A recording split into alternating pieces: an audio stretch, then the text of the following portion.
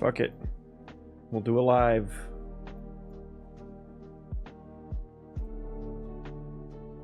Fuck it, we'll do it live. There I am. On YouTube, on Twitch. Wonderful. Hello, please. Thank you, please. Okay, now my project is using 25 gigs of memory. That's not good. That is not good. This looks cool as fuck, though.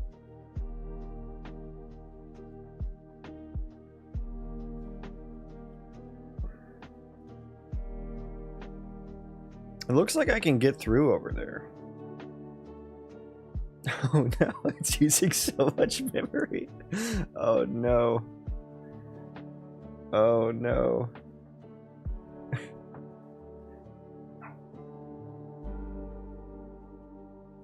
$25 gigs.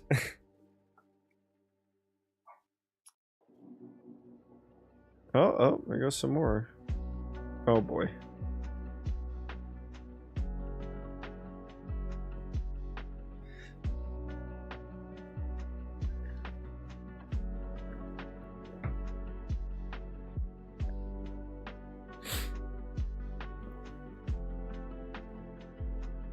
Okay, so we're generating every... Okay, now it just garbage collected. Now it's down to 12 gigs. What the hell was that about? Down to 11, 10, 8. Oh my god, it just dropped so much. 7, oh my god. Now it's down to 6. What? That's insane.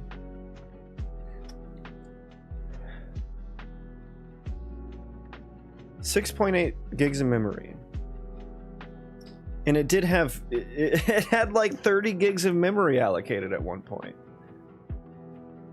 What? That is wild, man. What is happening? This looks cool as fucking hell, though. So essentially, I've rendered a third of the world. I'm gonna do a let me get a mem report here. Mem report dash full.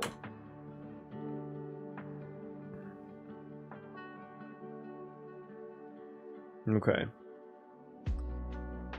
We're at 7.3 gigs. Okay, so I'm doing some package build tests here for memory to see what I can get away with. And this is going to inform my Voxel or Vertex data decision on how that all needs to happen. I don't want to fall down there because I don't think I have a way to get back up in game.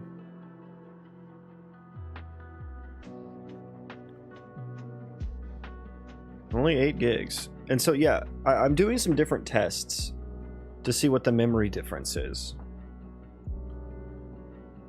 And one of my first tests that I did before I started streaming was like, generate all of the data, but don't actually build the meshes or render the meshes. And that was only using like 2.7 gigs of memory after it was all done and generated, which is kind of crazy. I didn't realize like a cooked and packaged build would be that drastic. That drastic of a difference, but here we are. Up to 9 gigs now, and I really don't understand. Oh, damn. That's a big ass fucking hole, isn't it?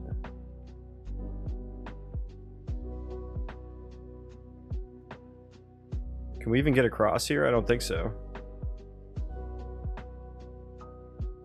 Bro, I can't even see the fucking bottom. Nuts.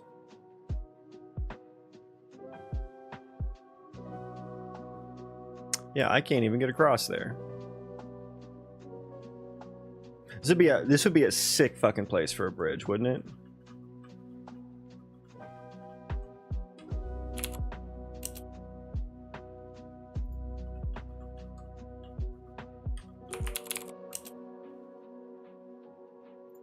Huh. I guess my stream stuff doesn't work while I'm in game. It's kind of weird.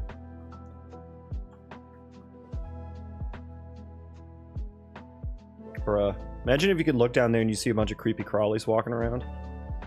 That'd be sick. Okay, so I can't get over there.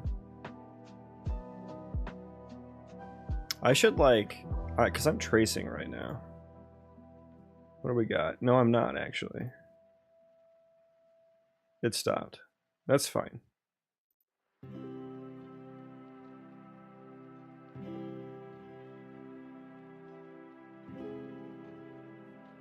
Yeah, so I'm going to do a series of tests here in the package build.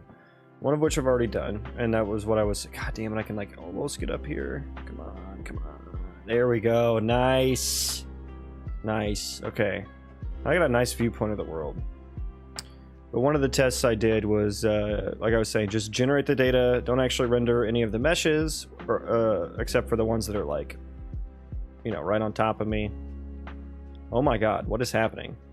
Have you guys seen that too?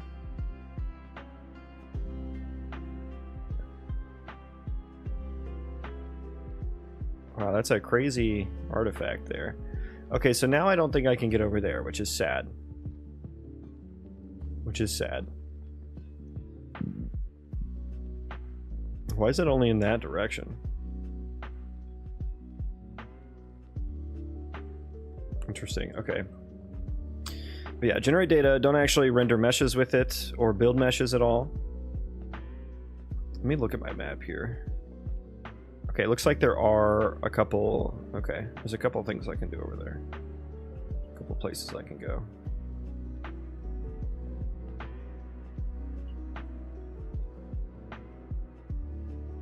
Okay, you can see we're generating some off in the distance now too.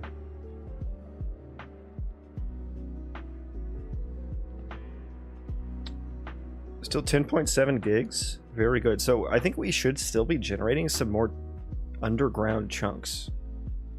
It's kind of hard to tell because I don't have like the spectator mode in the package build. My frames are dropping down to 90, so I can tell some things are generating. I can see that there. There's some more over there. Oh, there we go. We're doing a whole mountain. Oh boy, we're getting a lot over there now.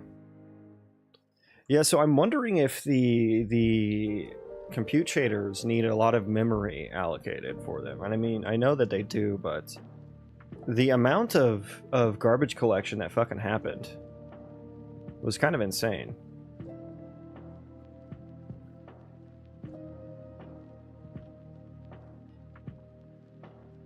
Let's see, where am I?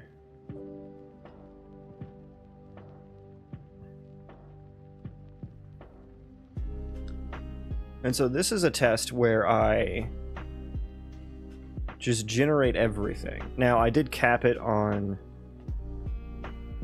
20 extra chunks from the player. So it's like, that's like a third of the world. Because generating the whole world just takes too long to get a valid comparison with.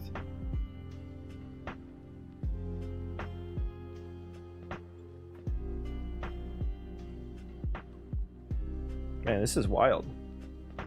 I didn't think it would actually be this performant. Now, I see an entrance over there. Is that what I should go do? Let me see if I can take a peek up here.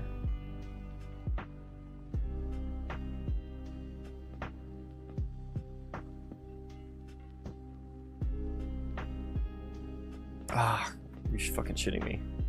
I did design these mountains to not be able to be walked up on, and now I'm kind of upset about it. Yeah. Yeah.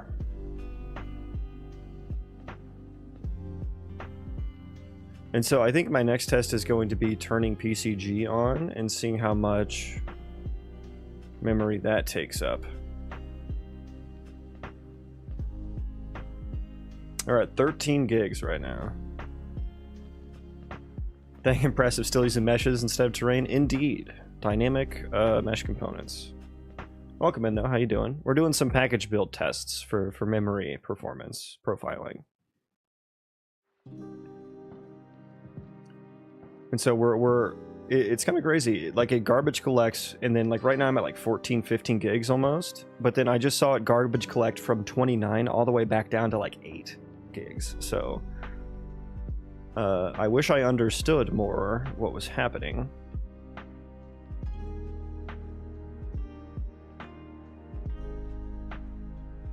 And I also wish I had a spectator mode so I could pop out. So there's some stuff generating over there. So yeah, and this is actually generating the meshes and keeping them in memory. And actually, like, they have collision, you know, they are visible.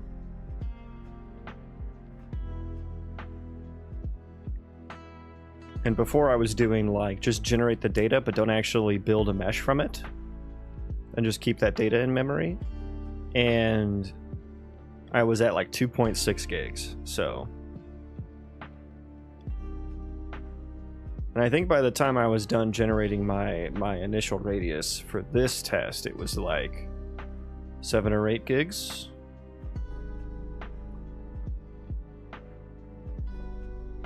God damn, this is a fucking barren landscape that I'm in right now. Also very polygony.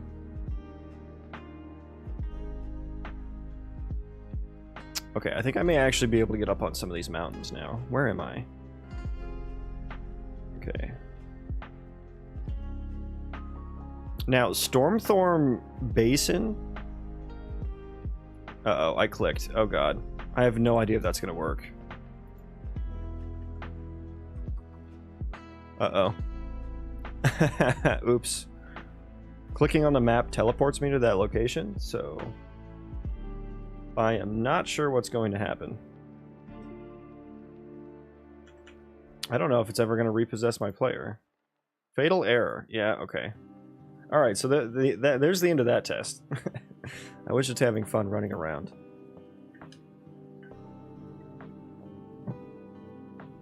Okay.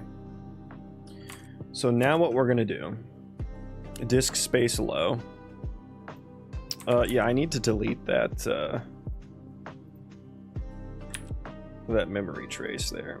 Let's look at the mem report real quick.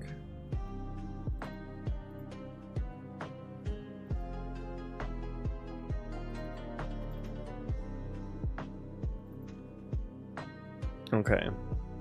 Yeah, so physical memory 6.9 gigs. So yeah, we were like right at 7 gigs.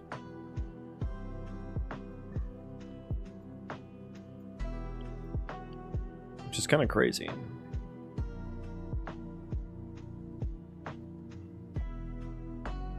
I wish I took a mem report when I was at that 29 gigs so I could see what that was actually. What was actually allocated there. Vertex buffer memory 3 gigs. Yeah, a lot of the stuff I just don't know if it's on the CPU or on the system memory or GPU memory. Looks like I was using about 4 gigs of GPU memory. Dude, my computer is fucking toasty right now. It was running at 165 FPS, so it was capped by my my system, like the NVIDIA the NVIDIA cap. Okay, object list. Here's what I want to see. This is like the breakdown. So body setup. Okay, so I guess internally there's a lot of optimizations around the body setup. Because the resource excluded kilobytes here, this is like the disk space that it takes up. Whereas the num KB and max KB here are the memory. And so I had 709 megabytes of dynamic chunk mesh, which is my class that I extend from the dynamic mesh component.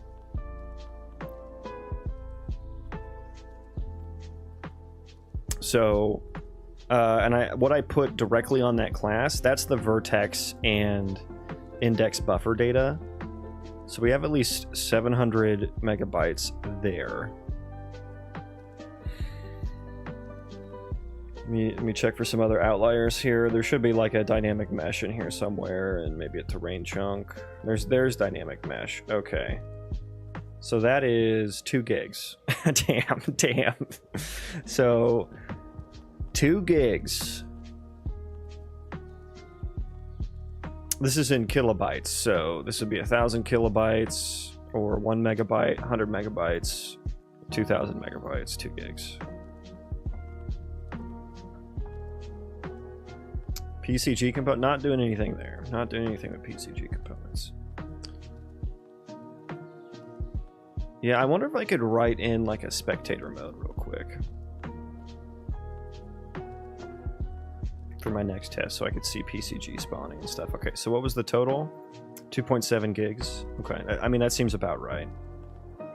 Which is weird, because like if I was at 7 gigs of memory usage and only 2.7 was taken up by U objects.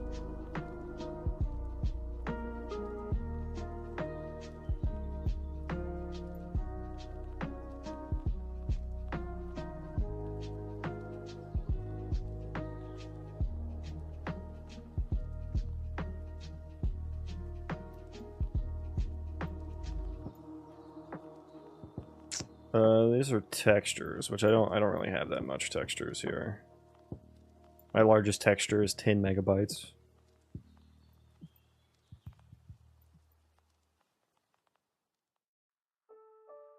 Yeah, so we really only care about like the first 2 sections, honestly, and I don't even know how to read the first section.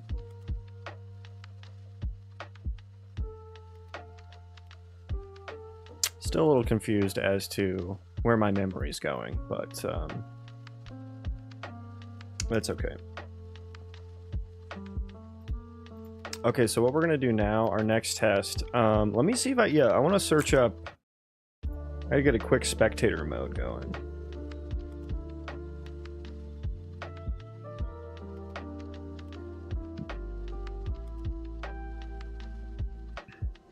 Let me just look here.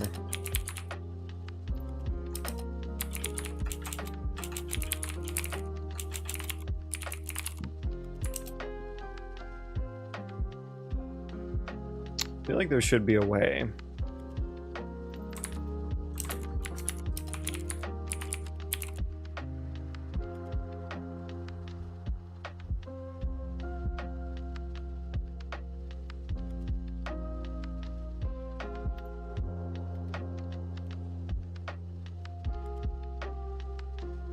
So does game mode have like the spectator class?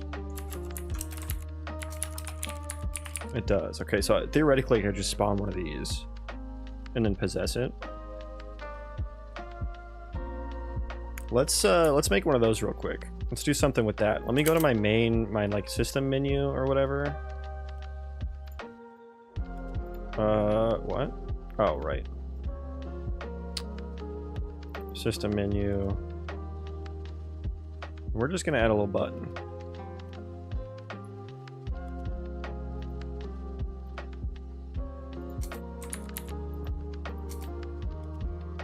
Duplicate, please. No. Okay.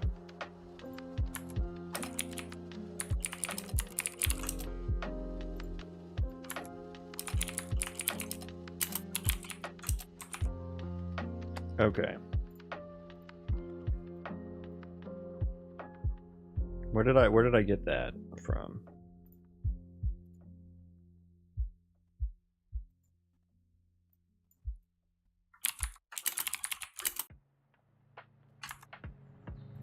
Do I have to like add that? Yes, I do.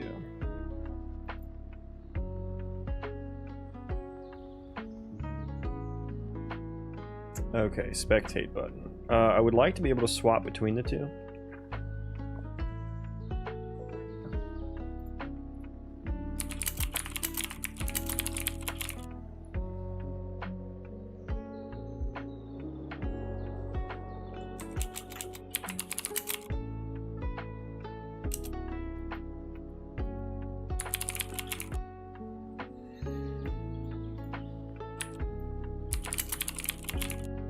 Do I not get the controller? I can get AI controller, but not player controller. Oh, it is a player controller. Duh. Okay.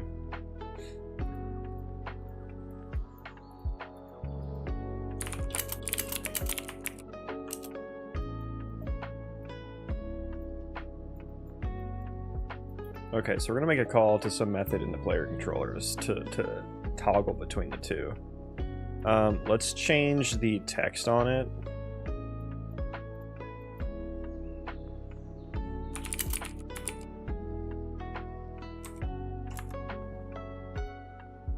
What do I have to do here?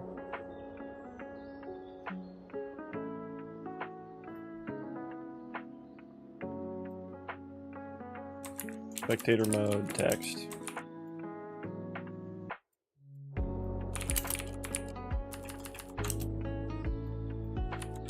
What is the... Is it just set text? It's probably that, right? So we're going to swap the text after we make the call.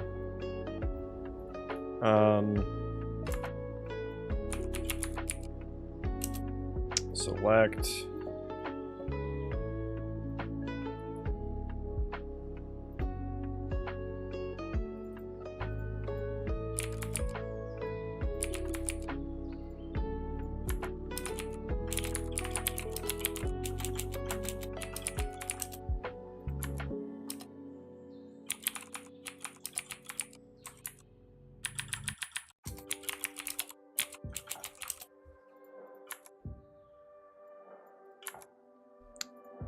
Spectator mode text. It's text widget just to distinguish it.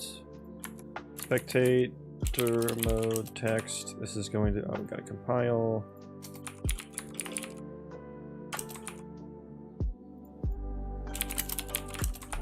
Spectator mode, player mode. We're just gonna swap the text between the two.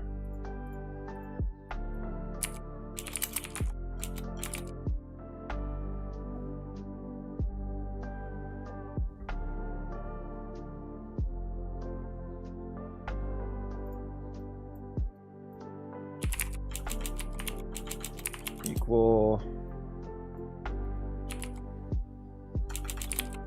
Do I really have to change it to a string before I can check for equality? It's kind of annoying.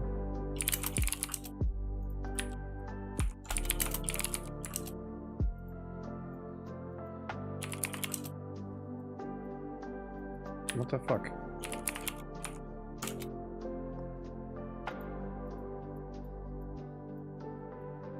If it equals spectator mode text, pick A. Otherwise, pick B. Okay, so that's going to swap between two different texts. Yeah, just grab that and put that way the fuck over here.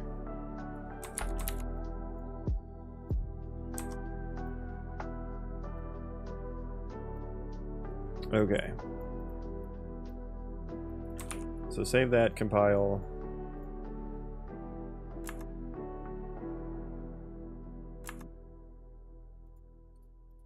I guess I didn't initialize it to the right text. Okay, so it should be initialized to... Just let's like on construct set it. Let's do that.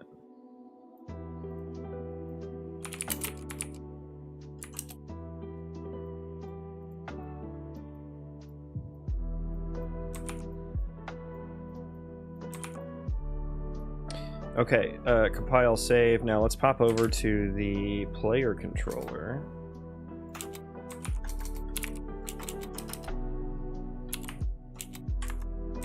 I wonder if I can do this entirely in blueprints.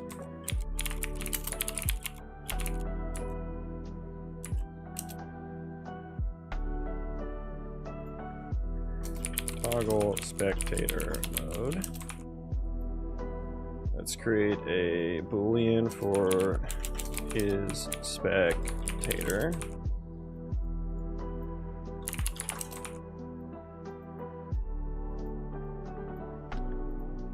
The spectator, okay, what are we doing here? Game mode? Do I have game mode? Get game mode.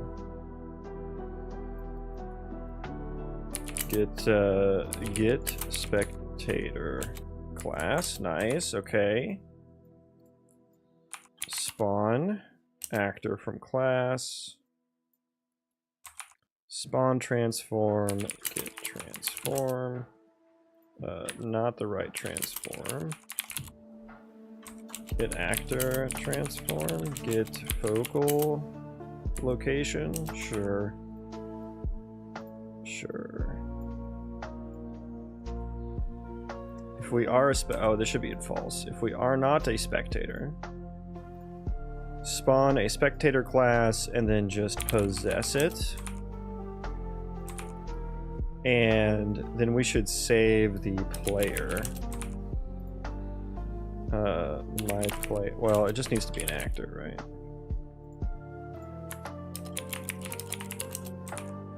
Player pawn, so we should like get pawn first. Get pawn. Get pawn. I'm in a controller, are I not? Am I not?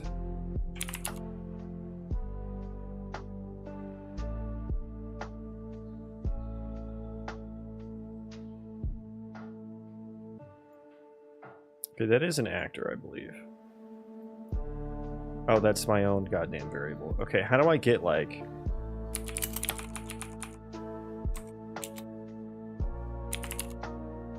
Get pawn?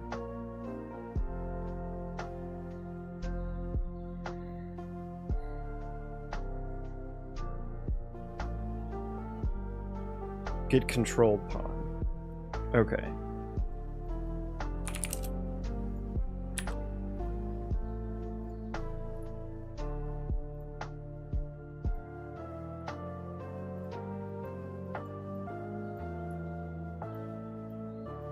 Okay, we're gonna set that to kind of just save it. Okay. Bro, what kind of fucking ad just showed up on my goddamn screen? That is obnoxious.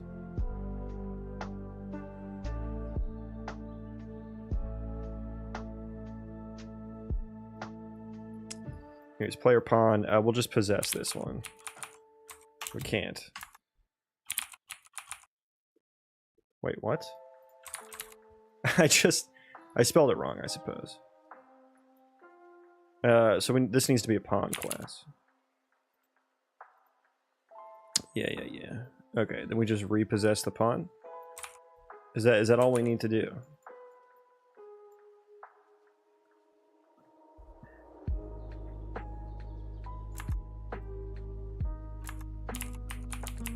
No, that's not. That is not all we need to do. Okay, so, oh, we weren't actually calling the function. Duh.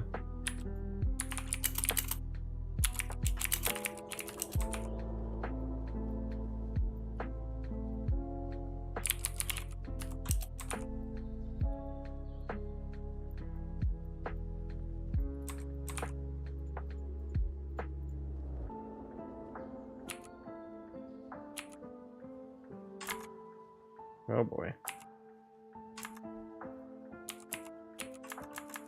Okay, well now that I'm a pawn, or a spectator, I now no longer have access to the main menu. So let's change the main menu controls over to the controller, rather than where it is probably, which is the...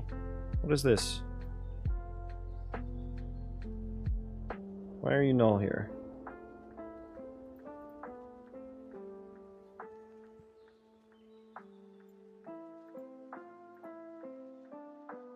What? Why is this null?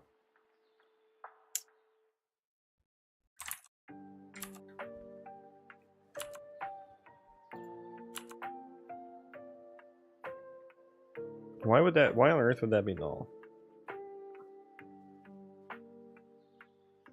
Hang on, it's like hot as fuck in my room right now. Turn that down.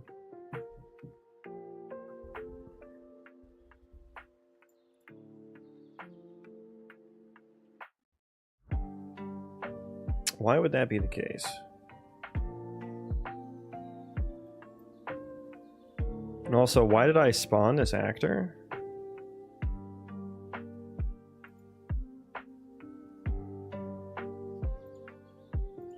Blueprint thumbnail renderer. Interesting. Okay. So I guess post-initialized components, maybe not... where was my character? Go back to it, please. There we go. Okay, so I guess this gets called in editor.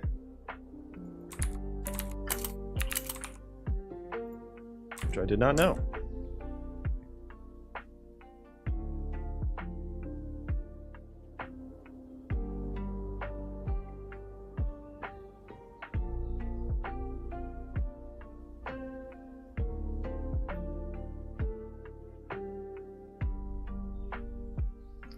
Okay, so once we get the spectator mode going, we're gonna do some more packaged build tests.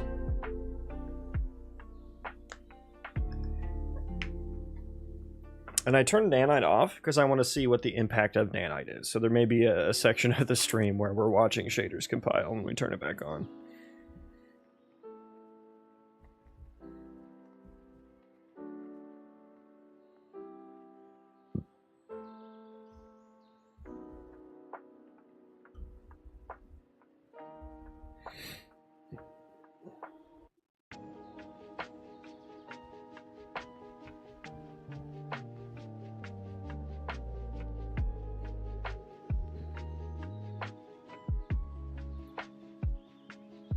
Okay. System menu, did that still get wired up? Yeah, okay. So open back up the player.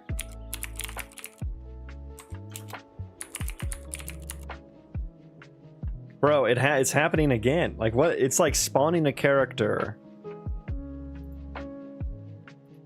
Oh my god, I didn't realize that this would be this controversial here. Okay.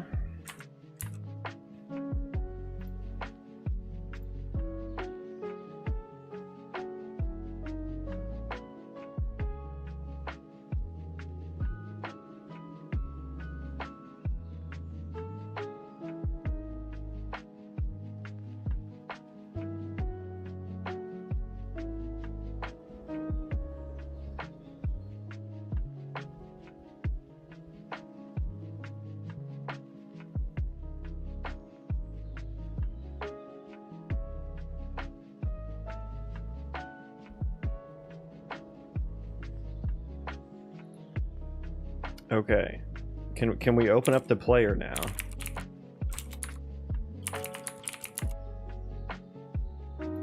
Okay, we can. I didn't realize it like spawned like a character like that. Okay, UI controls, system menu. Oh yeah, 'cause I had to wire it up with all this other stuff too.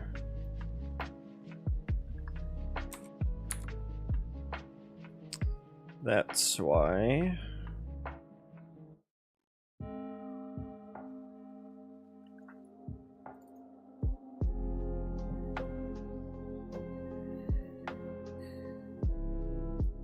Let's just throw all of this in there.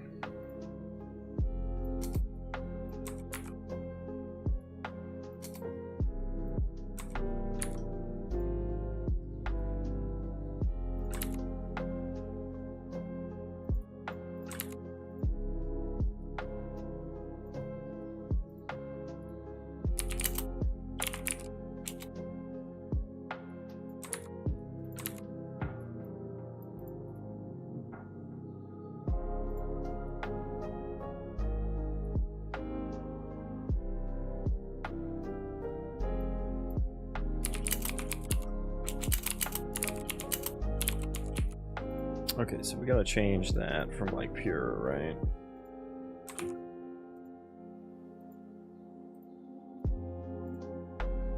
Const and pure. There we go. That's the combo we want. Guess we have to make it public too.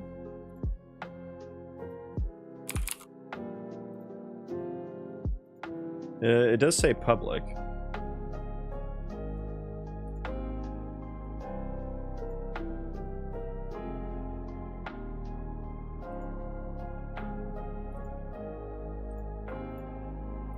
BP my character base is in build mode. There we go.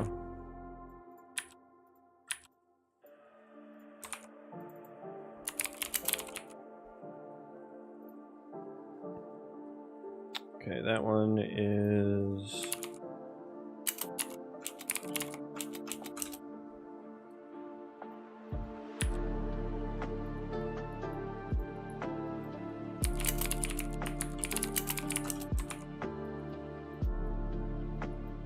real quick and dirty.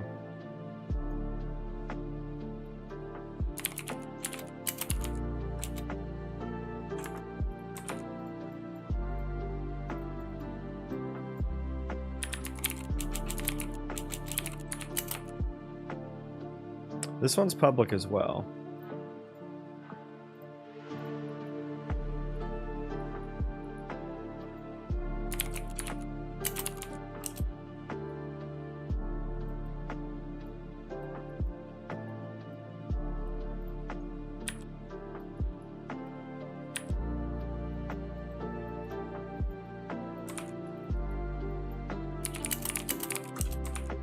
God, this is the messiest spaghetti I've ever spagot.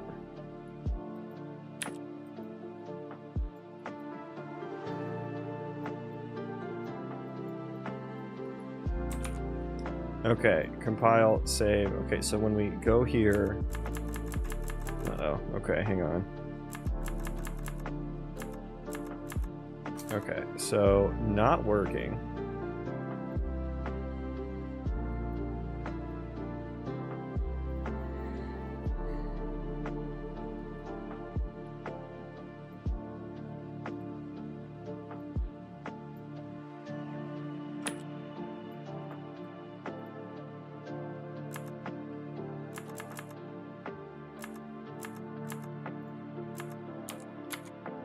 Oh dear.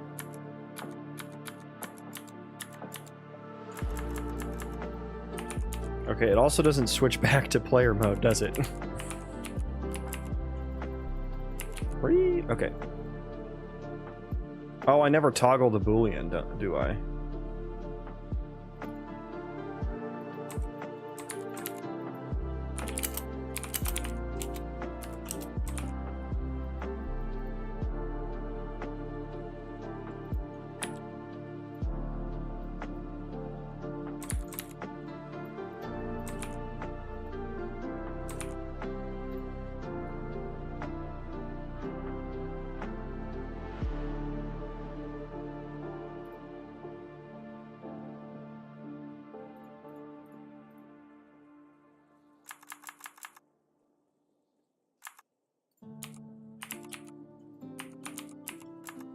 Okay, it does put me back. It like re-levels me, that's funny. It works though. I just need to be able to turn... I guess I bind that input to the character. Where do I do that at?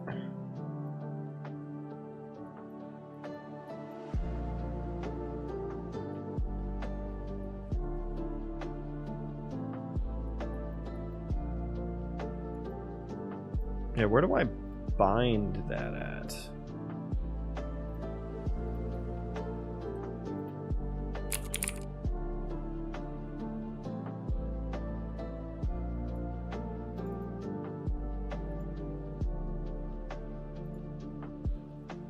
And so that's like bound to the character, not the controller?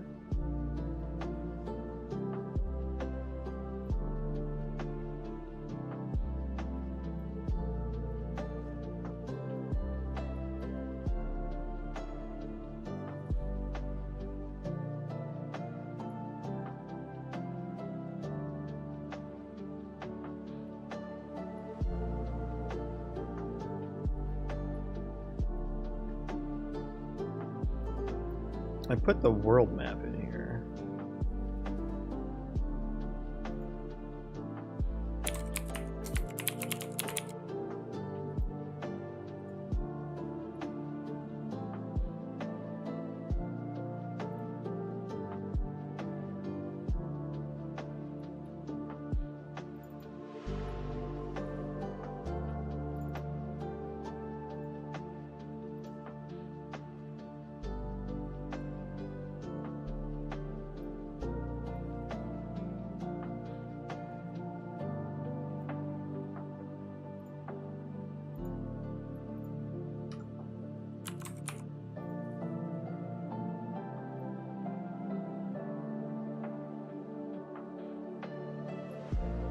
Oh, I guess my controlled pawn isn't one at that point. Hang on, let me see that.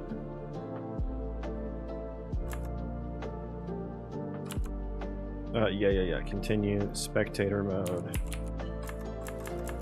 So I'm hitting escape, nothing. I'm getting nothing. Okay.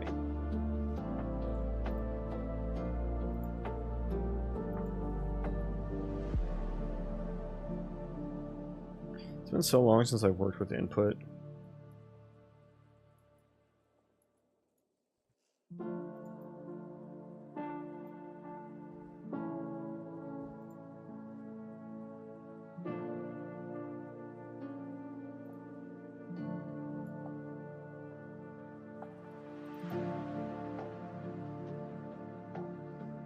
Okay, and it's on this mapping context,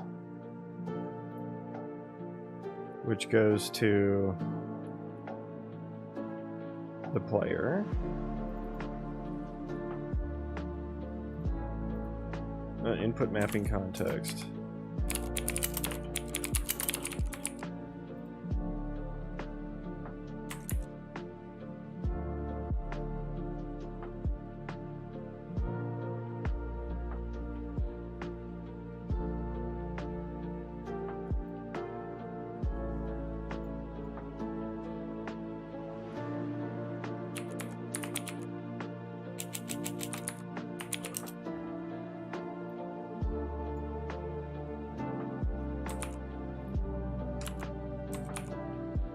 To do it the quick and dirty way for now.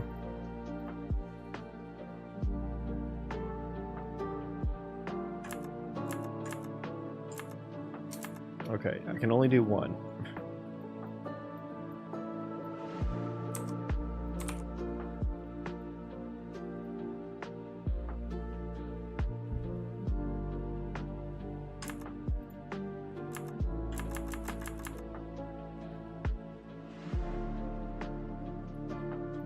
Okay. Oh my goodness, really? Okay, we'll have to rebuild.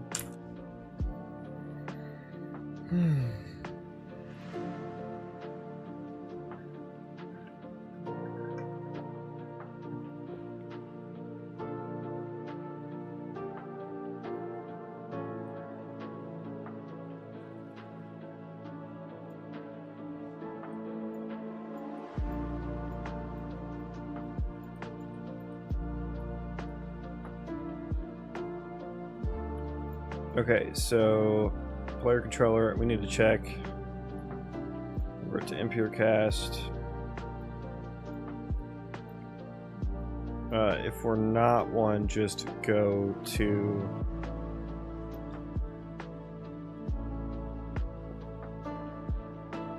oh, but I don't have the HUD UI ref. Okay.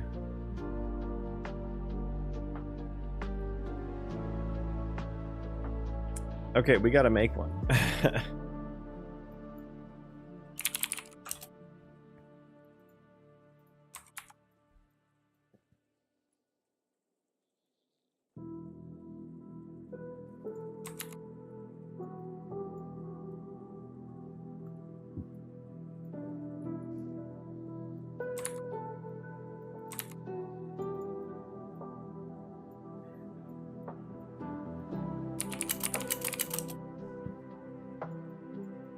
Wait a second, but then does the HUD even exist? Maybe that's why it doesn't work anymore. Although the breakpoint wasn't getting hit at all.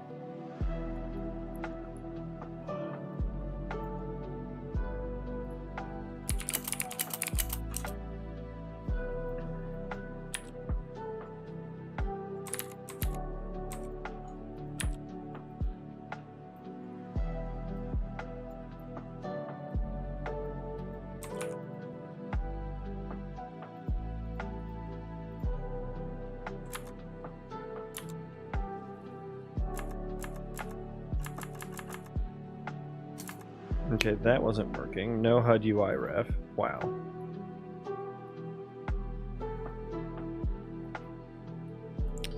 So that's not set at that time. Oh my god, I'm so annoyed that this is so stupid. When do I create the HUD? Show HUD. Probably there. On player input updated. Okay.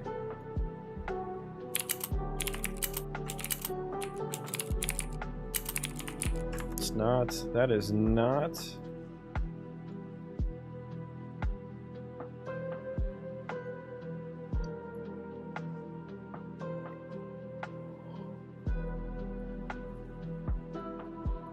Okay.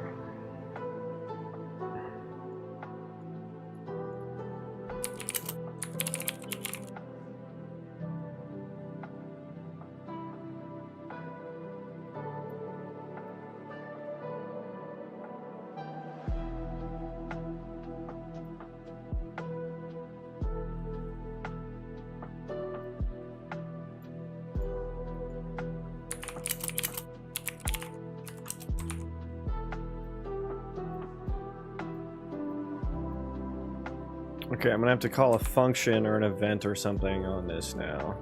This is getting so messy, I hate it.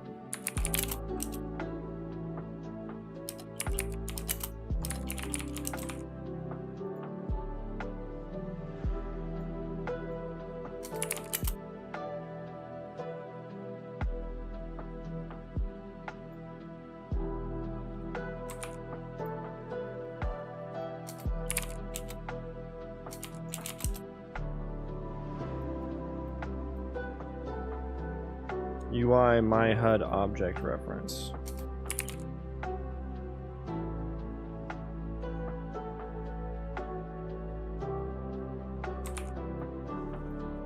There we go. Okay. Public, cool.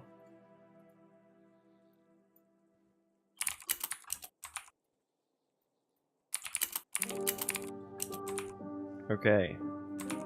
Are we freaking happy now?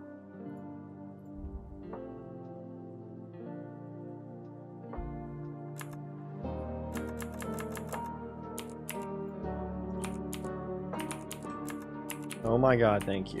Why are the controls always backwards on the spectator?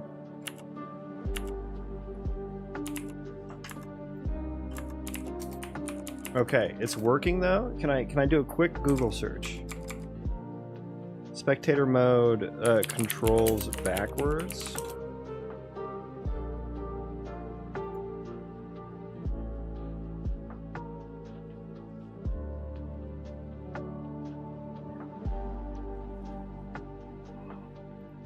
Viewport camera control reversed.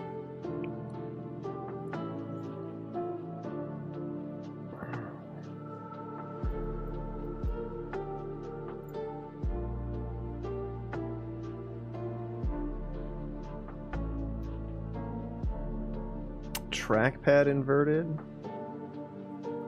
It's not my issue.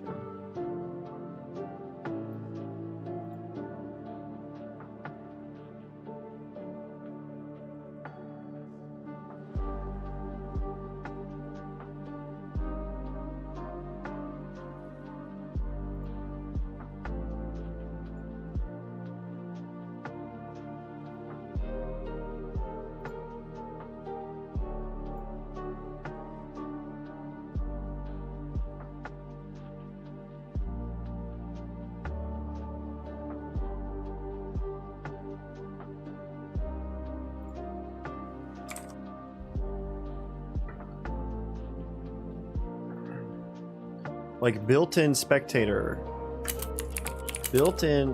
mode, camera control backwards.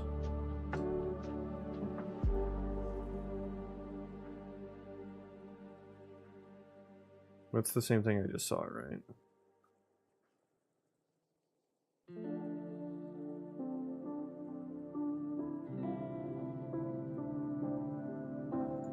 Is there a way to, where's game mode? There's so many game modes.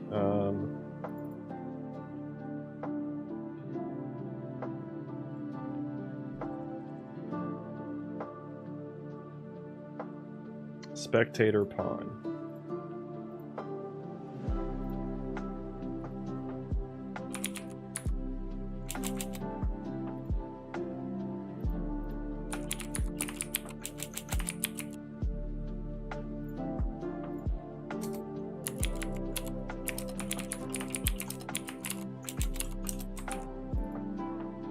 My spectator pawn.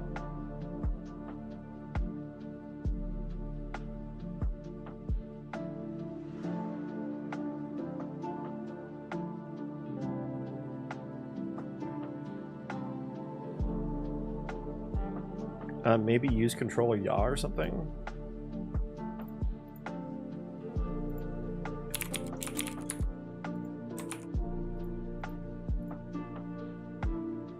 Use controller rotation yaw. Which one do you usually click? Is it yaw? I feel like it's yaw. No, because down, up. Up and down are backwards. Is it pitch? No, those are still backwards.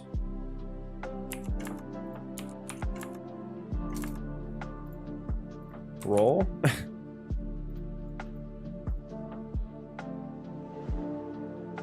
Why are up and down inverted?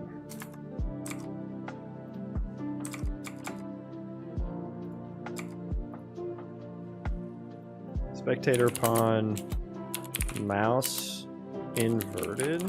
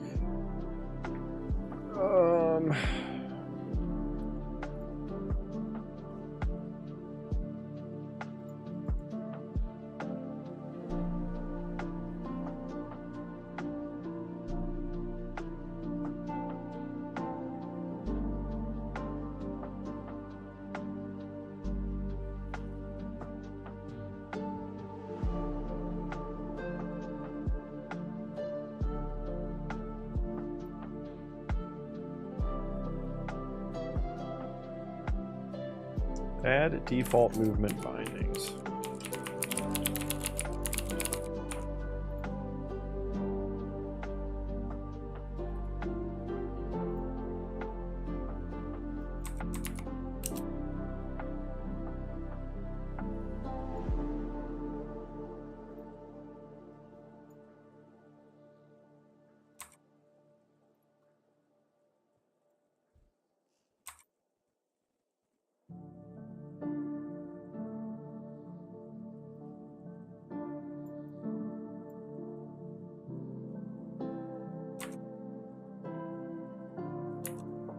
And changing this didn't seem to... Let's just do pitch. Does that matter?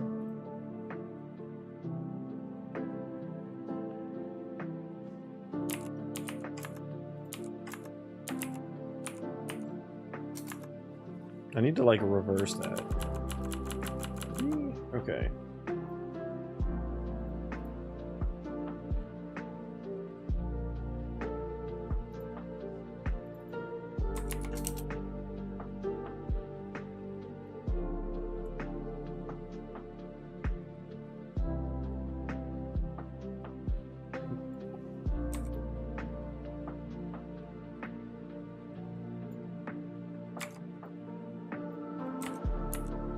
Can I override those in the pawn?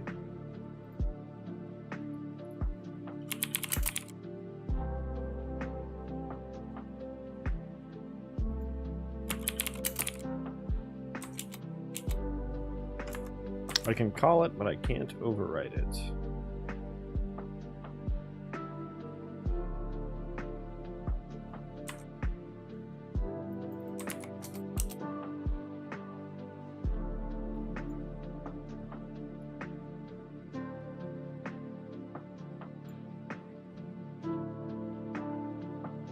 Move up, move right, move forward, add controller yaw input, turn. Okay, it's definitely add controller pitch input.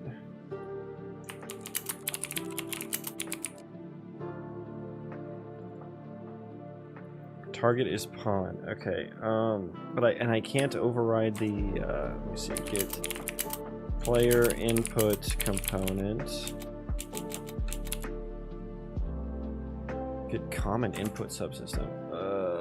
Okay, can I override setup player input component? No, I can't. What is the fucking point of this?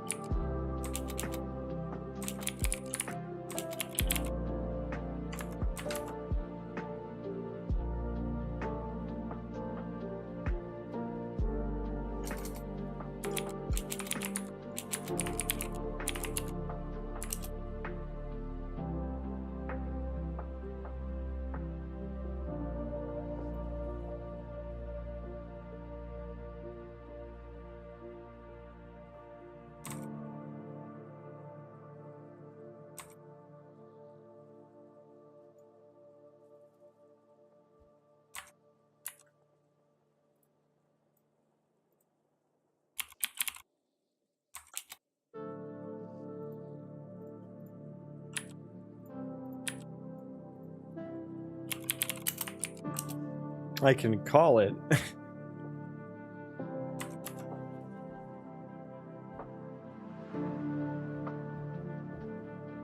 Base turn rate? Base lookup rate. It is a U property, but it's not changeable. It's only visible. Fuck my ass, dude.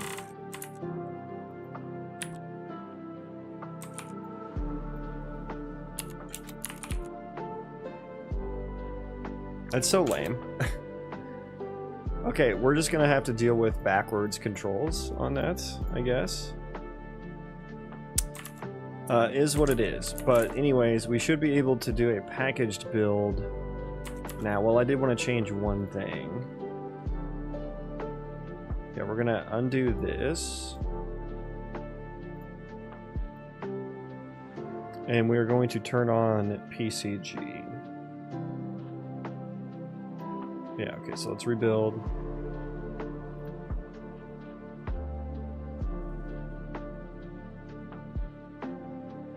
And then I need to actually make sure I toggle the property once I'm in editor.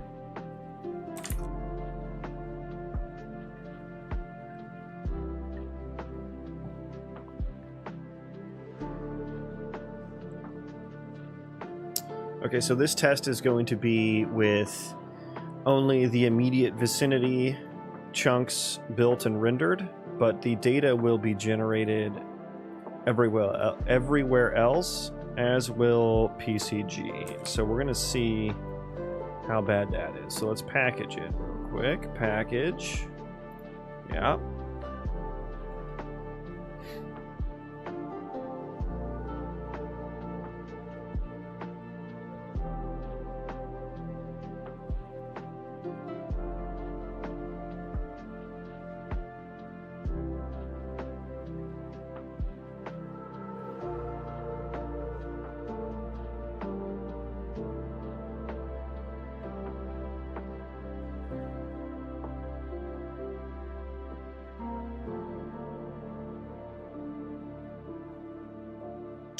I need to crack my window in here. My computer is just so toasty.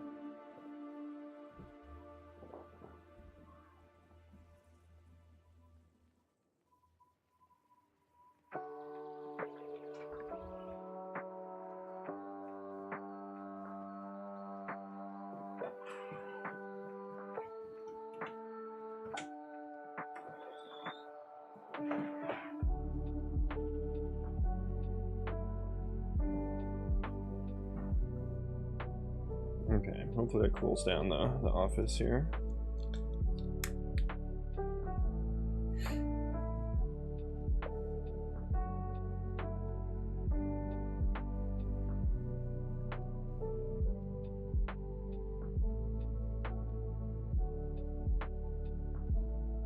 Okay.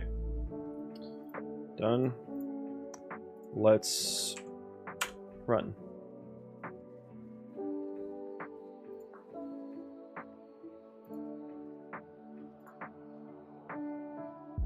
What the fuck?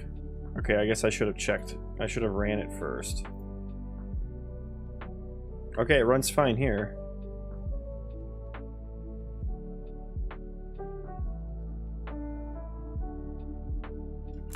Oh my god, I'm so annoyed. Okay. Rebuild that. Just rerun it?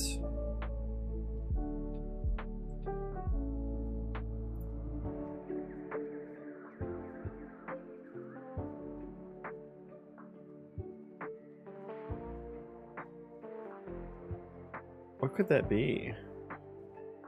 It doesn't fail in editor. Oh no. This was just running fine.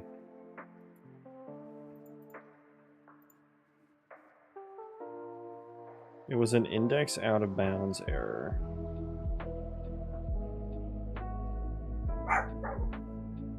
Roxy, stop it.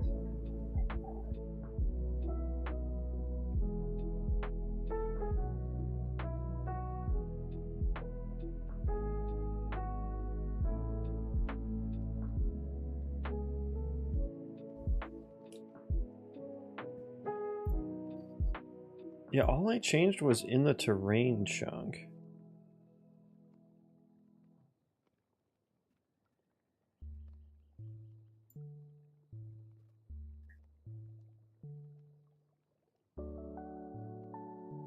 Maybe I need to like repackage it or something. Can we repackage? Do I need to recook too?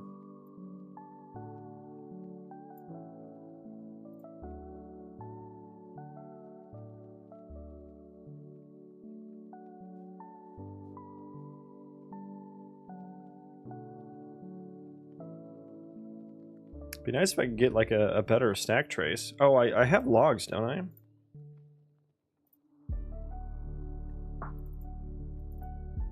Crashes.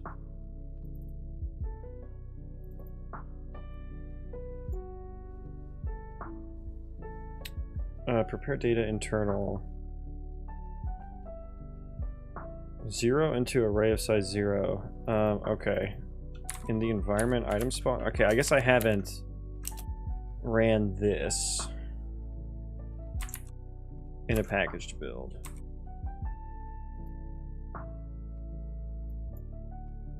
So is there anywhere I'm just directly accessing an array?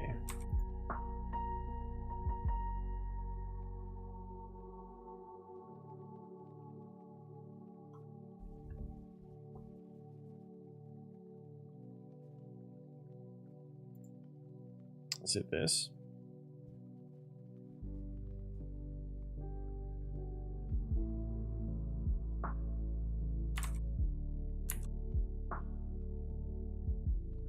We got past select instances.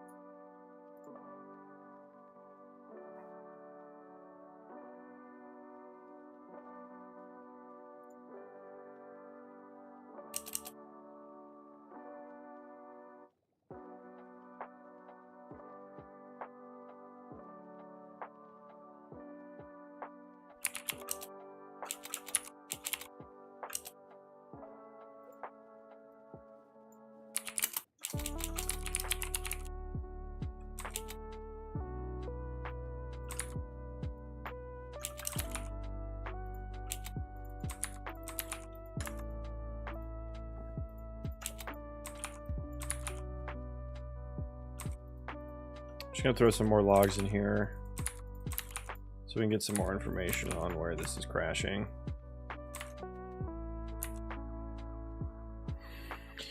Narrow it down a sec.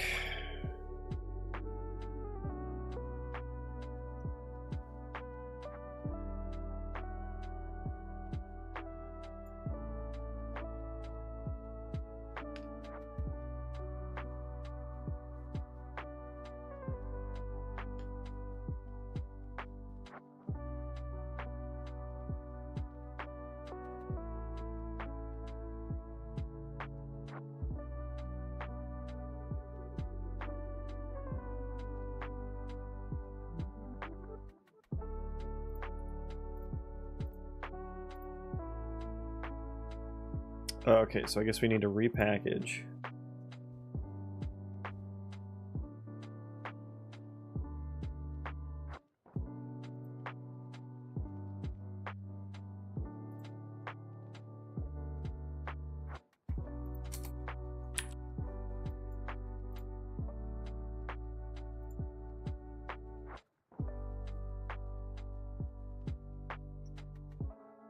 Yeah, and then hopefully we'll just get a more specific log here.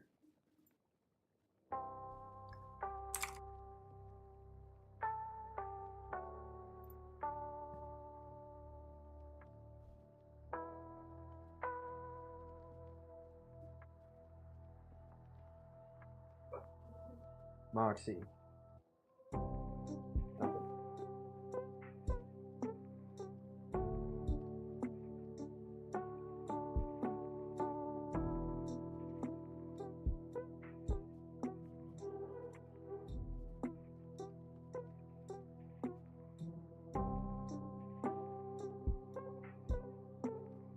Okay. Let's run it.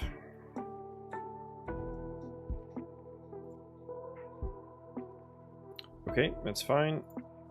Let's look at the log.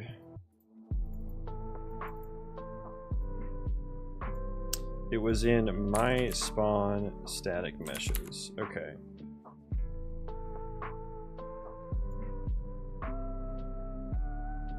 There, maybe here?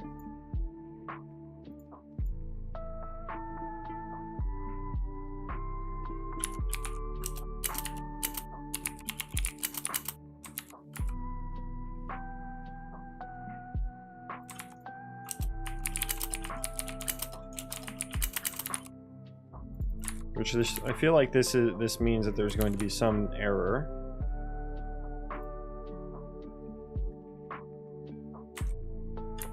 I feel like this means that PCG is not going to generate properly.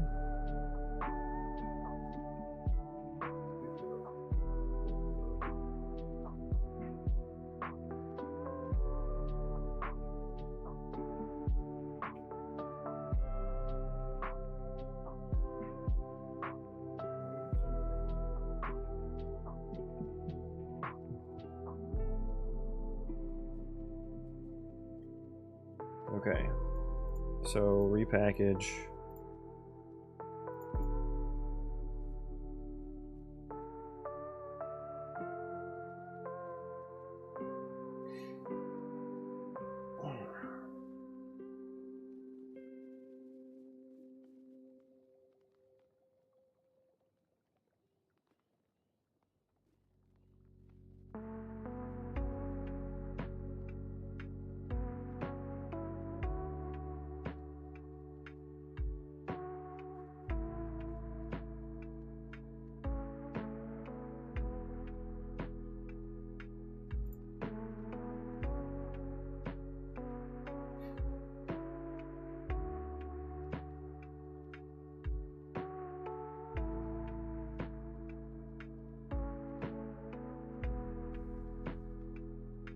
Okay.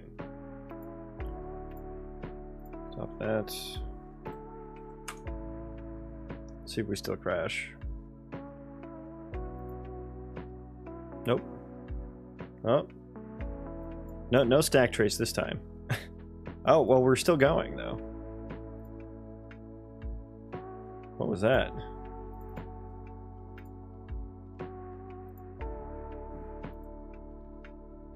Interesting. We have like two.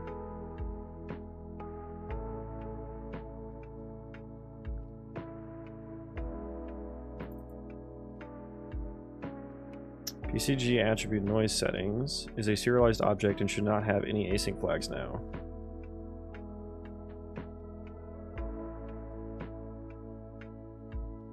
Ugh, Jesus, this PCG stuff is gonna be the death of me. Same thing here or something. I guess this is just what happened afterwards or something, because it kept going.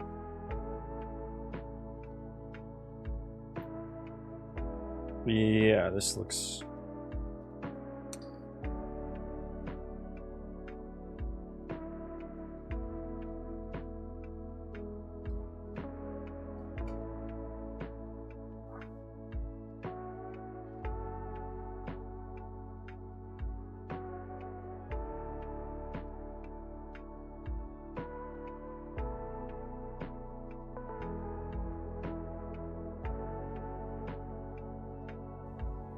Oh man, this is going to be a whole can of worms, isn't it?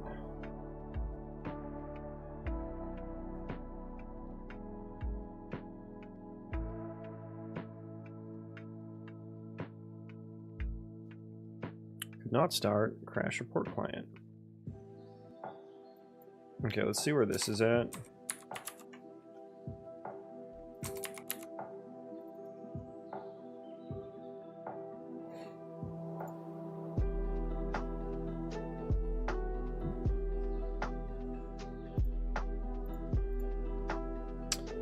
Yeah, this is going to be a thorny one. So I have the PCG mode set to multi-threaded. And apparently something still has an async flag on it. Let me just start it again and see if that happens consistently or not.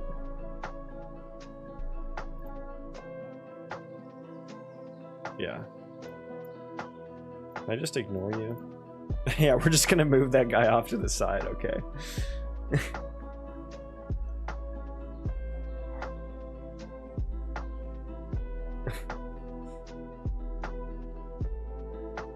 Are we still generating anything? We are. Alright, can I get through here? Excuse me. Actually, we may not.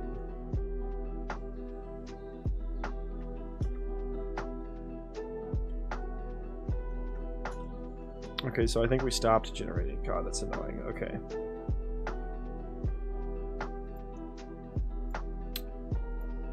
Yeah. Okay, so we confirmed that that does happen consistently.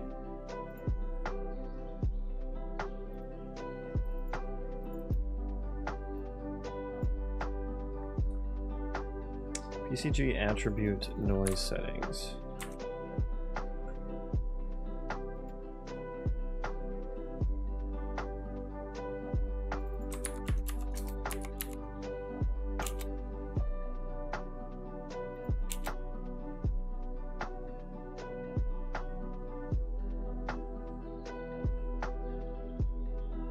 So this is just something like on a PCG node.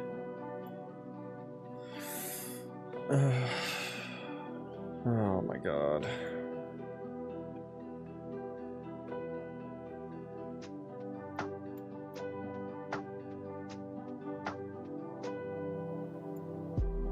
And what was the last thing that happened?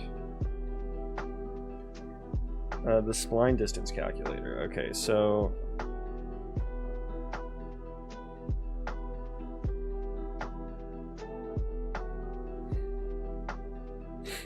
has any PCG ran actually at this point?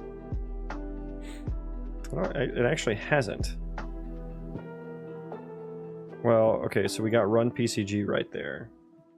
But I feel like more happened before I made that change.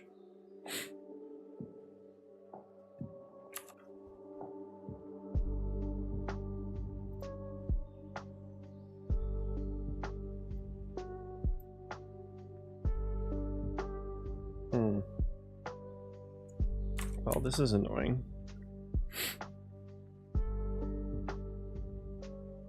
What's the best way to troubleshoot stuff like this?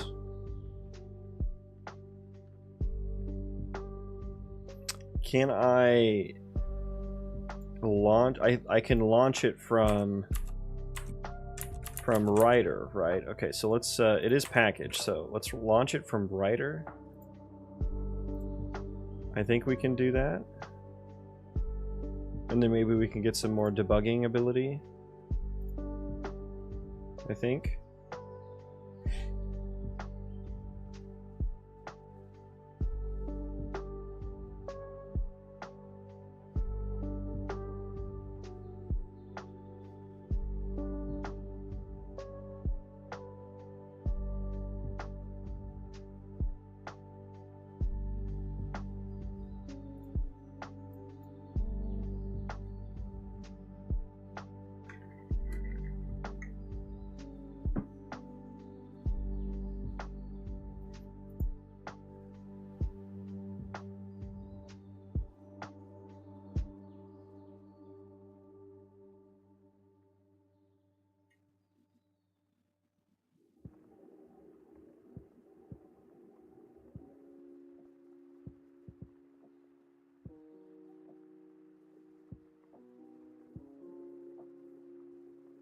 Okay, is it running now?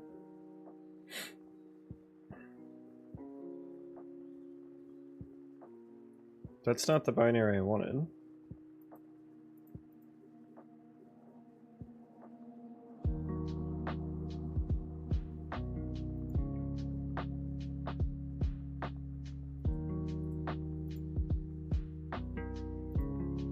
So what is happening here?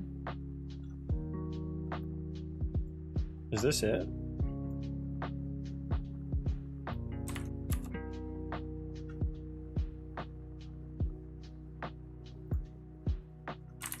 It was, okay. Wait a second.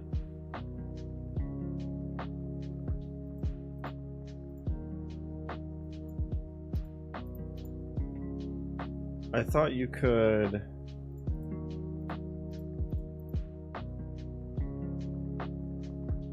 I thought the package stuff would show up in here.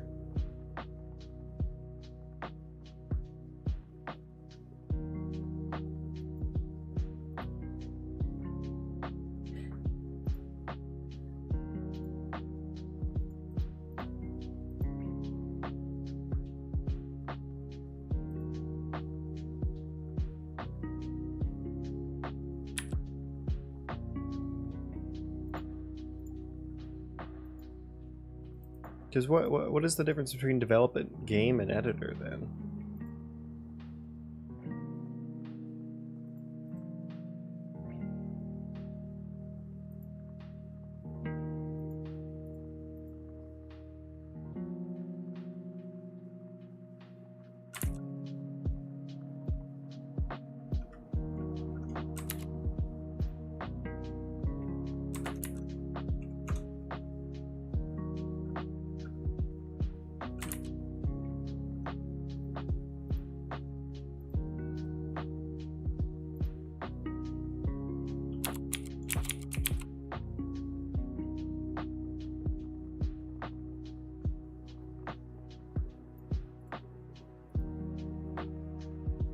I don't know.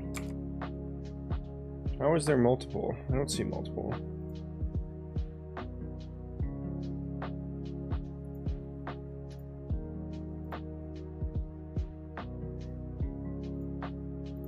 Let's try the first one. Oh, writer has to restart. Wow, okay.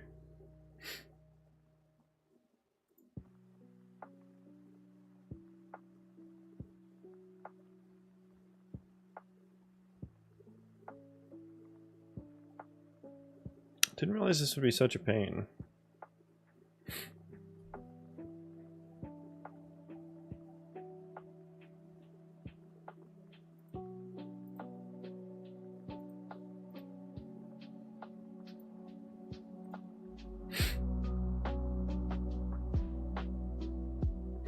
Who knew PCG would be such a pain?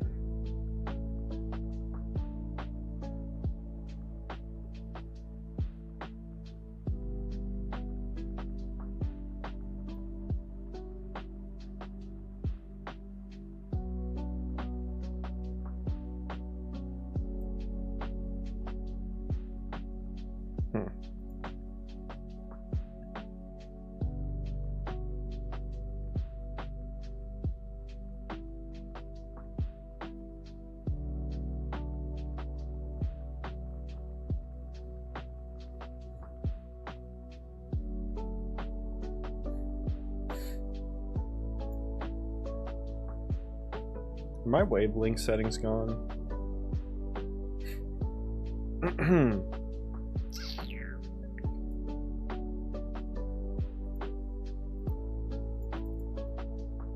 Yeah, they again, I don't know why this happens. So my noise cancellation isn't working.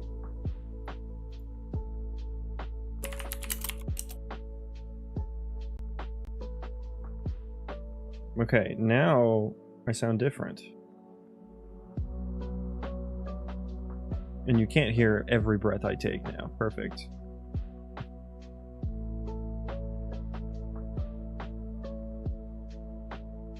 Okay, let's try to attach to the process now.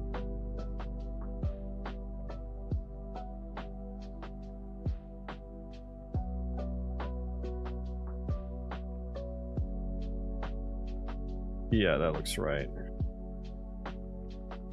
Okay, so we are attached. I don't know what kind of debugging capabilities this is going to give me.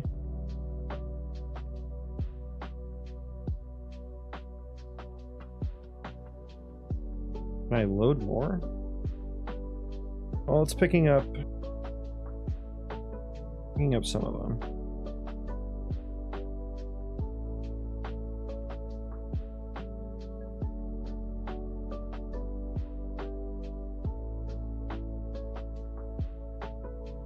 Okay, yeah, so I don't have like any debugging symbols really.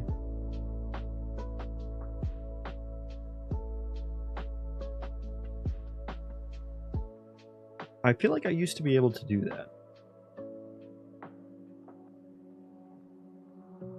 We do have somewhat of a stack trace. What happened on the game thread? It was a garbage collection, is what happened.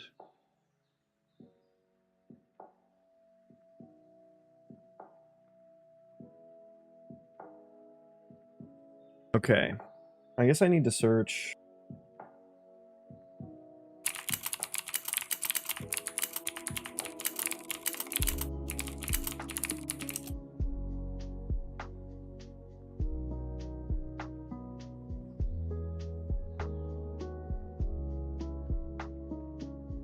Debug a packaged game.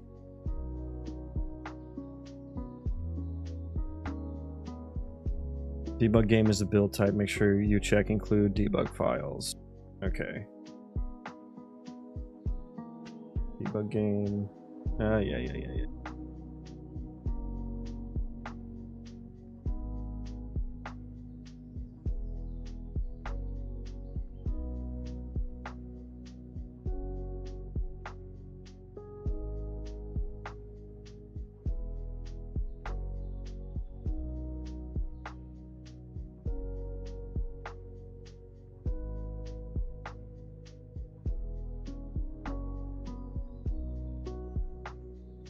Are we booting here? Okay.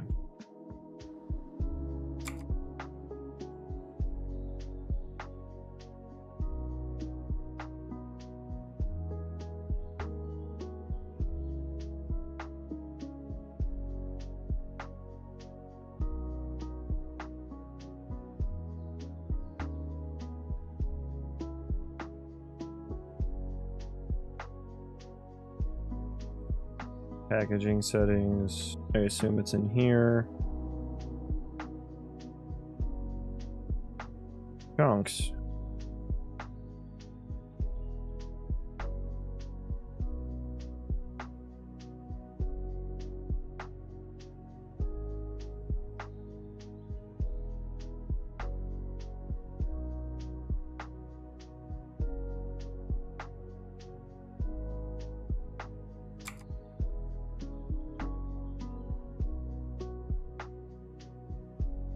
You know, you need to go into the project's build settings, select debug game as the build type.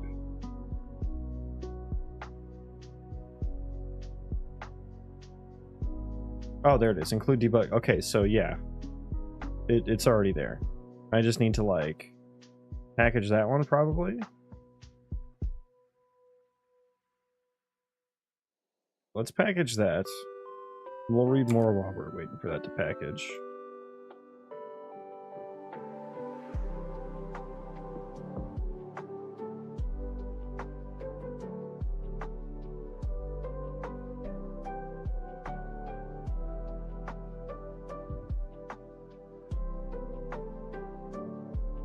Of course, it's talking about Microsoft Studio, Visual Studio, and not Rider.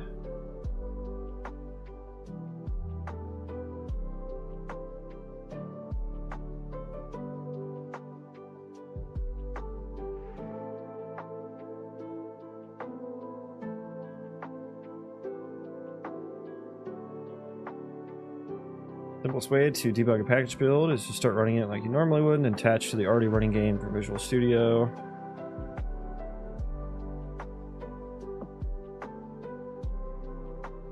Two different exe files. You probably want to attach the one that has a title. Either work right away or complain about missing symbols.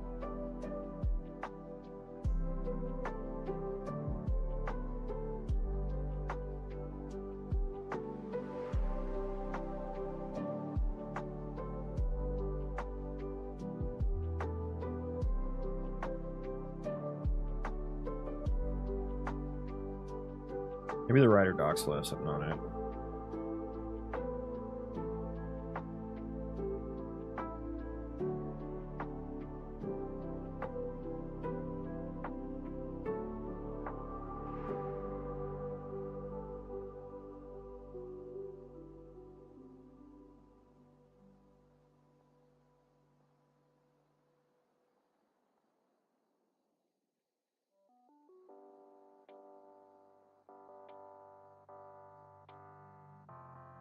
Okay, finished building.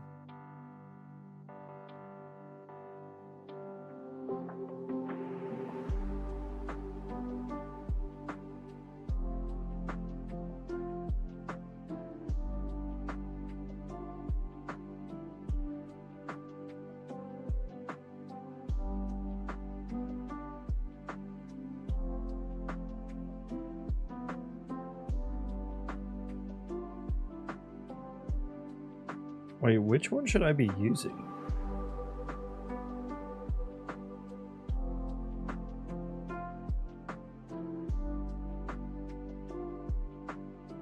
I'm confused. I'm confused now.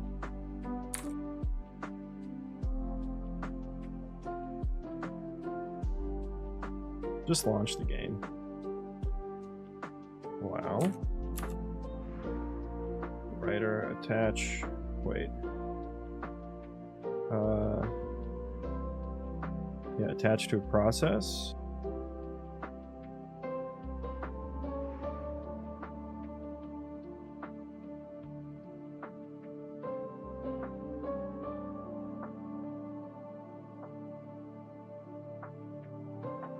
I still feel like this is not going to give me proper debugging. Fatal error. Ooh, fun.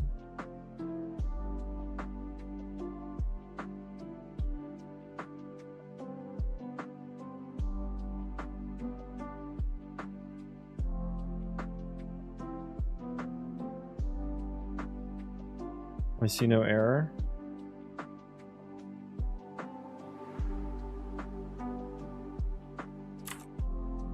Writer didn't even do anything about that.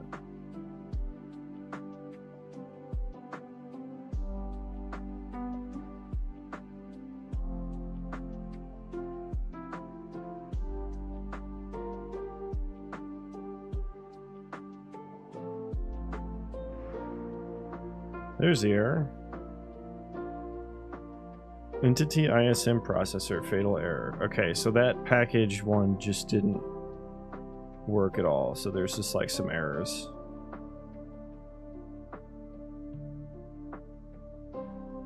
What is this shipping? Oh, there's this myproject.exe as well.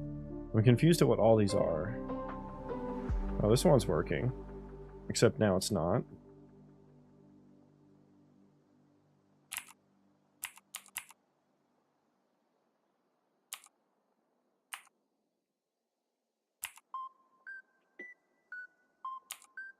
Oh, how cool it would be to be able to test this. Okay, so what is it with this debug game one that's so wrong here? Try the shipping one? Why not? I have no idea what this is. Object serialization error, my player controller, bad name index. Oh, so fun. Okay.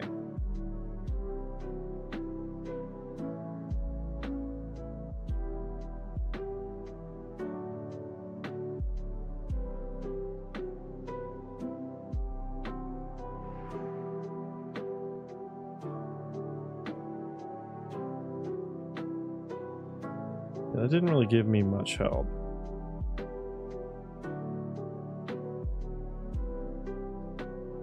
Unreal Engine writer, launch and debug package game.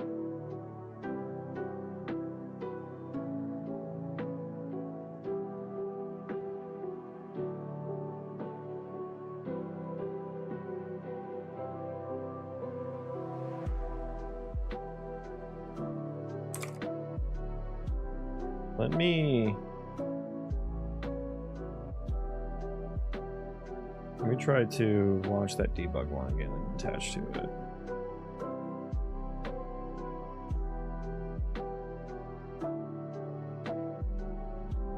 Debug. Okay, writer. Attach.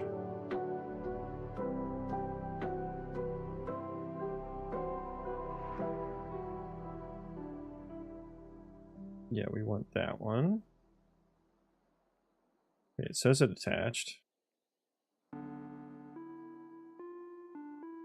Yeah, I still don't have like the symbols and stuff.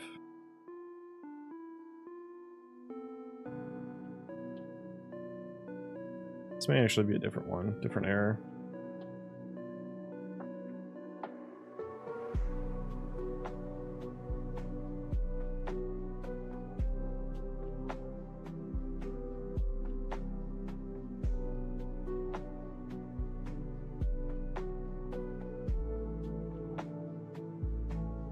Failed to initialize override.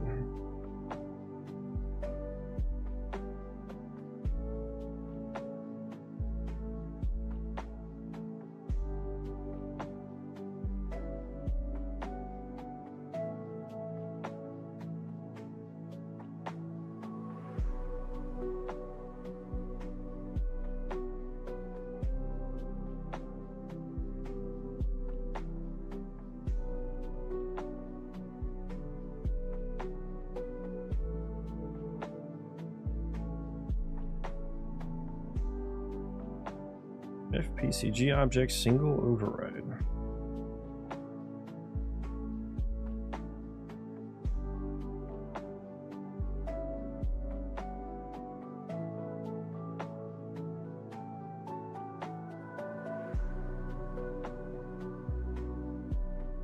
Make the attribute or property selection. Okay, where is this used at?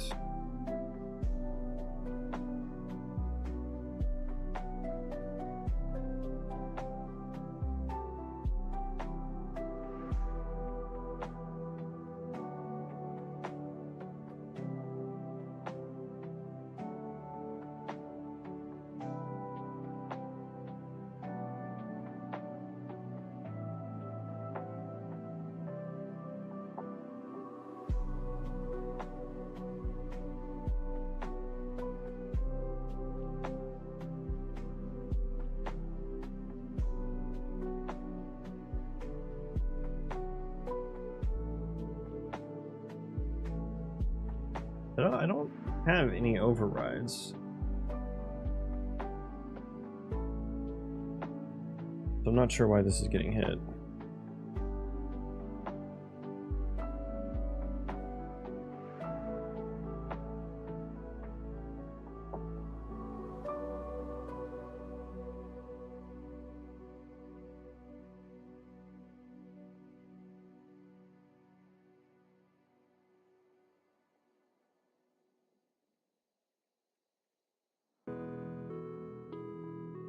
It's very nice of it to log a fatal error.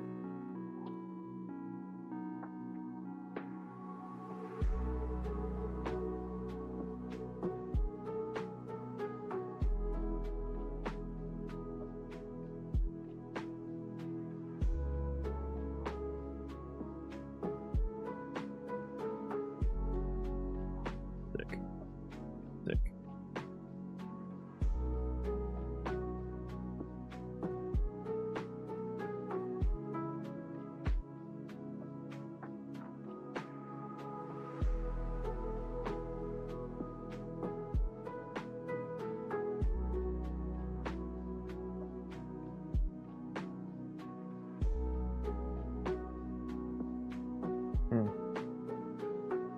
Yeah, I feel like I used to have some options down here that I could launch and debug properly.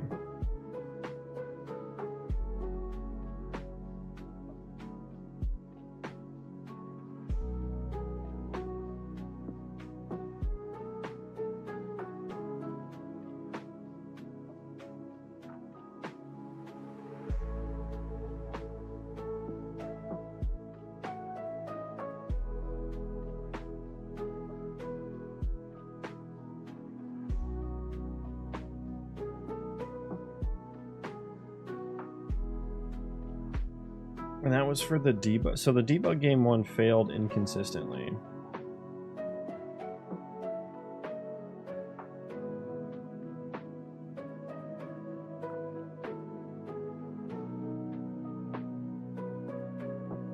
Because at first it failed for some entity ISM stuff.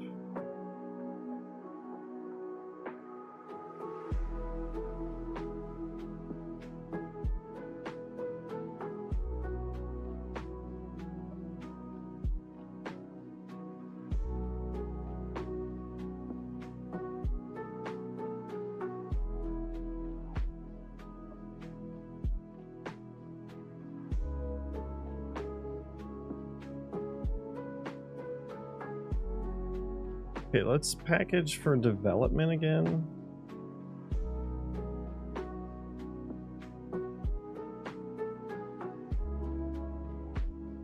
Let's see if that gets a different result. I don't think it will.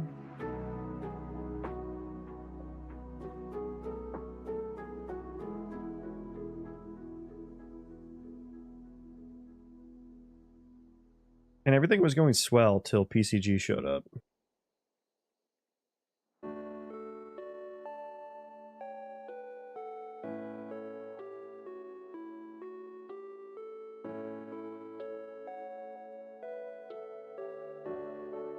I'm not sure what I'm going to do about like figuring that error out, because that's going to be like, it's going to be a gnarly one.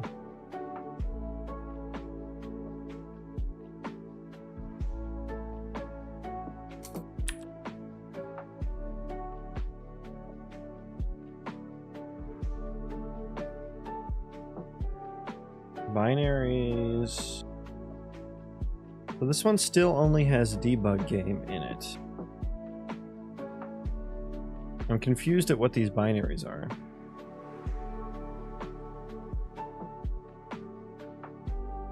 Wait, and there's binaries here.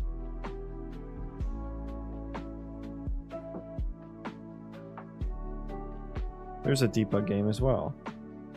Which one is fucking which? God damn it. This is an old one because it was built at 344.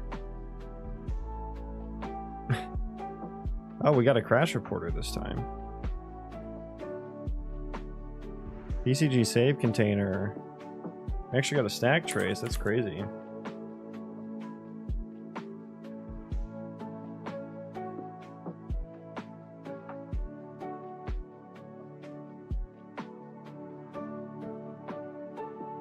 I assume point data is the culprit here.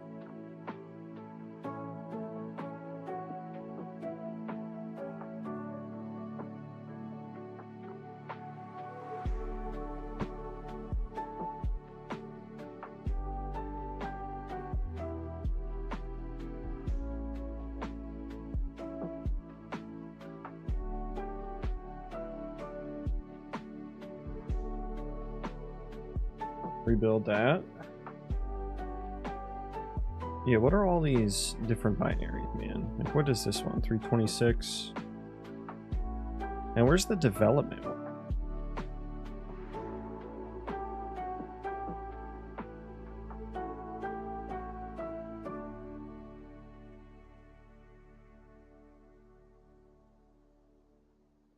Yeah, this one is the latest that's built.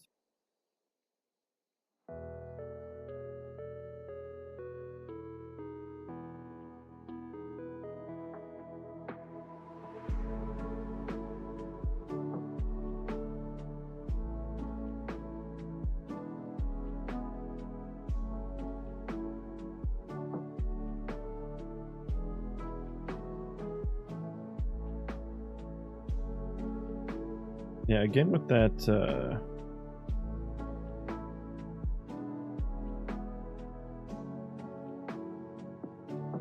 god.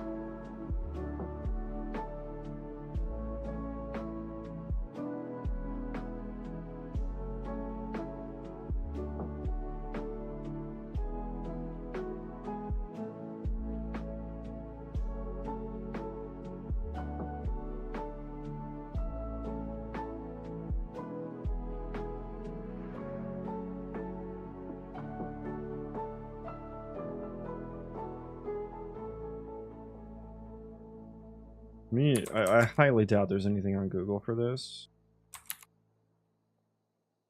Get rid of some of this.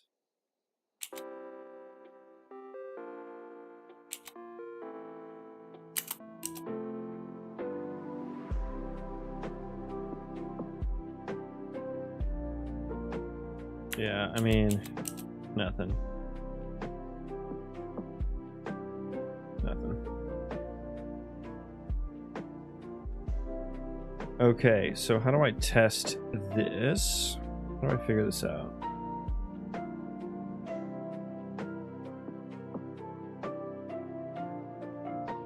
A serialized object that should not have any async flags.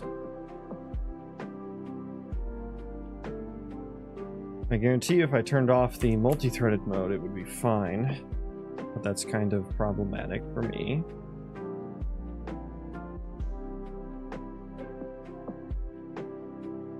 Yo, where are my where's my code coloring at? Okay, let's restart Writer. That is not what my IDE should look like.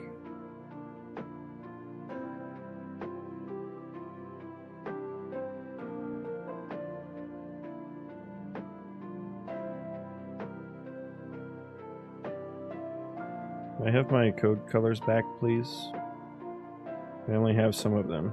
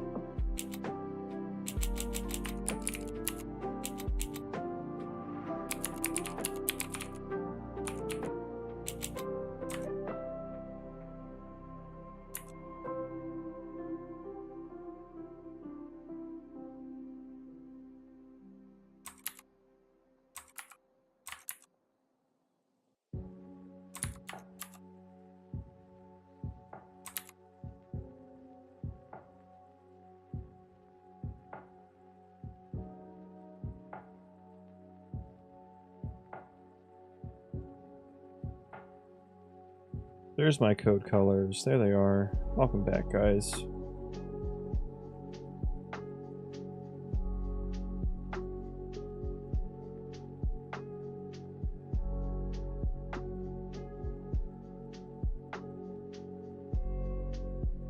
What object is this on?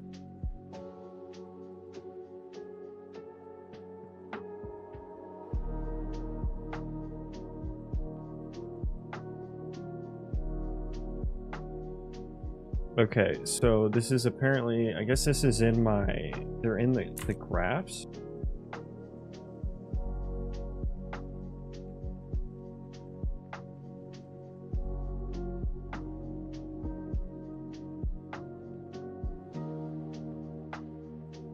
And they shouldn't have async flag.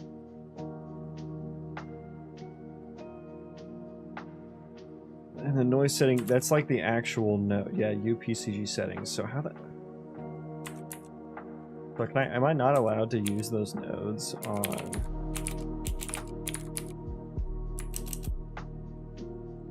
Where's the attribute noise?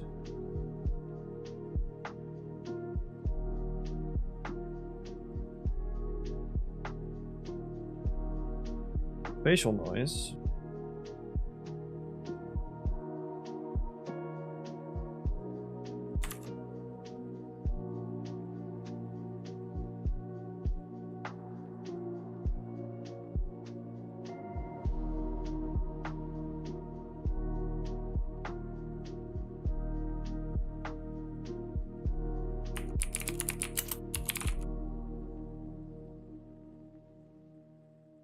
Okay. These apparently had async flags on them when they shouldn't have. But only in the packaged build.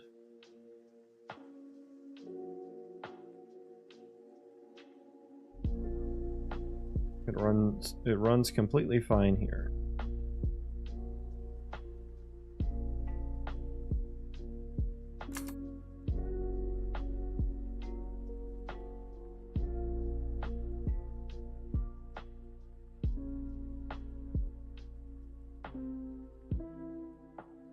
Well, maybe this has something to do with it.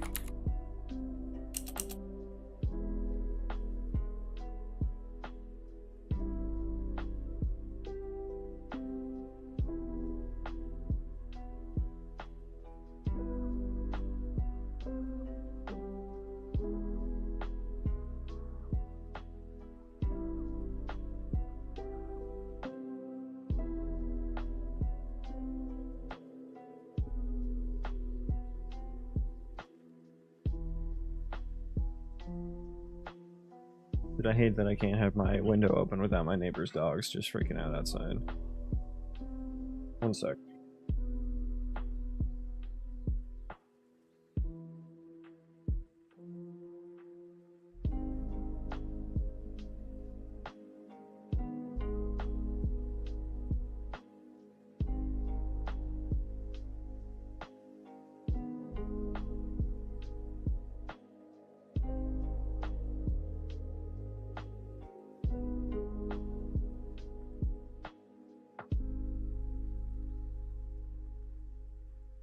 Okay, window's closed now. Okay, so let's try this like FPCG helpers.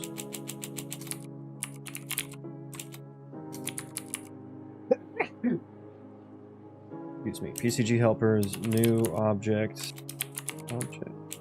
Is it here?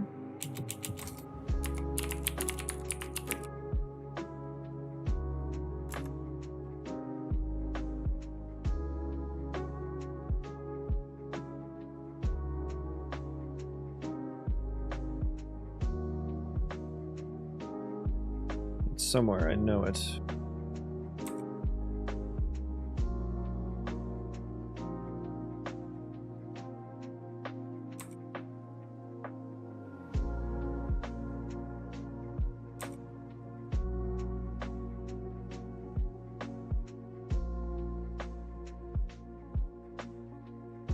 FPCG context, there we go.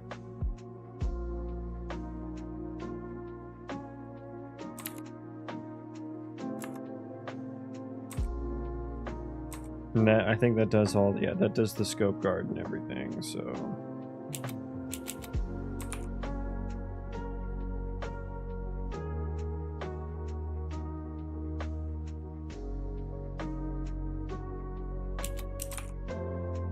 Okay, we'll see if that helps. I don't know. I mean, I can't imagine it would, because the attribute node is just completely disconnected from this process, but like, I don't know what else would. Maybe I should try to... I wonder what would happen if I just like disabled those nodes or something. But even if I disabled the node, it's still there. I don't know. So we'll have to kind of guess and check. Let's just see if this works in editor.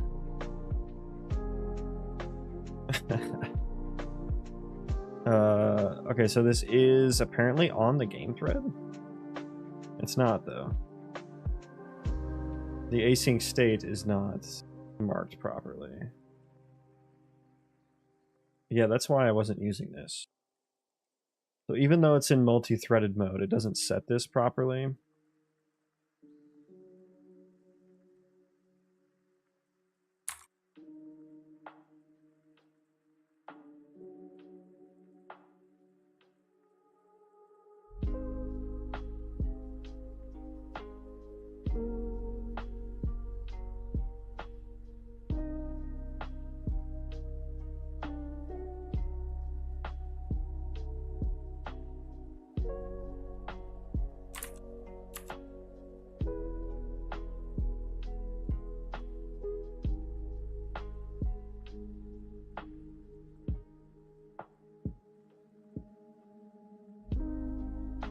Yeah, where does the...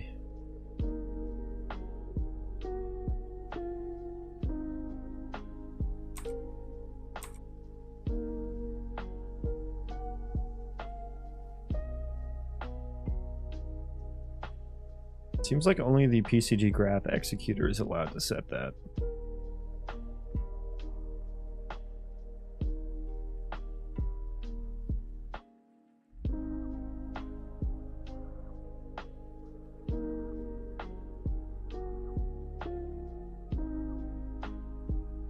Only happened once.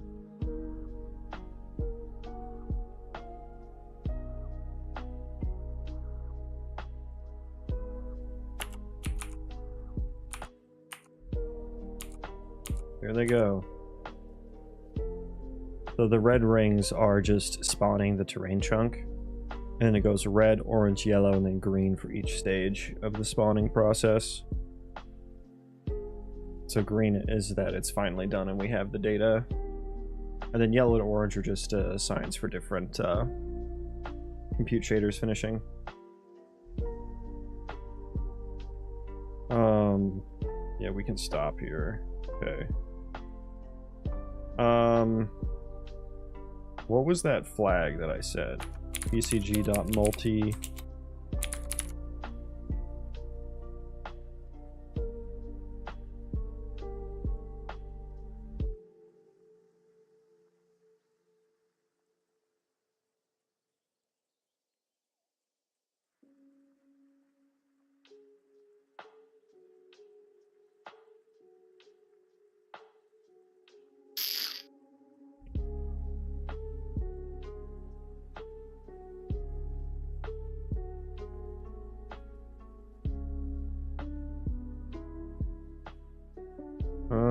Graph multi-threading. Okay.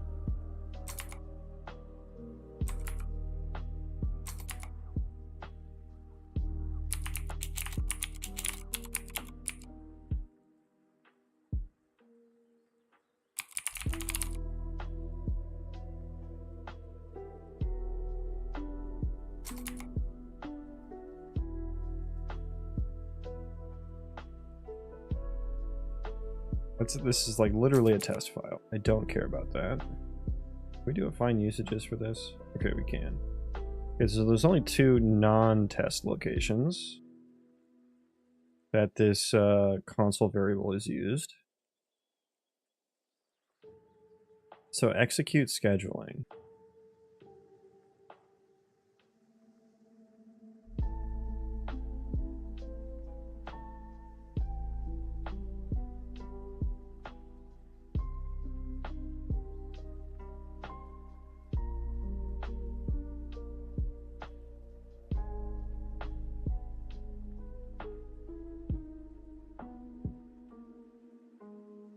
Okay, so what are we saying here? The number, if the max worker tasks is greater than the number executing and max number of threads is greater than 0, then I guess we iterate over active tasks and we do stuff.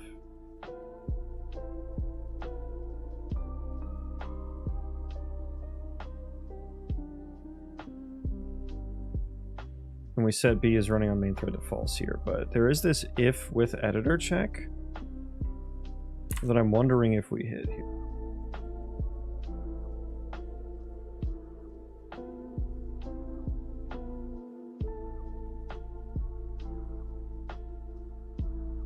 Where is active task? I just don't have active task here. That's just fantastic. So I had to reinstall Rider the other day, and I had to like delete my entire cache and shit because of some really weird error. And the debugging has been very subpar since then. So which active task is this? We should be iterating over one at the moment, right? What is execution? Execution index is just 0, so maybe we're looking at the first one, I hope. Did we bypass it? B is if B is bypass false. Okay, so we do, yeah, we do get there. I mean, let me just check. I'll check each of them.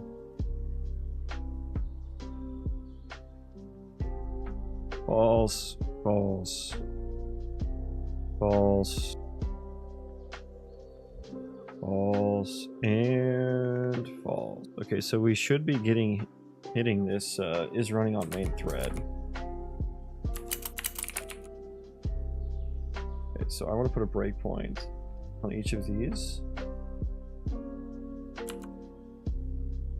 We are running on main thread.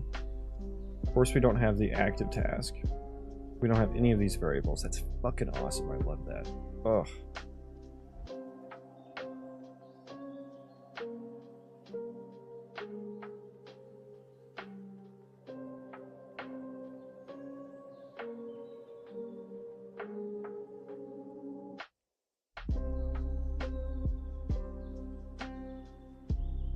There we go. Found active task. Why are we running on the main thread?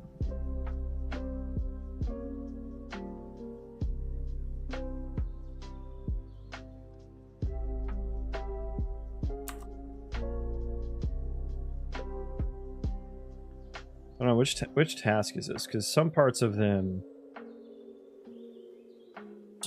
do run on the game thread, like the spawner does. I guess I can't really tell.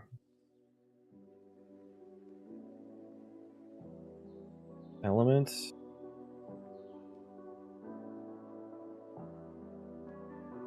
Yeah, if I could get like a name for what's happening here. Yeah, I can't tell a goddamn thing from this. This is useless. Well, the assertion didn't get hit this time so far.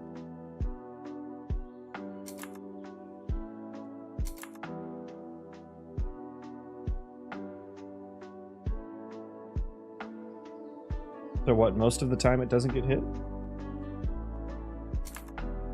that what I'm hearing? Okay. Yes, we were running that in a background thread, so...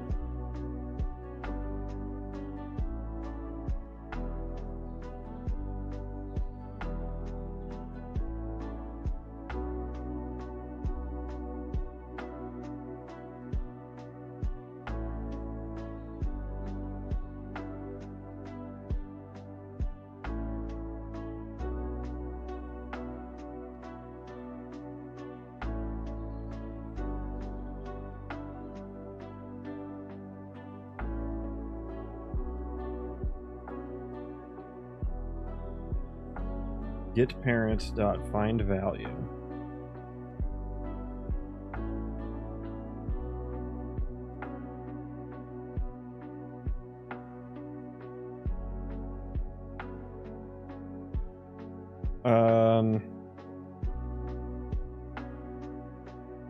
Yep.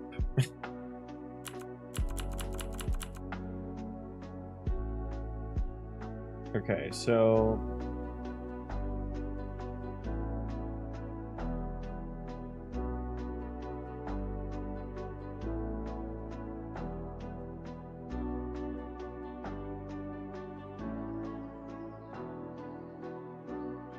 is there a way I can check the context to see if this is like still an active async state dot active or something?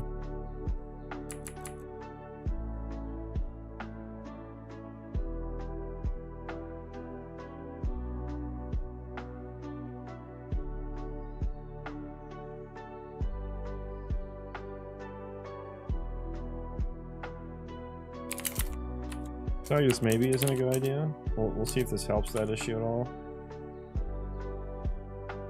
Shutting down.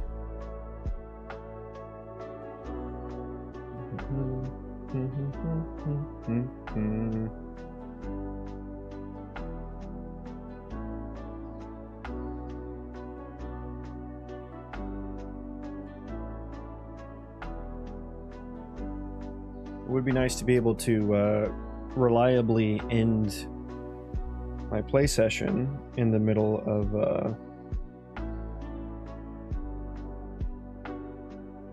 generating things. Okay, so this one happened again.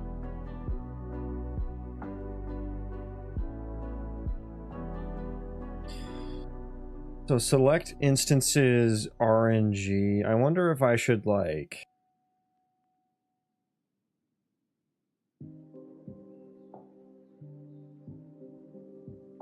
Yeah, because I'm kind of doing that outside of the PCG async system. So I wonder if I should just like...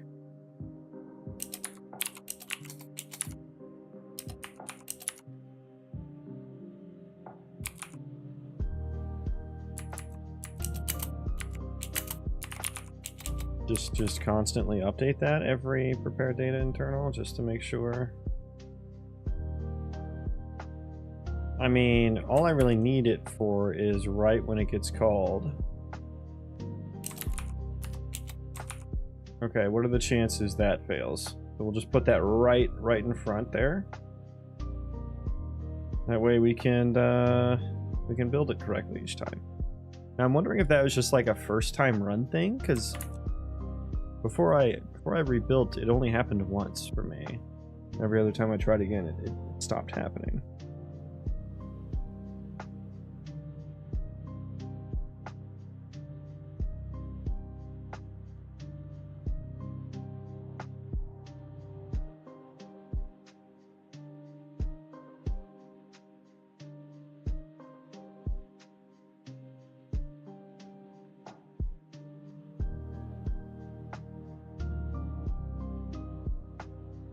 Okay, didn't happen that time.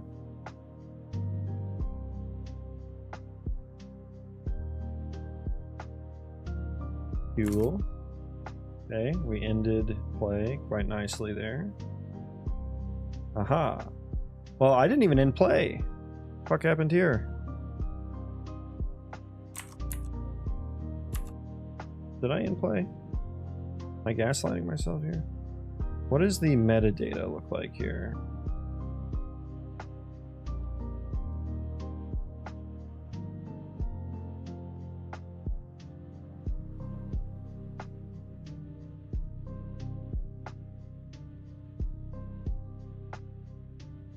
It definitely seems invalid.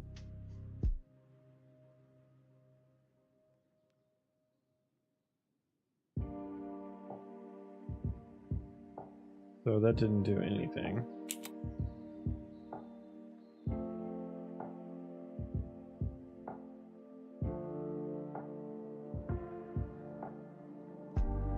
Default value is invalid.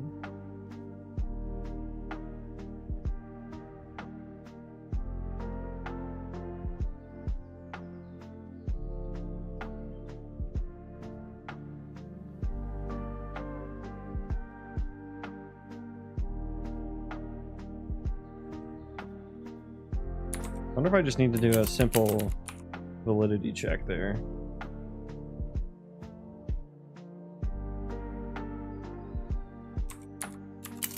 Maybe one of those two.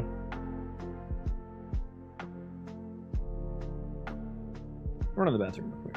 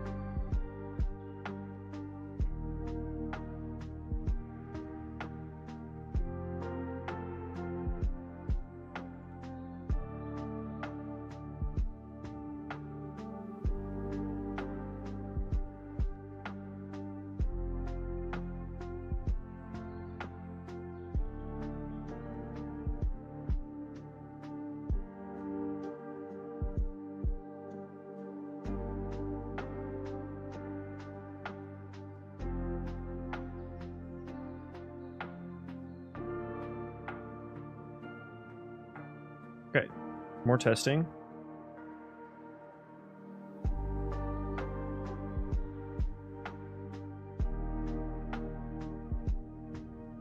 Okay, and okay, that one worked fine.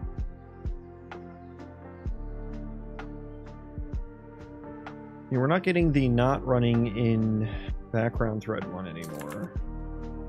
Ah, this one happened again. Okay, so what on earth do I need to do? And metadata. And metadata get parent is valid.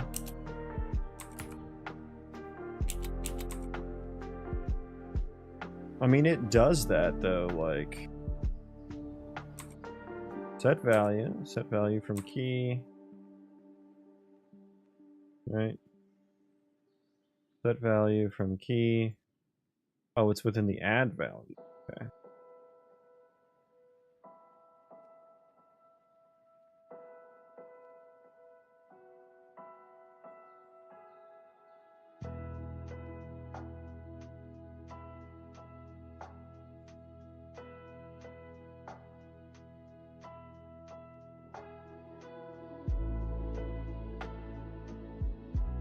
I guess I need to maybe check.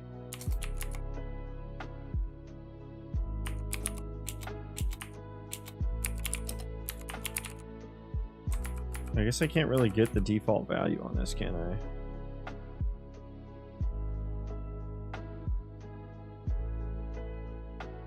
It's right there. But it's private, protected.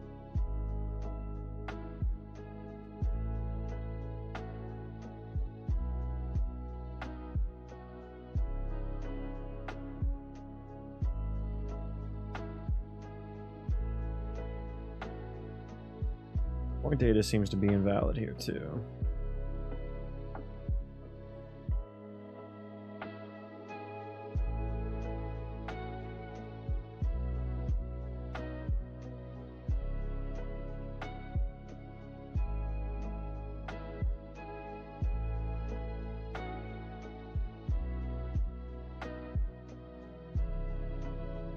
Let me look at context to see. Maybe there's something in context I can check.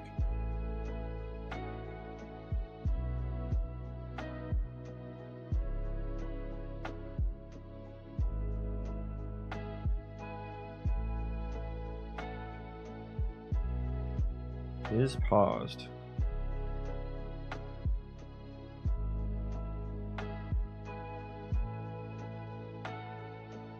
Handle.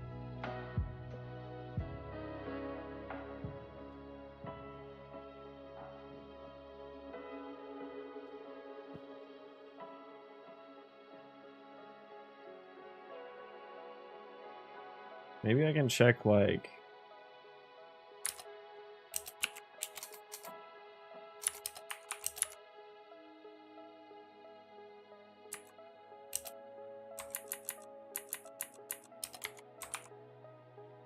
maybe that.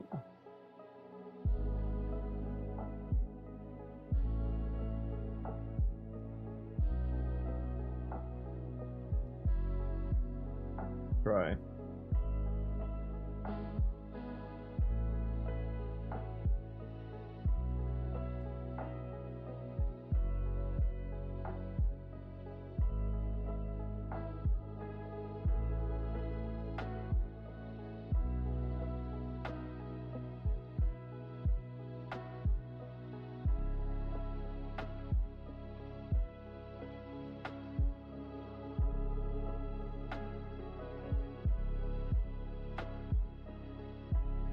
More testing.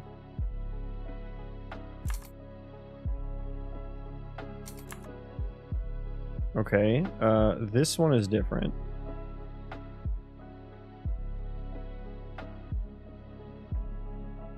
This is like a slate thing.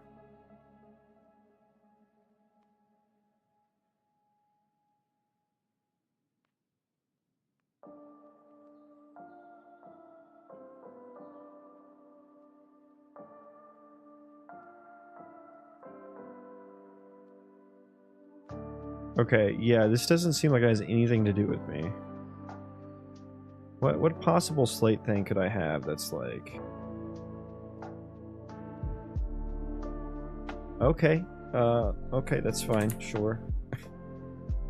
This is all in pursuit of being able to run a package game correctly. Which maybe we should just retry that. Let's go ahead and repackage. Let me load this up. Maybe we've gotten there.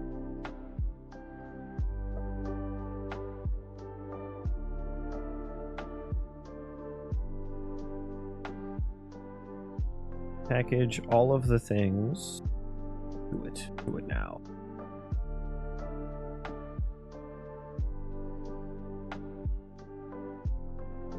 Whew.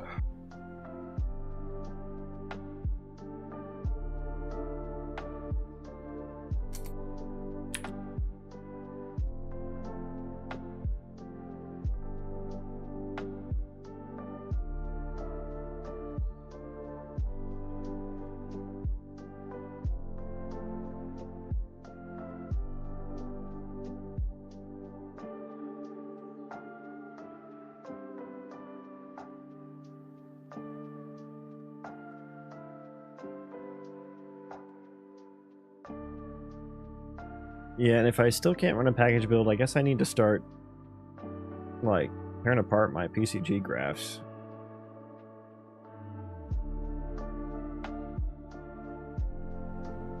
Okay. That was successful.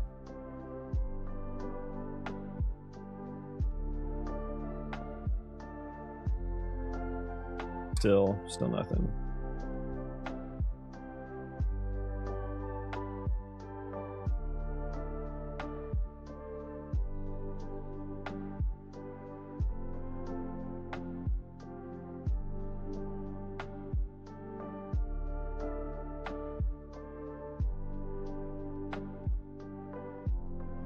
Where is the error?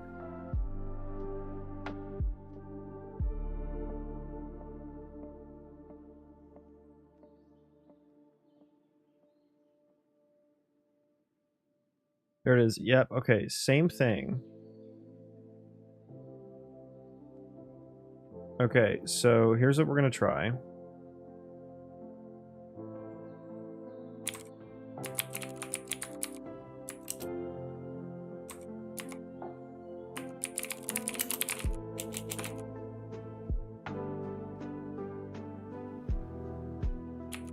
Disable that. Disable that. Disable that.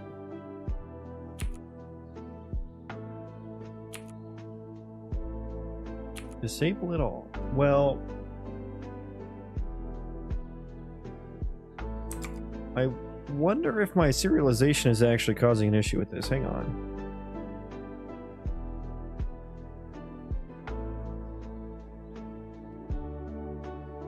Does this save?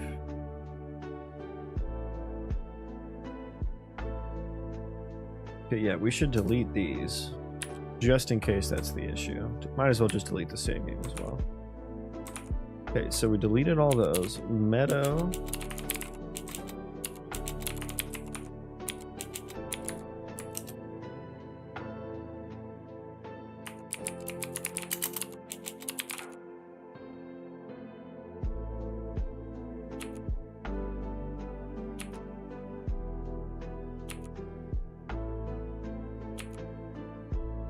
Okay, file, save all. Okay, let's repackage.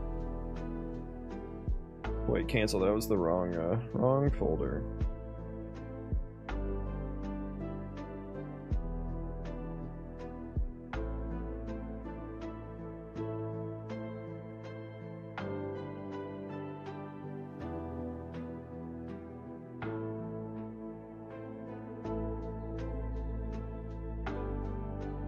And it was only when I ran PCG. I had like all the graphs and stuff like attached. They just weren't running and it was fine.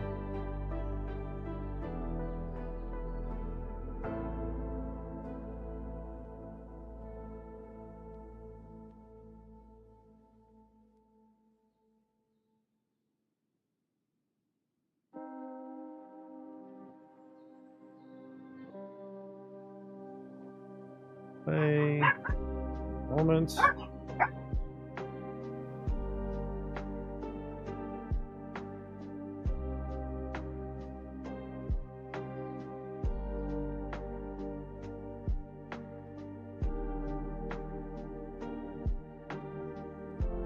And playing was not even what I wanted to do here. Oh god, did we hit a breakpoint again? Oh my god, dude, I literally cannot stop this game without it crashing. What's wrong here? I can't even just fucking get input settings, can I? Ugh.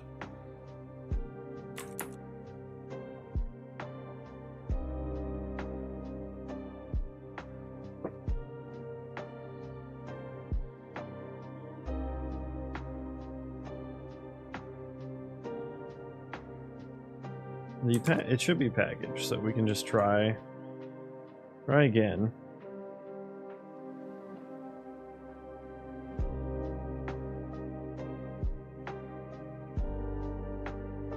Okay, it's not happening. I disabled all of the attribute noise nodes, and now it's working.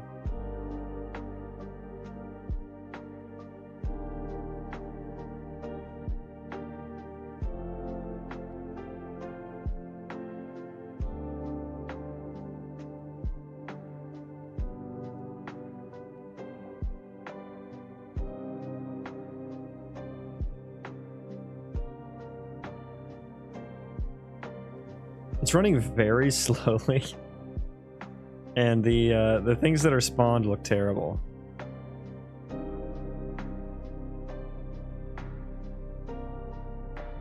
Like that attribute noise was doing a lot of heavy lifting.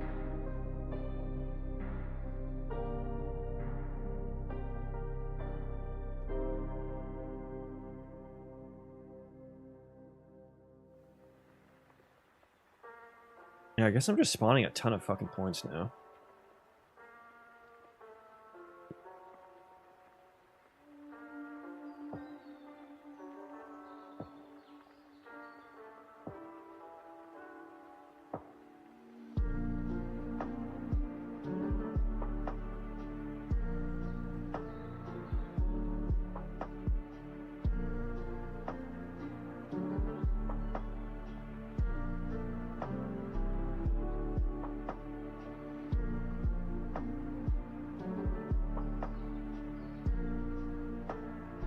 Okay, so what are we waiting on right now?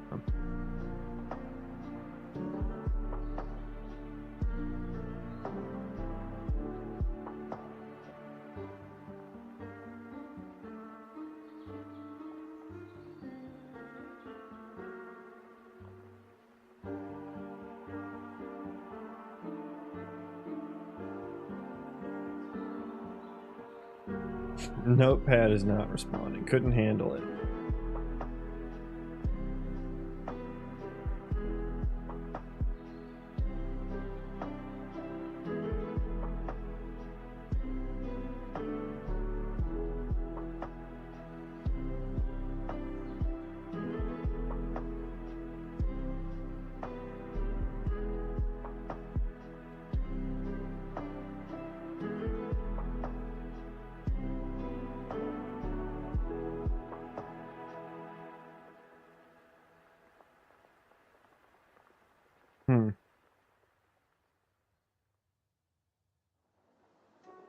So you're trying to finish spawning, but it can't.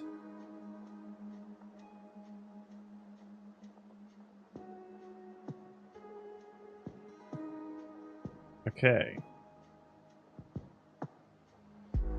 Oh, it did, finally. It did things.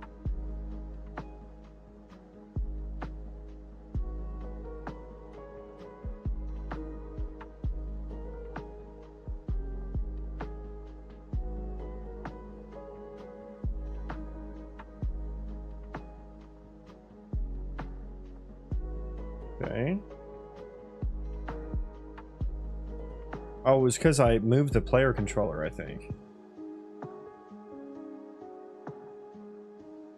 Which is based on the spectator pawn right now.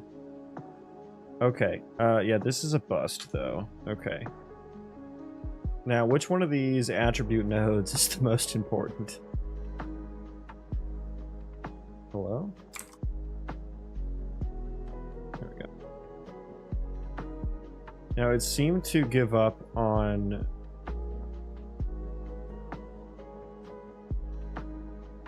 Will they spawn? Is this the flax? Yeah, okay. So attribute noise on the flax. Let's turn those back on. I didn't want that.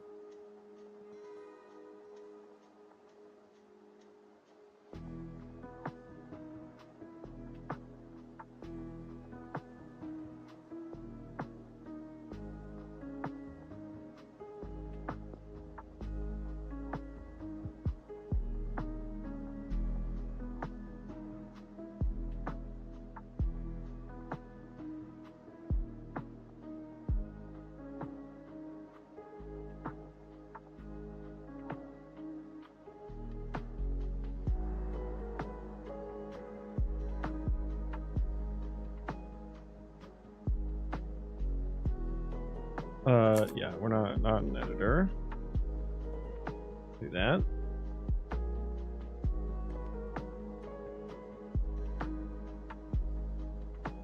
Okay, it's still going fine. And I actually spawned this time. Wow.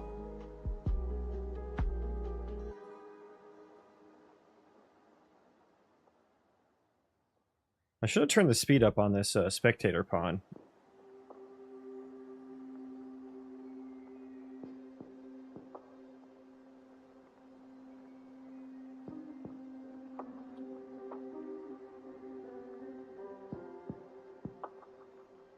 Yeah, it's a little laggy. The PCG definitely. It's when it garbage collects is when it's an issue.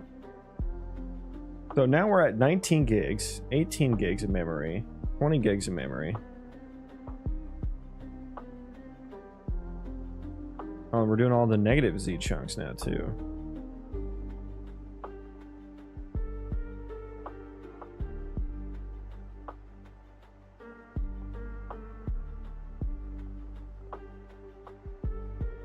$34 gigs of memory. Jesus Christ. Yeah, PCG just loves hogging the memory. Now we're down to 10. 8 gigs. I don't know, I don't know what happens to make it spike that hard. 4 gig, we're at 3 gigs of memory. 3.8, 3.3. Like, what a drastic change. You know what I mean?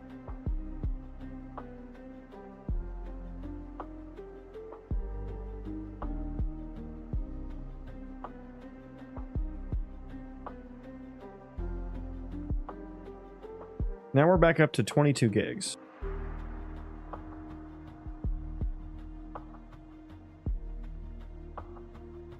Disk space low. Oh god. Okay, that's because of this guy, right? Oh no, none of them are going. Oh, let's delete it. Yeah, just delete it all. My trace files are like 20 gigs large. Okay. Should have more disk space now. Now, is it doing the 3 at a time because I'm in a different chunk coordinate than 0? Let me like shrink down here a little bit. Oh wow. Yeah, we're generating a lot of stuff.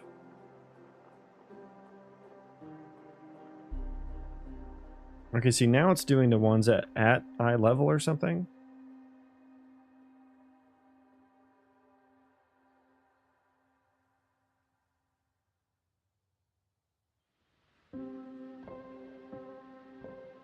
I need to change the terrain controller to use player pawns instead.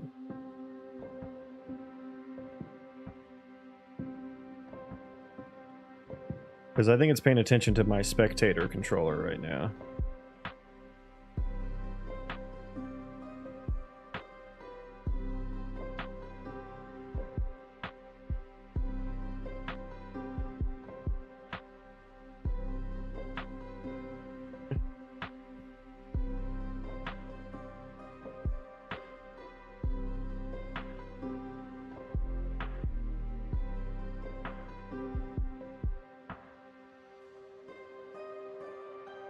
Okay, so it's not loading the PCG points properly. Good to know.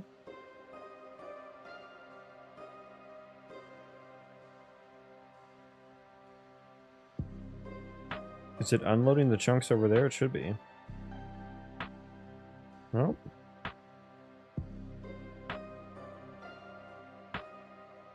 That is fun. F names 123 max length exceeded. Huh. Okay. That was an interesting test. What other attribute noises can I turn on?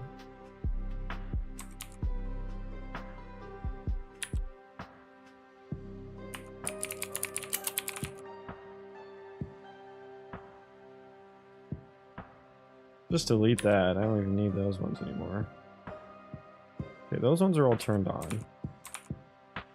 Okay, Metograph completely turned on. Maybe it was just the ones that weren't connected. What are the chances that was the issue?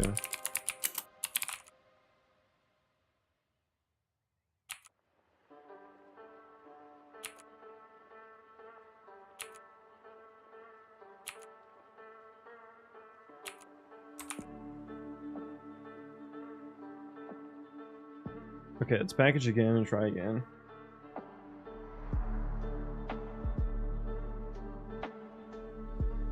We also turn on nanite. We'll do that next time. I mean, it's kind of hard to get an accurate read on how much memory it uses when it just spikes so goddamn hard. And let me look at. I need to like dump all my saved. Yeah, look at all the cached files.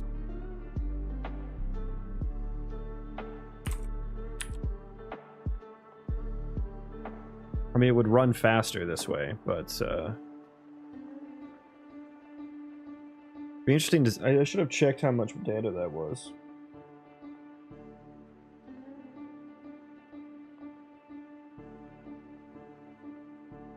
Check it next time.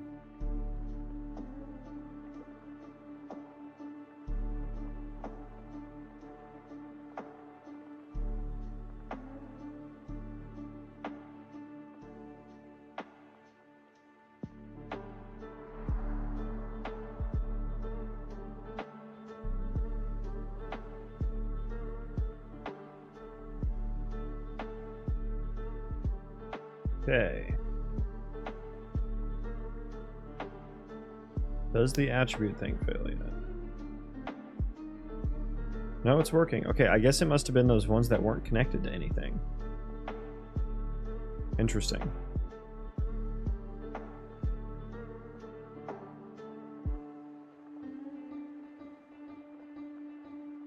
Now the FPS is kind of abysmal while PCG is spawning, which is super annoying. And it's because it just runs the garbage collector all the time. Like every frame. And it's because I have the cache turned off. Because I don't want it to cache anything. But then it just runs the garbage collector every fucking frame.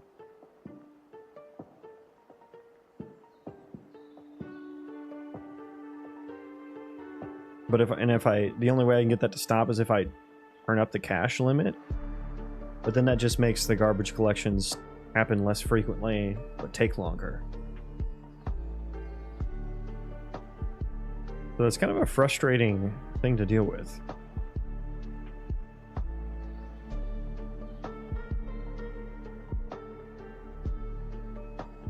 I feel like the grass is a lot more sparse now.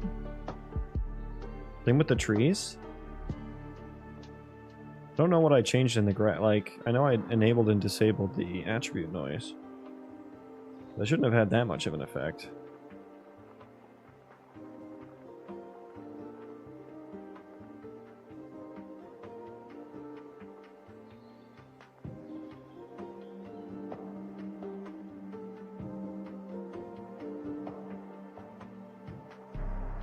Okay, yeah, we're just waiting and watching here. 3.1 gigs, 3.2. Staying fairly stable. Maybe up to 3.3-ish. Now, like, PCG is generating for all these chunks that we're watching in the distance. They're just not displayed. So you see how like that rock right there is like off the edge? Oh, yep, I went too high. I went too high and it generated all of that stuff. Okay, so now memory is like skyrocketing. 5.6, 6 gigs.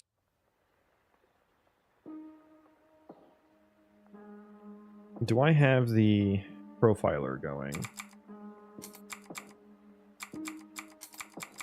I don't have the sessions browser open up here.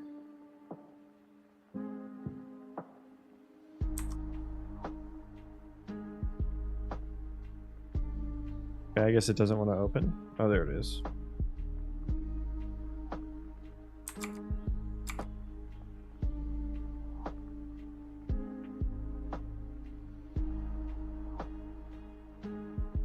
So the way I have the terrain controller set up is to prioritize chunks at the level of the chunk that the viewer is in.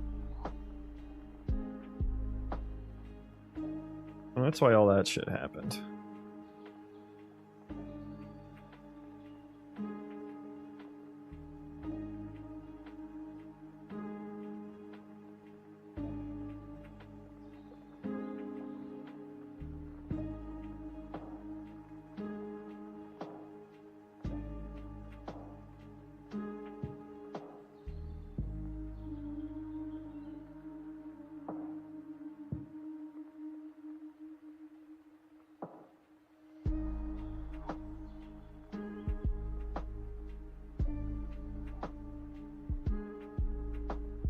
Yeah, so we're sitting stable at 6 gigs now. I'm wondering if like some sort of garbage collection is going to happen and free up a bunch of space.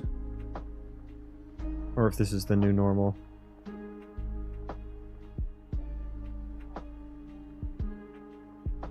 I know I said it runs every frame, but I don't understand how it works. Like, y'all did see that it was using 20 gigs at one point in the other run, and then it just went all the way back down to like 3. So I don't understand.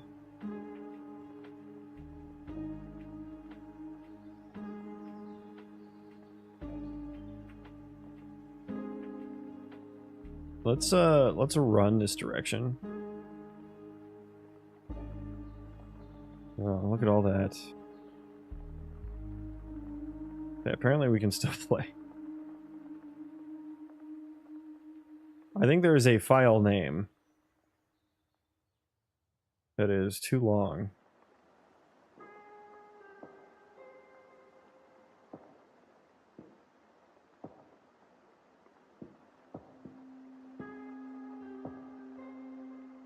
Now we're at 10 gigs.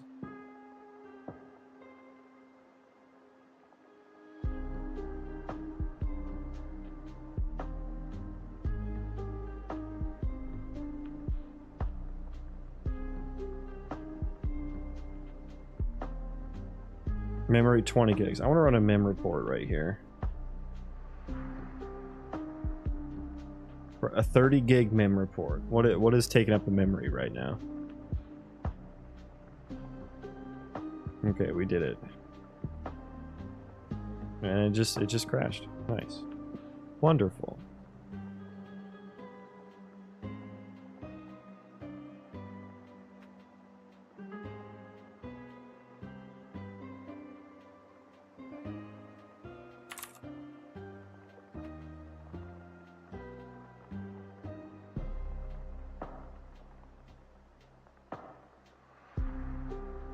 Apparently my C disk is low here. We have 30. Well, I guess it just must have been while it was running. Okay. 30 gigs used. Yeah, where was it?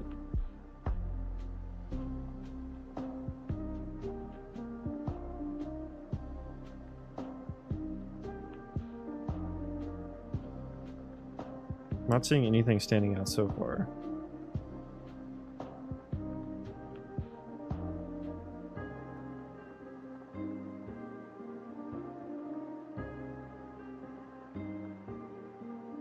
I don't know if this number is meaningful.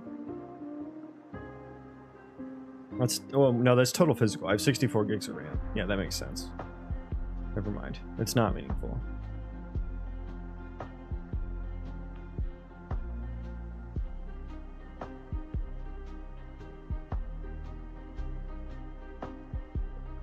I have 1.5 gigs of physics data.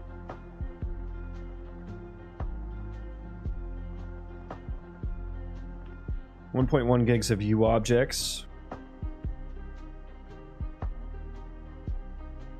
Where's the rest of it? That just repeated the same thing. Engine MISC, 5 gigs. F Malloc unused, 27 gigs.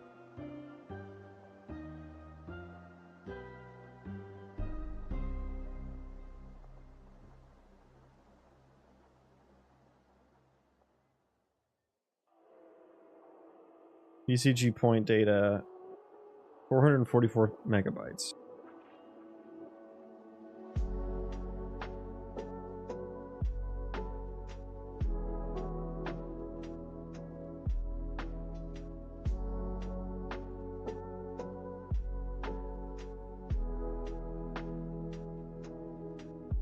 Oh no. That's 4.4 gigs of PCG data. Ah, that's where a lot of it was going. Why didn't that show up in the...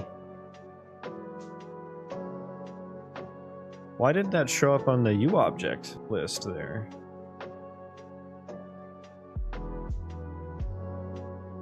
Dude, how the fuck is PCG supposed to be used in production? 54 megs.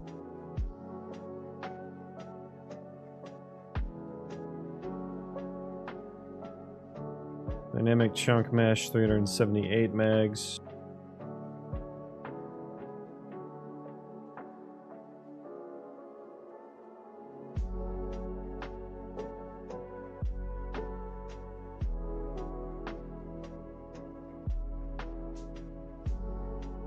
Yeah, 4.6 gigs of U objects. I don't know why it said 1 point whatever before, but yeah, that's where all of it's going. So how the hell are you supposed to use PCG when it does that?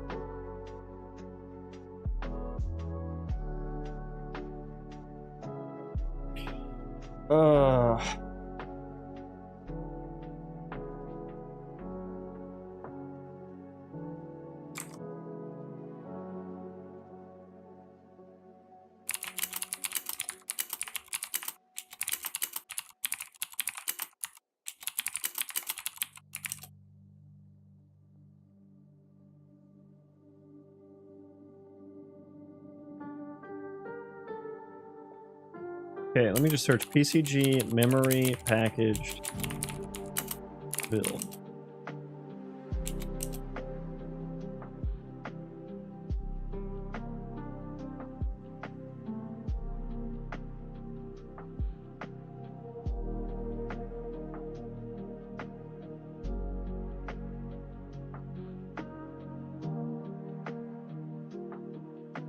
Not what I'm searching for, but it is something about a package build, so maybe I can learn something. Nope, nothing.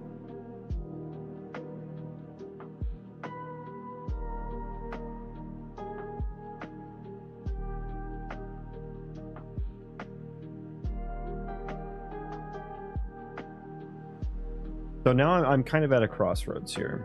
Because now I'm kind of feeling like I want nothing to do with PCG anymore. Every time I have to work on it, I dread it.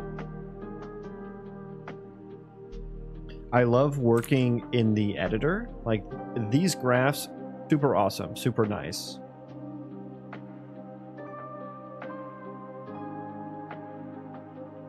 But god damn, does it just takes up so much memory, man.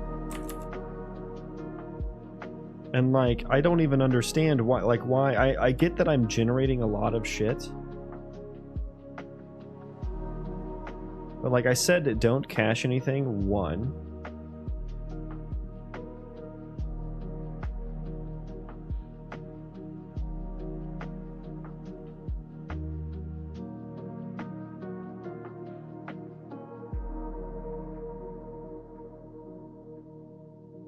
Where's the save container?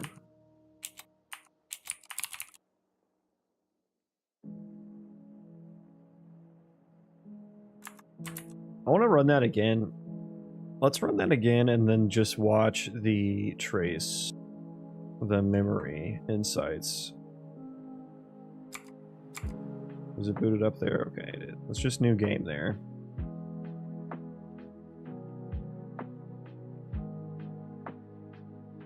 Okay.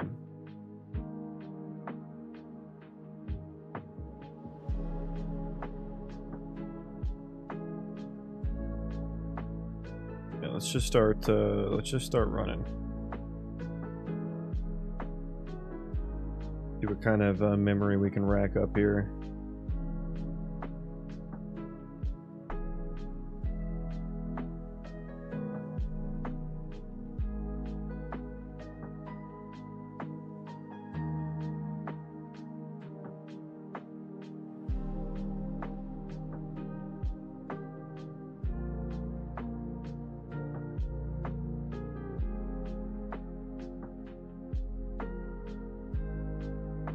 Only 3 gigs, so it really only increased when we had all that huge mountain get generated, which it's about to here.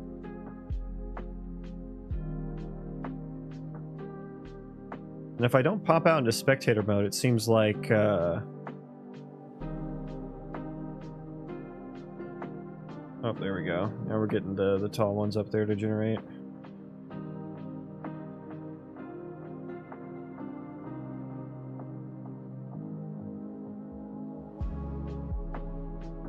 Okay, memory, we're still only at 4 gigs.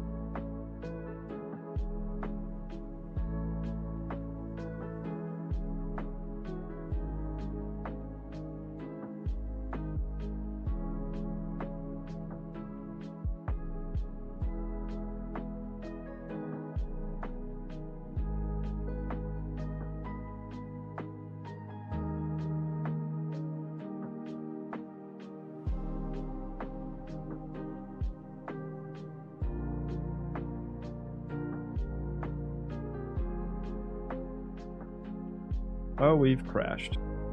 What are we at? Can I run a mem report real quick?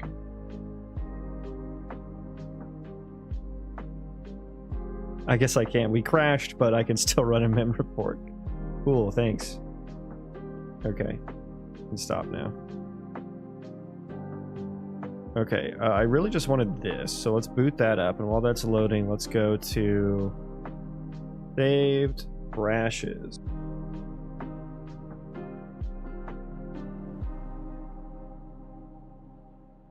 Okay, so that popped up again. It just didn't do it immediately. Okay. Look at all the garbage collections because of PCG. Crazy.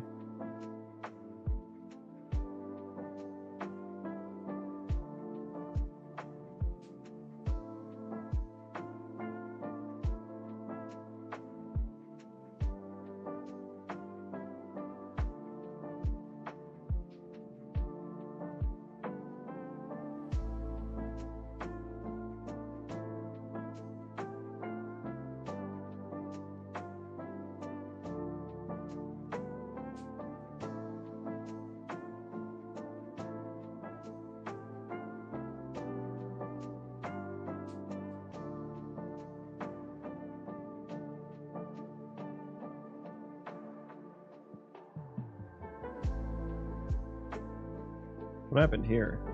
A little hiccup or something?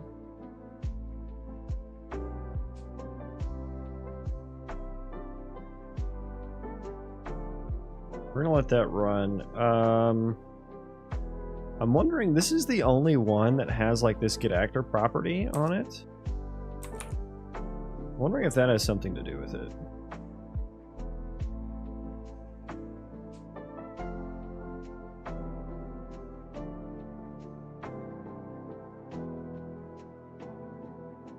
Let's package that again.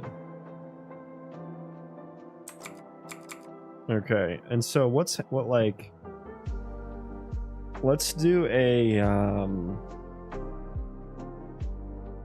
what kind of a query do I want to do on this? I mean, maybe let's just do a live alloc here at the end or something.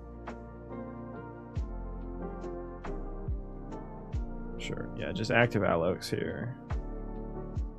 Give me by tag, and then I also want to do ball stack probably.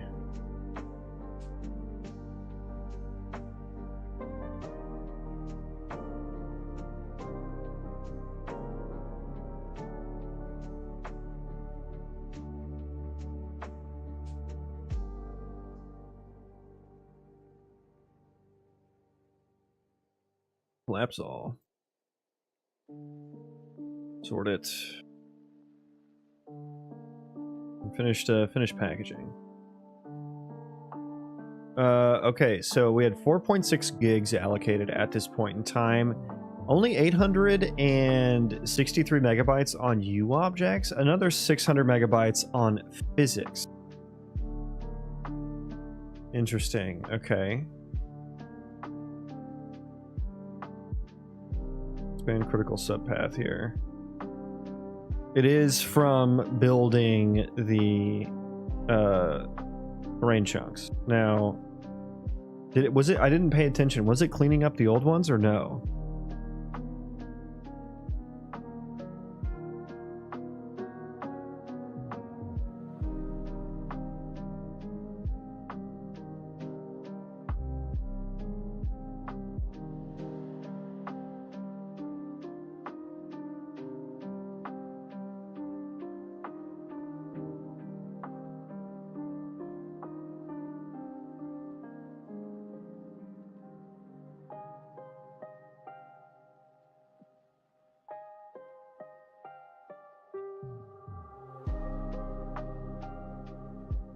Yeah, just doing body setup.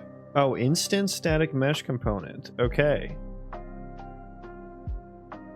Okay, so this is specifically for the PCG points with collision. Okay, I was thinking that it was for the dynamic chunk meshes. This one, the build AABB, I am pretty sure that is from the dynamic meshes.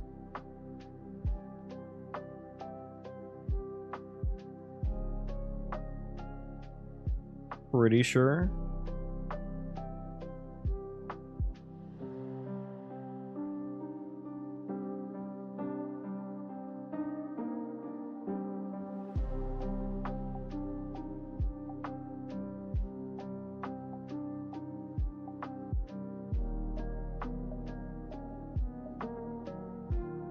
So yeah, I guess only 150 megabytes for the collision on the PCG points, and every like green cube that we saw pop up would have PCG spawned on it, so that's actually not too bad, all things considered.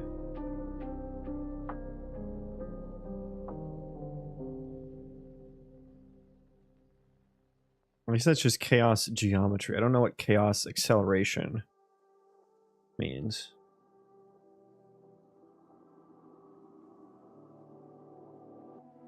Okay, let's dig into what's up here.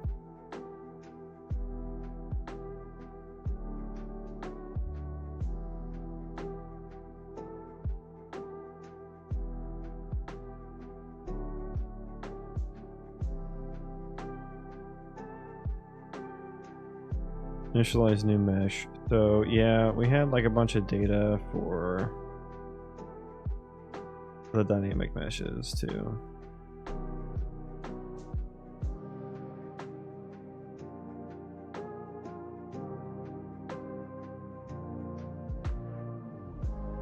Can I change to inverted call stack actually? That might be cleaner.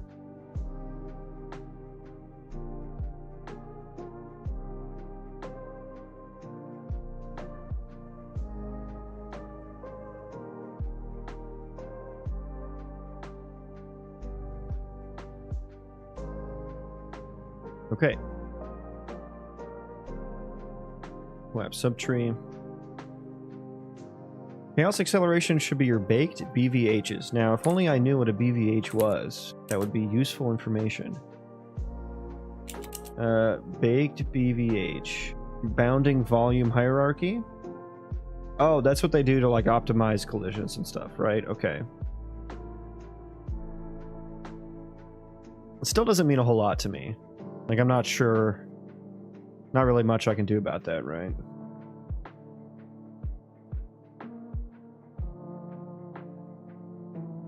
Expand critical path. Yeah, we kind of like the further down we get here, the more we just don't care about it.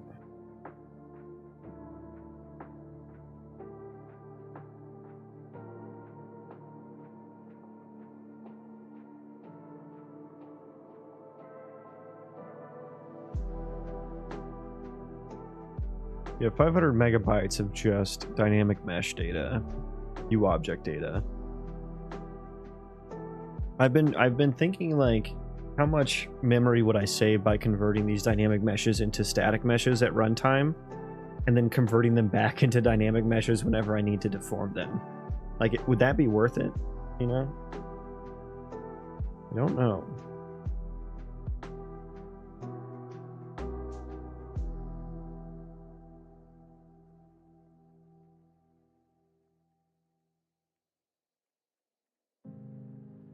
It's weird how much this just like starts breaking down though. It's like, oh, we're all the way up at 500 megs right here. Next one is just 100 megs. Instant static mesh setup. Yeah, so a lot of instant static mesh data too. I mean, only 70 megabytes for all that though. Like, really not that much.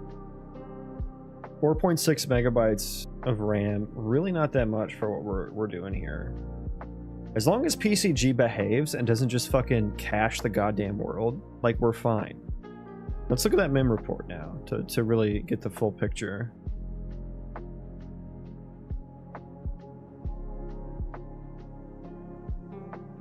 I wonder how much memory I would save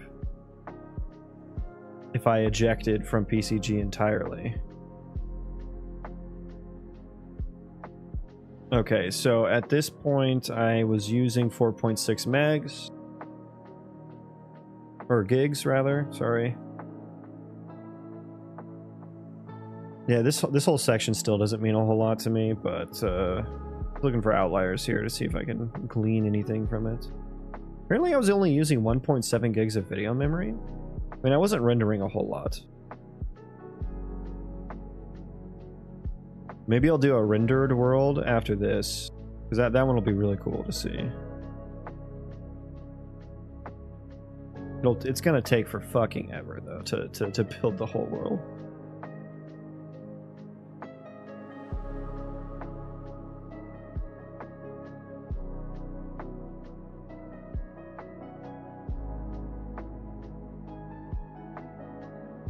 Only 300 megabytes on the nav mesh. That's kind of surprising.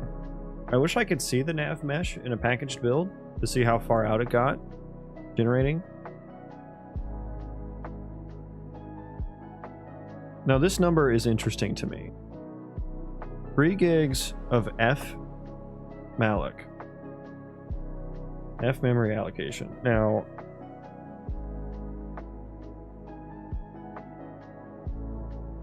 you know, does that encompass other things? Like, is that just like a very high level memory breakdown?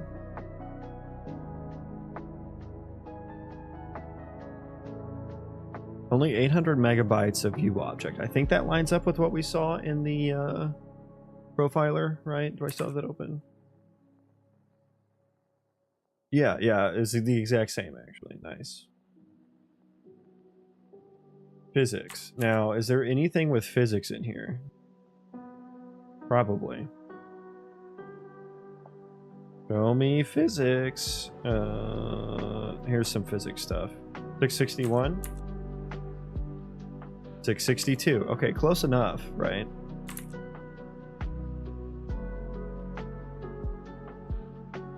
And then what is in program size here? F string equals? Oh, okay. What is this?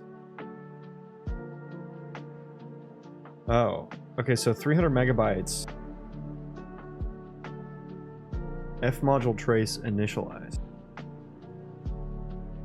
Is that memory that's taken up by doing this trace? Is that what I'm reading? Of course, this is meaningless to me. Another 280 megabytes of just nothingness.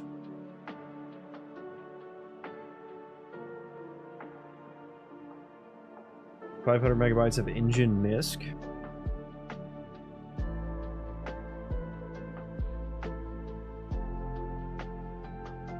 Handle mesh done generating. Okay. Why doesn't this handle marching cubes physics? So handle excuse me. Handle marching cubes finished. Now this is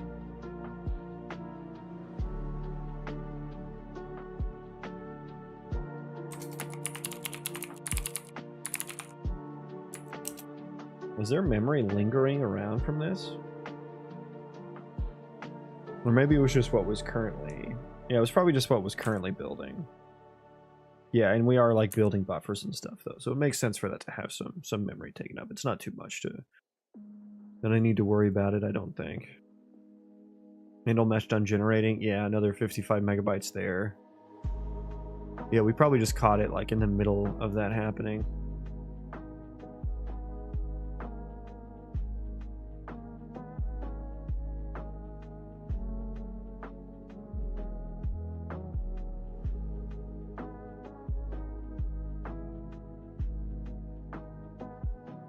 $540 megabytes of textures, 200 of scene render.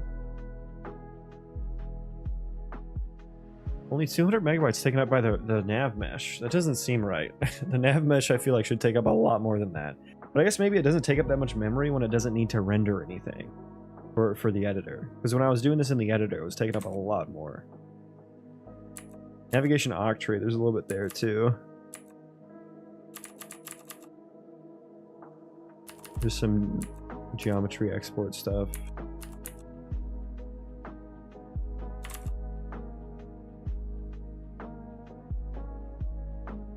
So yeah, some of this is lining up. Yeah, only 800 megabytes of view object data. Let's start breaking that down. Max kilobytes. PCG point data. It was only 74 megabytes this time. You know, why? Is PCG still experimental? Let me look. Unreal Engine PCG. If I can spell.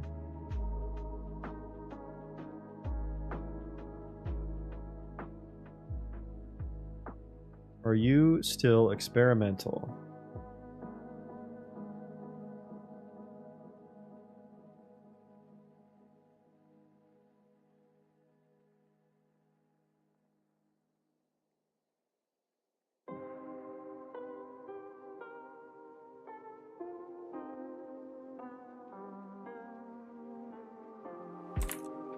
I guess I can look it up in here.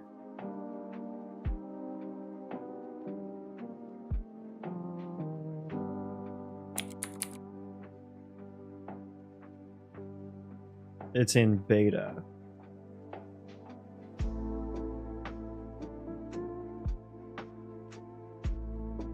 Interacting with external data format. Interacting with Niagara and water. Ooh. Okay, so it's like beta is like one step above experimental, right?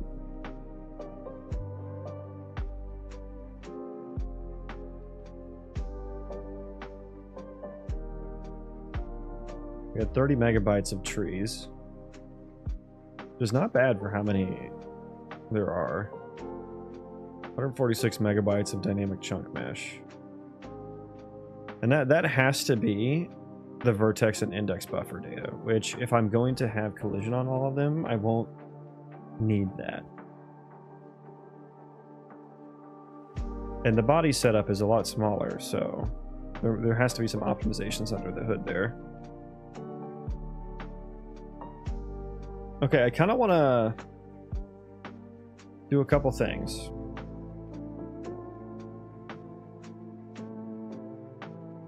If I turn on Nanite and do a run of this,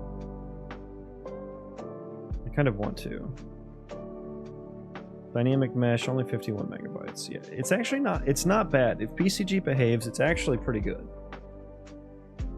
Now, let's turn Nanite back on.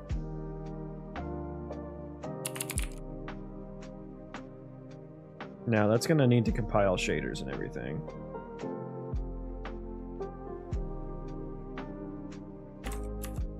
So I want to do that. Do I want to make any changes, or should we just rerun that? Yeah, let's get a direct comparison.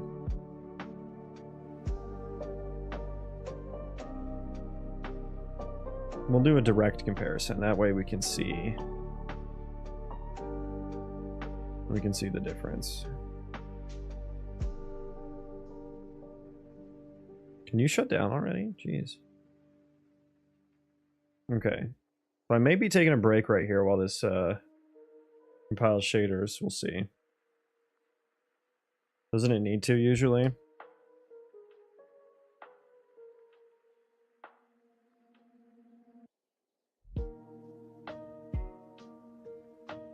No? Okay, why did it need to compile shaders when I turned it off? Did that properly... Yeah, it's on. Okay, never mind. Okay, let's repackage. Now I will take a break right now while it's packaging. I need to grab some water.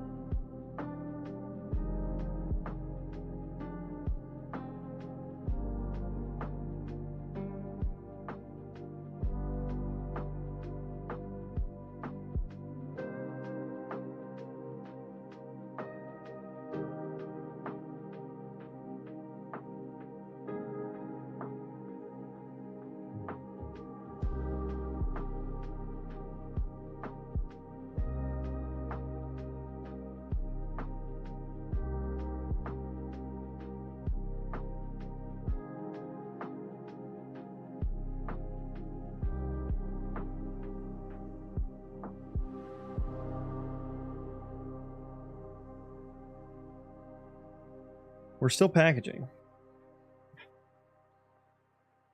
I guess changing to nanite requires a big rebuild. Oh, nice. Perfect timing. Okay. Stop that. Unreal Insights. Over there. You can close you. Close you. You can go. You can go. Everything else stay open. Delete all these. Okay. Let's run it.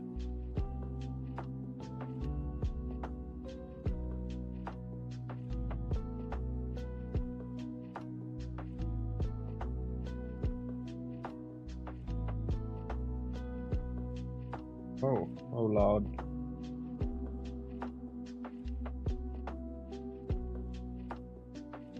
Okay. 2 gigs.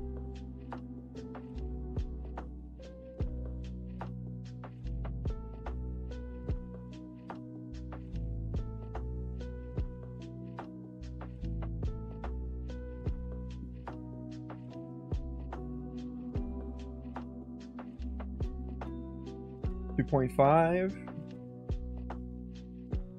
Staying fairly stable. 2.4, 2.5, 4, 5.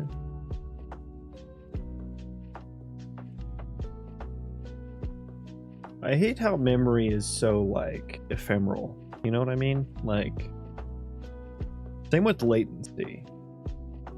I've done some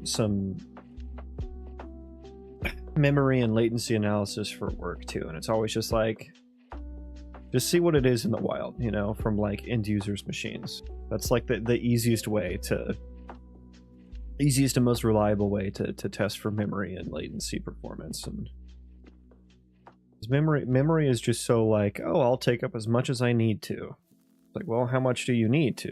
Like, well, sometimes that's more than others. Also, like, I am not spawning nearly as much.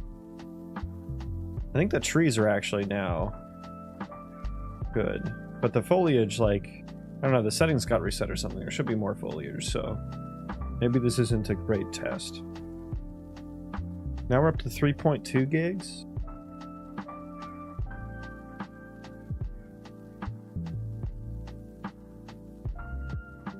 I want to look at what like chunk did we get out to generating on the last one. I don't know how far we got. Logs. Was it the 504 one? Probably.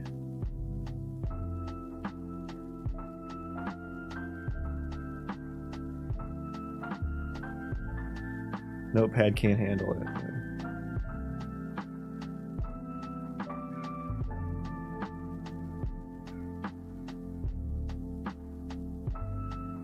Notepad, come on.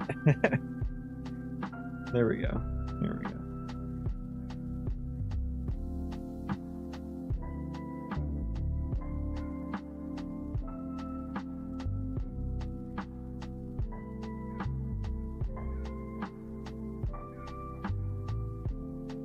So I need to search for the last, like,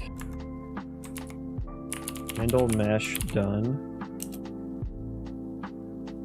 Wait, okay, that's wrap around but go up.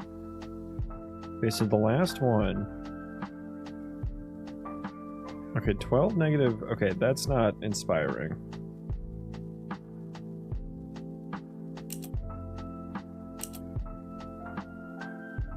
-1. That's not very far out.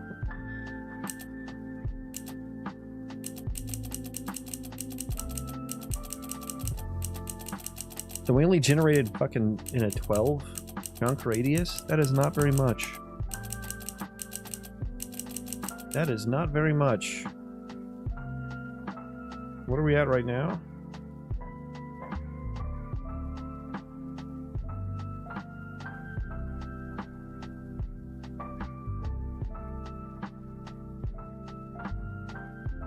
Yeah, the PCG really slows down the generation.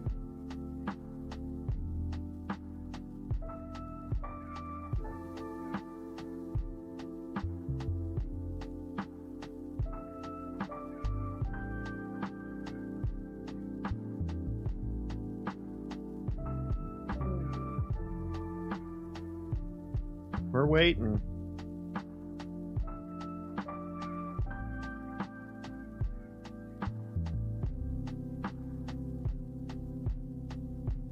Can we load this goddamn notepad, please?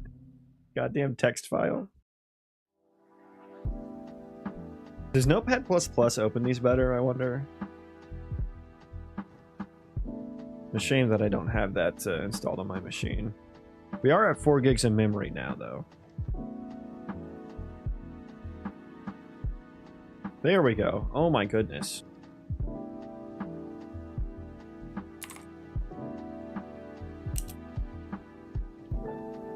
So we're already at 15, so this one's already further than the last one. And we're using less memory. And this is with Nanite on.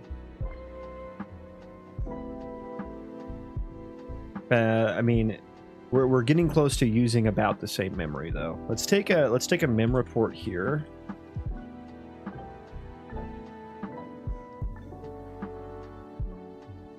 Just because we're like right around the same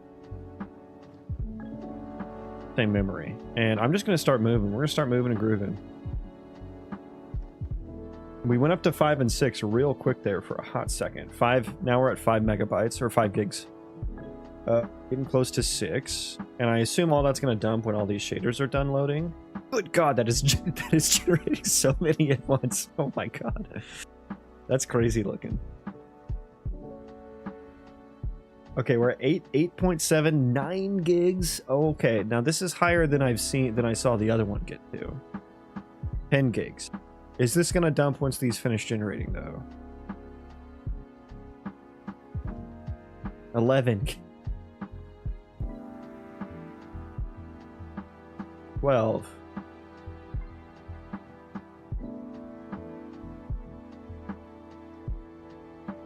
13. Okay, so this is much more. Yeah, give me. This is PCG's doing, right? This has to be. Has to be 14 gigs.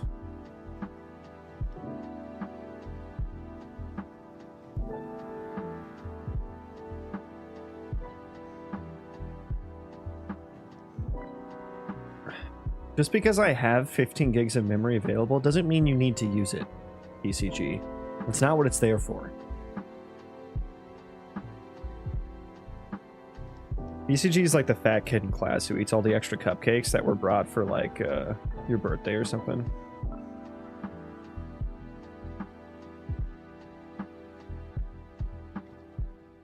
Okay, now it's dropping. 14. No.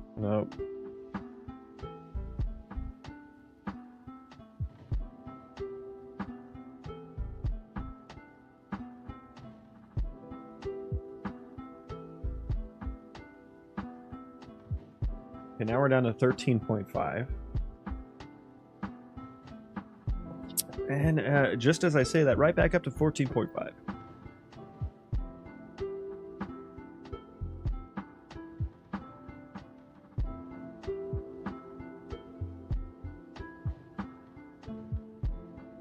Gigs, yeah. I mean, okay, let's just start moving. We'll just see how high this goes before it cleans it up.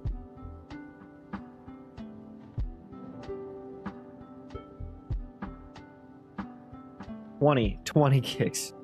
Okay, yeah, there has to be some. I mean, I guess we can just skip this, but I think there's some chunk over there that like has a really long name or something.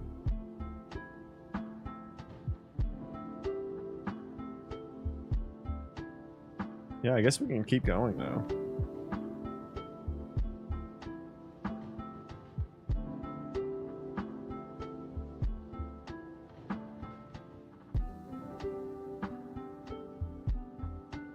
Sitting at 20 gigs of memory right now. I wonder if a shipping packaged game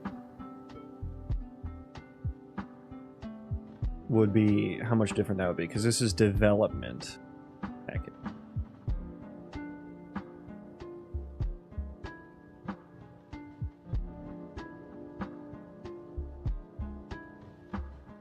Okay, finally failed. Take a look at those mem reports while we load this 11 gig memory insights file. Saved profiling. Okay, so we took a couple there, right?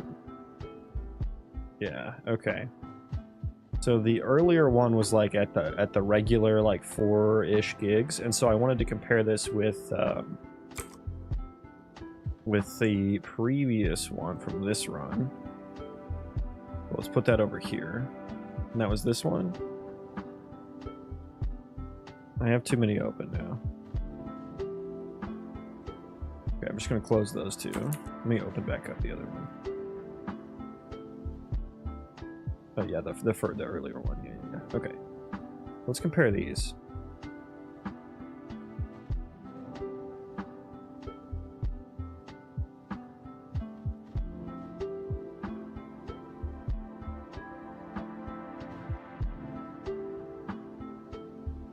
Okay, I wonder if I could, can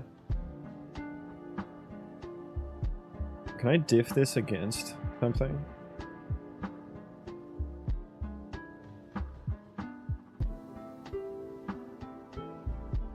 Yeah, there's not like a diff tool, is there?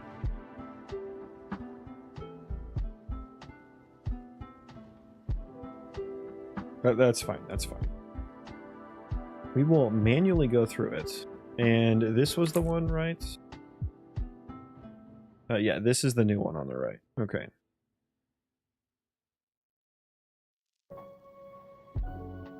Okay, what are we looking at?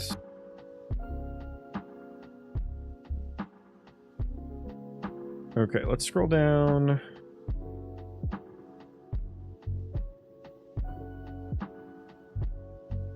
Nanite. I'd say it's time to spin up a build bot or two, but that's a heavy lift without the rest of the infrastructure Epic expects you to have. A little CI/CD. I mean, that shouldn't be too bad to set up, right? I don't think I really need that at the moment. I'm just doing this as like a test to see like, because I have a bunch of different strategies I can move forward with, and I kind of just need to get an idea of what I can get away with.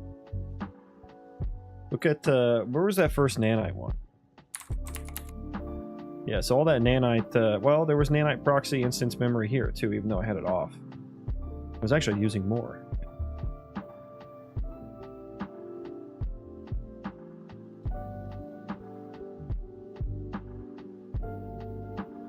Look up recast memory. Yeah, we had more on this side, because I think we actually had more things generated. Nav tree memory, pretty close. More tile cache memory. Nothing crazy yet.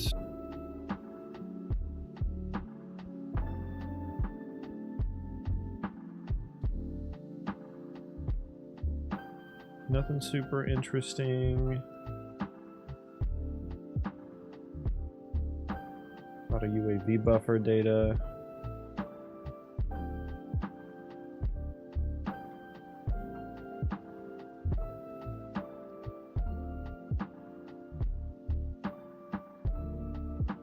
Navigation memory. Yeah, definitely higher on this side. Texture memory used. That's an interesting one. So 400 here on the non-nanite side, 473 on the nanite side. We have 269. So it's interesting. We actually had more chunks generated, more chunks and probably PCG generated as well. But it used less memory, and we had like, and we could see that from like the nav mesh actually had more stuff generated in it. What about this F malloc? I have no idea what this stands for. About the same. About the same.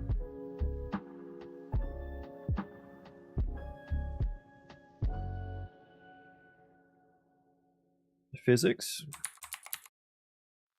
Slightly more, about 100 megabytes more. We had about 100 megabytes more in that navigation. I feel like this repeats sometime. We actually had less U object data memory. That's probably because PCG was nicer to us. Nanite over here, 0 megabytes. Nanite over here, 25 megabytes.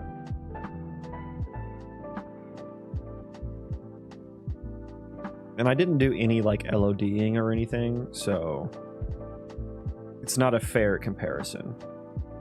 This is just like a naive turn it on, turn it off, see the difference. And all my PCG spawned meshes are all in instanced static meshes rather than hierarchical instant static meshes, so the non-nanite comparison isn't as fair as it could be. More instance mesh data on the non-nanite side. F malloc is just malloc with an F on the front. It's yeah. It's a global memory allocator. Yeah, I guess what I don't understand is what that number represents. Like it said 3 gigs. Is that 3 gigs? Like what does that 3 gigs include? You know? Is that like an overall of like what had been allocated at this point in time?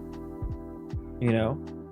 And the total memory used was 4.5 gigs. So if that's like an overall number, where's the other 1.5 gigs going?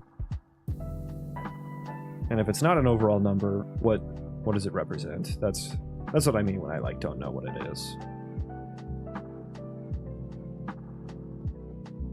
Like, yeah, I understand what a lot of these words individually mean, but I don't understand what it means in terms of these numbers that they're going next to them.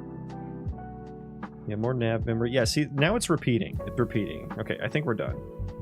Okay, let's look at U objects here. Texture 2D. Wow. I mean, this isn't kilobytes, so take it with a grain of salt, but 125 kilobytes versus 88 kilobytes. And then we have PCG point data.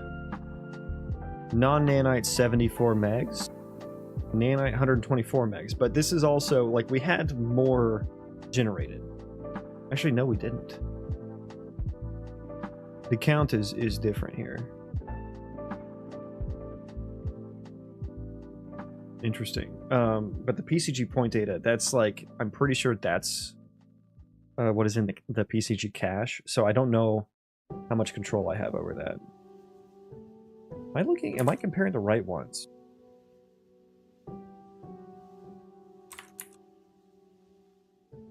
Yeah, this is the right one. Okay, it's weird that body setup, we had about half. But I saw in the logs that we had generated more terrain chunks. That's very, you know, there's no way Nanite has anything to do with body setup, right?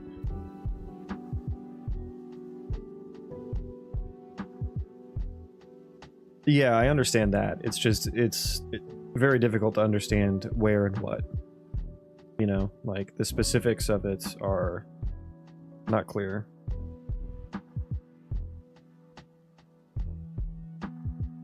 Environment item spawner ISMC. Look at this. So we had more ISMC spawned. So this is one that I do control. This is a class I do control. Environment item spawner ISMC 8000 versus 6000 over here. 32 megabytes versus 45 megabytes. Is Nanite saving me memory with you know, my naive comparison? What is this Nanite's doing? Hard to tell. Now, dynamic chunk mesh. We had 2,227 versus 5,444 over here. Okay, why is that? Because I thought I had more generated over here. I have more ISMCs.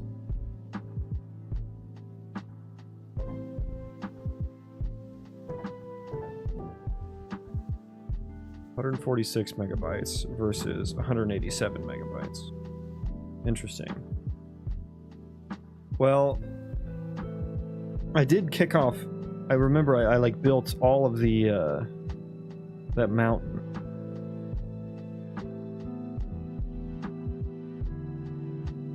Hard to say what nanite's doing for you without knowing what percentage of your geometry is passed through nanite in the first place. So everything that's not the terrain is nanite for me. And you know, the most of that is just the, you know, the foliage and the trees and the PCG spawn point.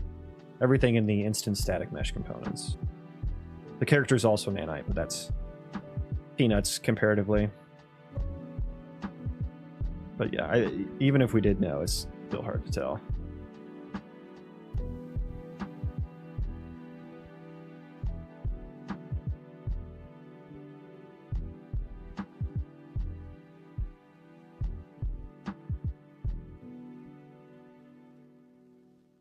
Any other interesting numbers here? Terrain chunk. This should be largely the same. Okay, so we had more terrain chunks initialized. Okay.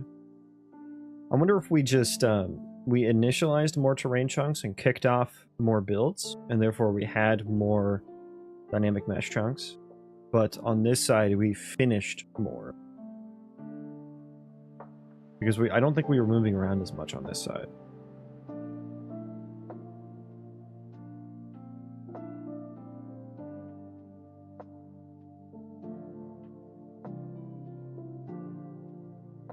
Dynamic mesh, where are you at?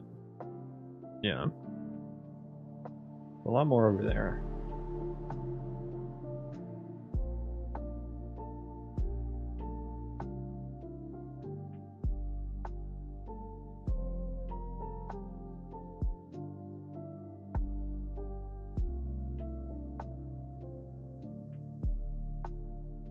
So total 425, 29 megabytes, I mean. Nanite, only new object data. 397 megabytes over here. So actually slightly more U object. Even though there was more U object data over here. Okay.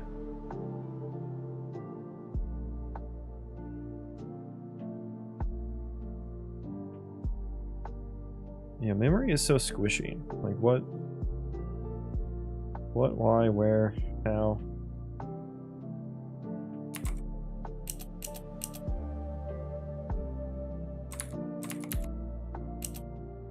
Now, this is an interesting one. So this is saying, RHI dump resource memory, summary name, nanite. Non-nanite, that was... Oh god. Go back. Non-nanite, it's saying 0 out of 800 megabytes. Versus 2 gigs. But I don't know, is this... memory, is this VRAM or is this system memory? It's hard to tell. I don't know what this what these numbers represent.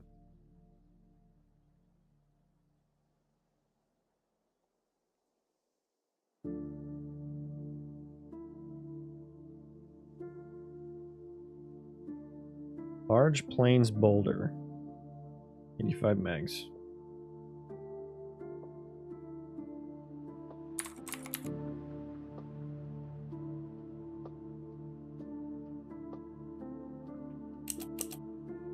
That didn't even show up in the list, so...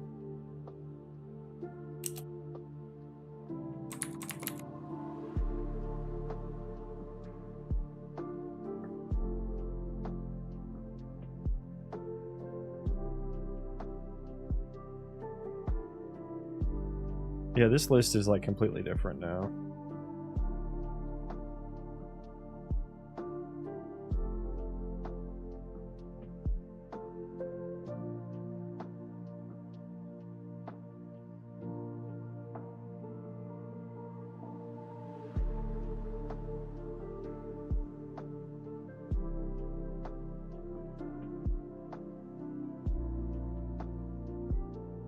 I wonder if there just wasn't one on screen at the time that I took this.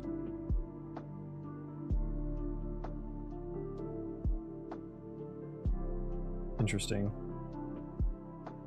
Yeah, let me look back at the logs here.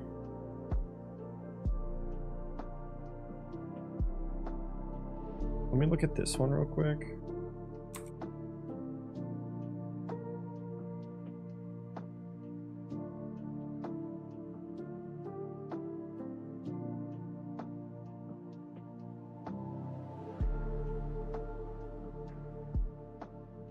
Oh, and we loaded this.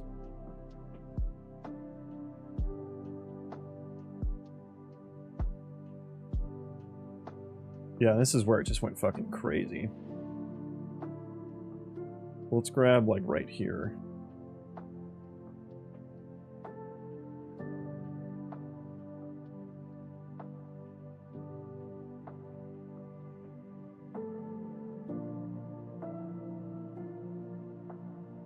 Add grouping. I liked the inverted call stack better. Why is descending? Okay. We have a log pulled up. Handle mesh done.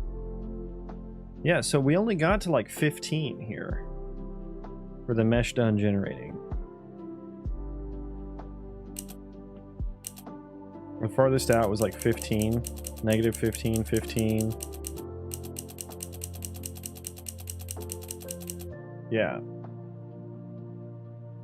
Whereas for the most recent one, which is the one with nanite,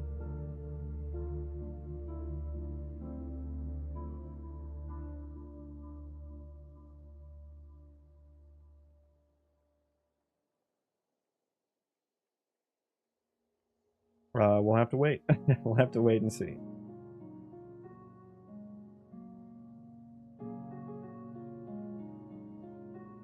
Okay, so physics taking up more than UObject now. Still not a huge difference. Chaos acceleration. ABB. I do recognize that from when, like, the terrain chunks are building collision.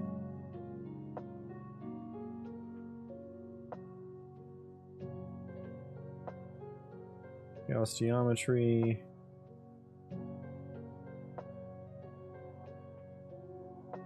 This is for instant static meshes. 136 megabytes. I feel like that's lower than it was.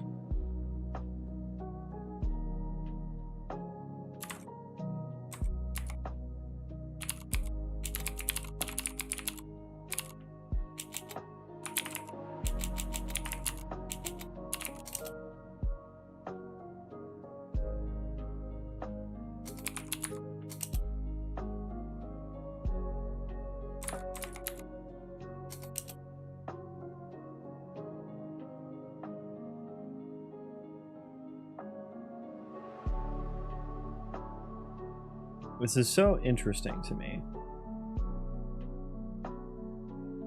We had more ISMCs spawned.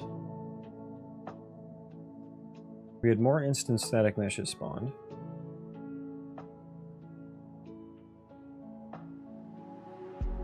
But only half of the body setup.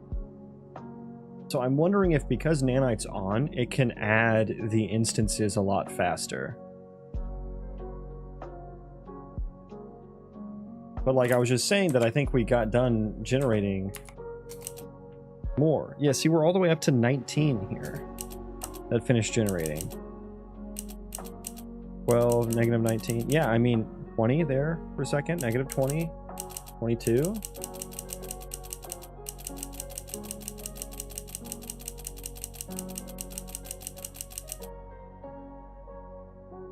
But why do we have less body setup then if we got more generated? Dynamic chunk mesh 2227, and yeah, we had way more generated over here. This does not add up to me with what I'm seeing in the logs. I mean, if we generated more and we used about the same memory, I mean, I'm happy with that, but like I would like to understand why. Especially if the body setups are, we just have way less. Which is like, that is the collision data.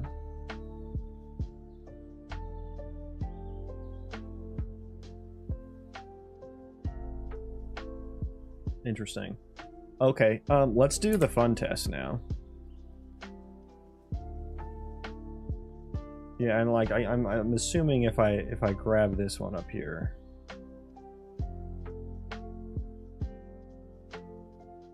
this is going to be all PCG nonsense. Tags.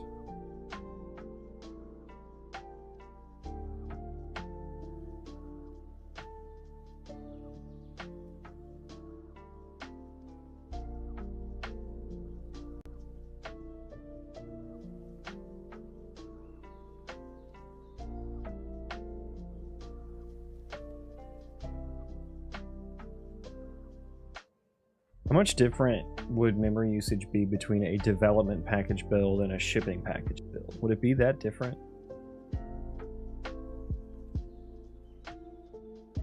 Maybe I should try that out real quick. Yeah, let's do that while we're waiting for that to load. Do shipping? See if that even like successfully compiles. Package. Sure.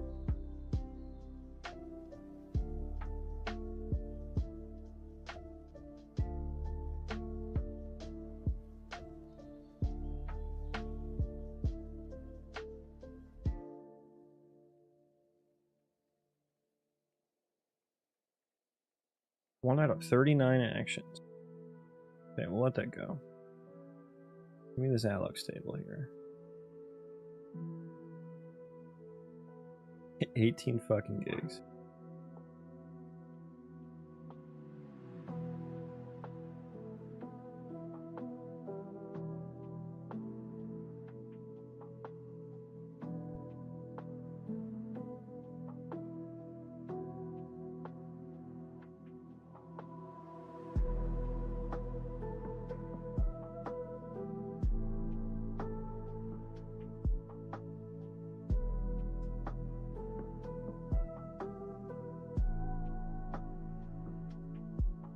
Yeah, this is all PCG related stuff.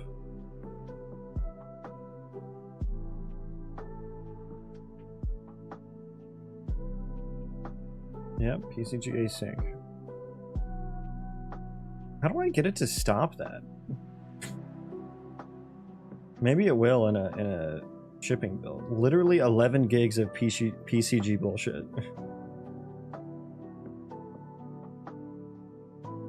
Let's close that out, and then I should have a mem report of that too.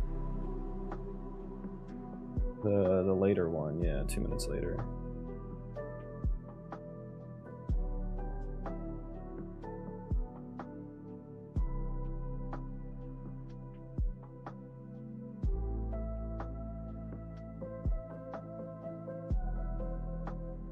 Oh Jesus! Oh, I hate that noise.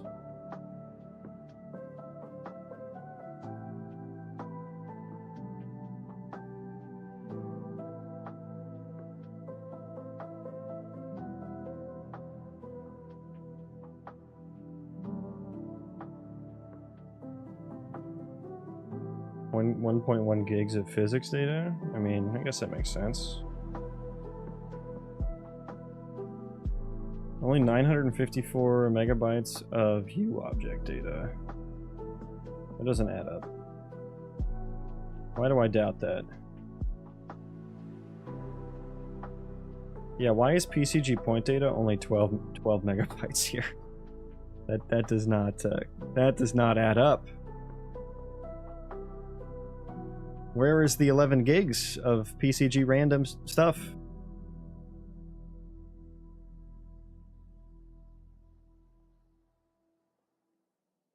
Come on, give me my little... That doesn't make any sense. Like, I still don't know how to read these. Okay, what's our issue for the shipping build?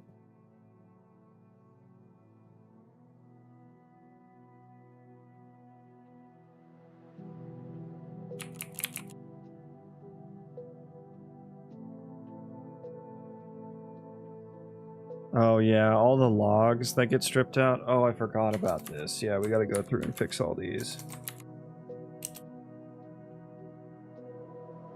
Okay.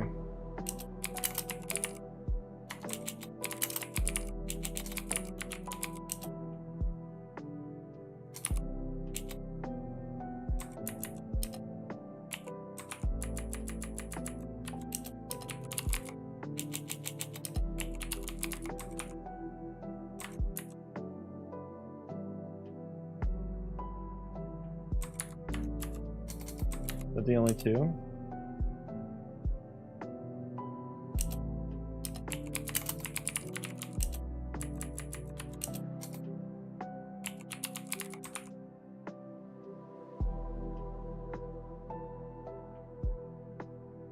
I find that hard to believe.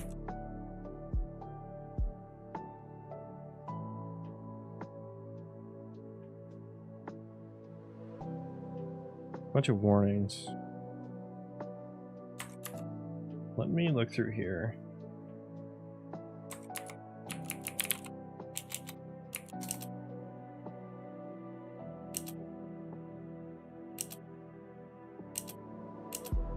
Is that really it? Okay. That's it. That's not too bad.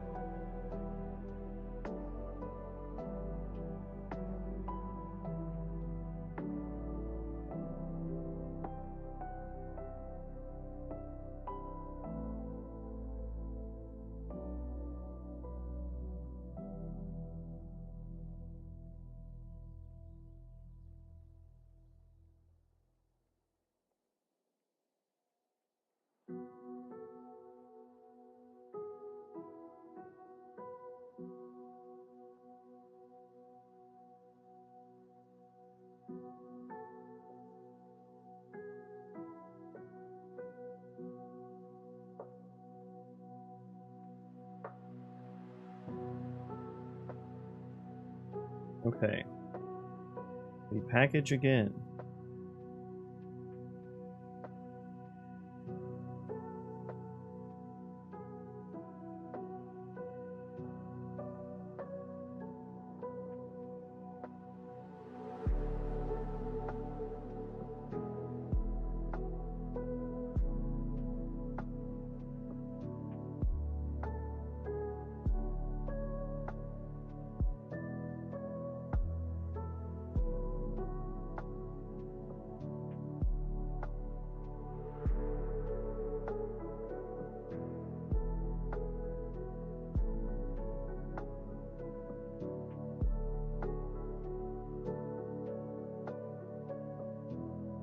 We're waiting.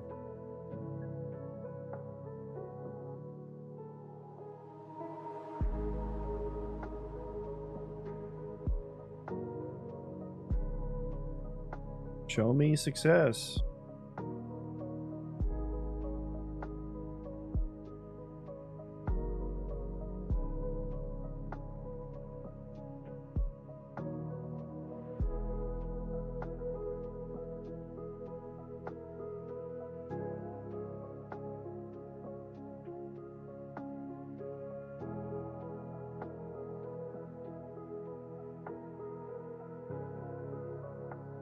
How long is this going to take?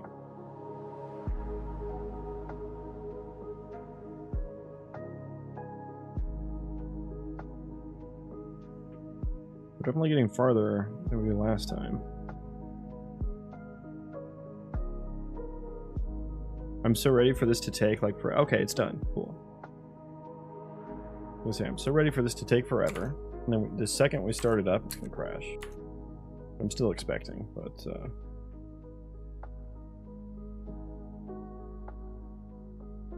okay, cross your fingers. Literally nothing is happening.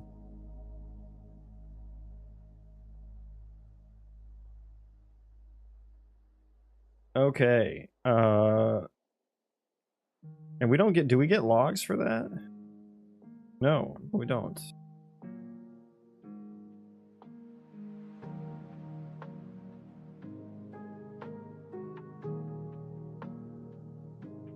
So what the hell are we supposed to do with that? This different? Okay, this one works. Is this actually shipping though?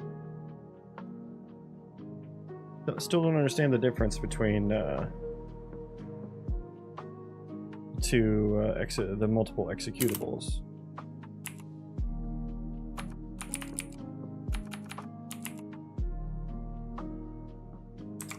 So I guess we only have Task Manager to look at now. 4.5 gigs. 5.8. 6.8. Oh dear. 7. 9. Oh my god, it's climbing. It's jumping all over the place. 12. Down to 8. Up to 10. 12. 14. It is all over the place. 18 gigs of memory, down to 12. 21. 24. 25 gigs of memory. 27, down to 15. I feel like I'm calling a sports game or something. 30 gigs of memory. 35, Jesus. And then back down to 20.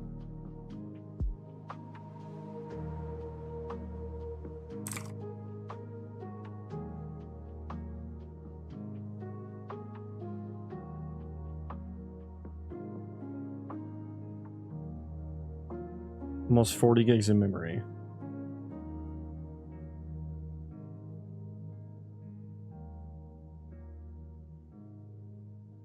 Wild. Down to 20. 19, 18, 17, 16. 5, down to 5 gigs. It went all the way down to 5 gigs. I thought 98 was my highest with PCG generation.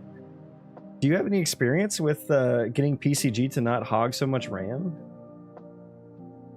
Because that is the issue I'm experiencing now. It is just all... This is apparently, allegedly, a shipping packaged build. I'm all the way up at 34 gigs. I am generating a lot, but like, it just garbage collected all the way back down to 5. I don't know how laggy I was right there. Welcome in, Hyperions.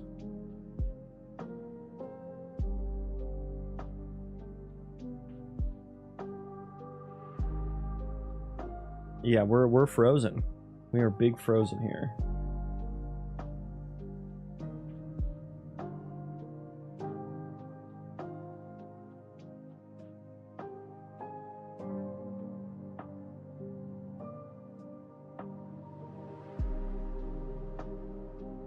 Oh, did that crash? Yeah, it crashed. Did we get any crash logs or anything?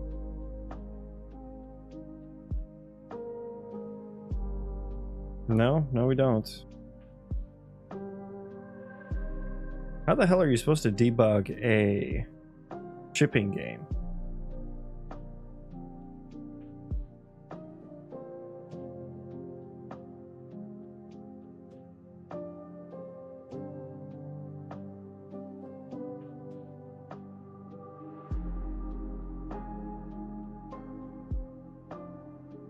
And there's multiple of these shipping executables.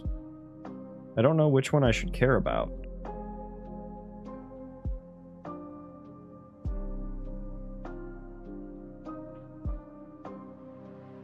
Enable dump for shipping. I have no idea. Oh, dump for shipping. I don't know what that means.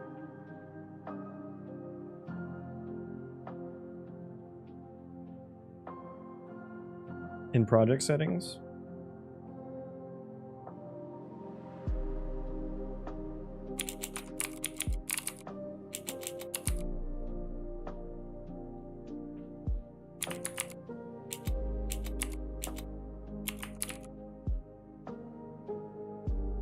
It's in the packaging settings, I presume. In shipping. There's shipping settings somewhere. Is this it? Oh, there's the editor splash. Can I clear that?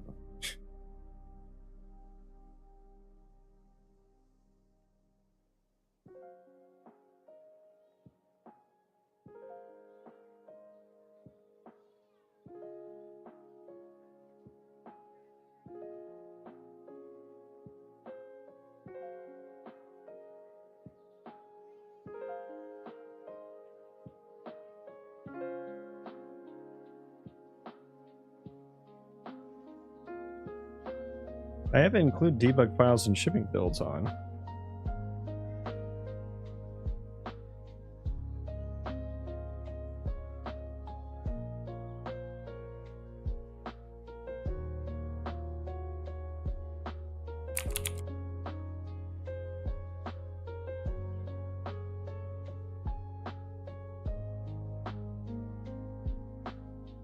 Yeah, I'm not sure what setting you're talking about.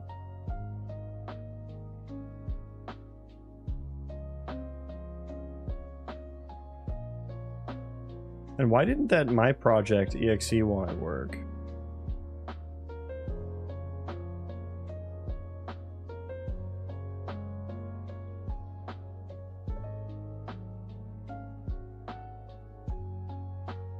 Yeah, this is where I was. I mean, I've had this on, include debug files for shipping builds. That didn't seem to... Unless they're located somewhere that I'm not checking. Maybe it's in app data? My project in here? Data local? My project. Saved. Okay. Okay. Crashes. Okay, that's not from... Crashes. Okay, this doesn't have anything relevant. No, okay, that didn't have it.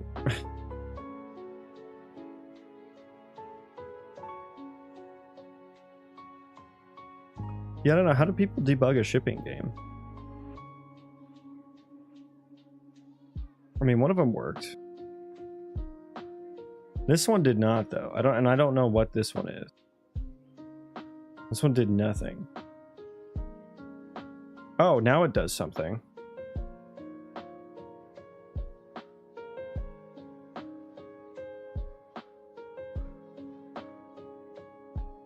I mean, I just checked app data. There was nothing there.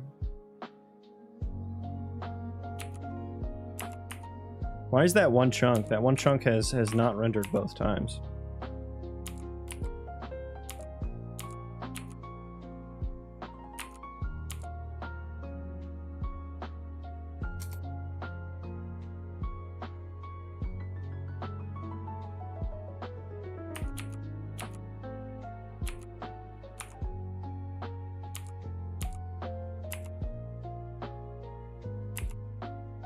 Well, I'm only using 1.5 gigs of memory right now.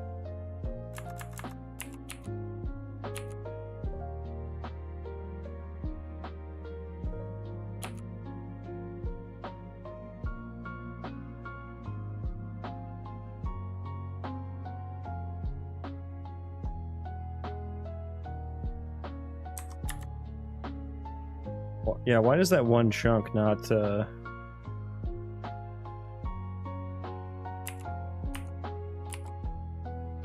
Oh, see, now I started. Okay. So weird. So weird.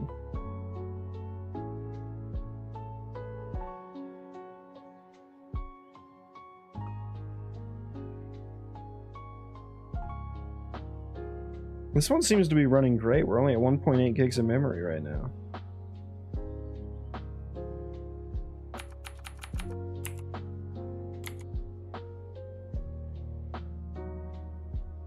Oh no.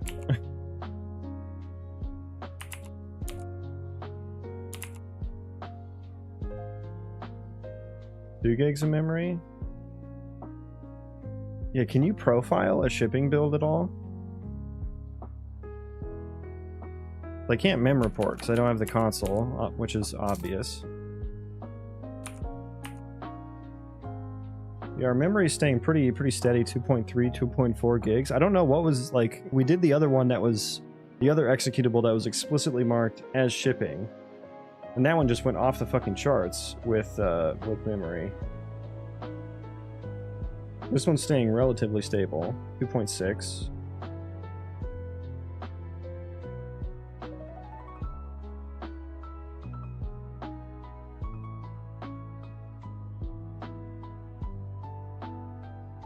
.7, 0.8. Yeah, I couldn't even move around on the other one.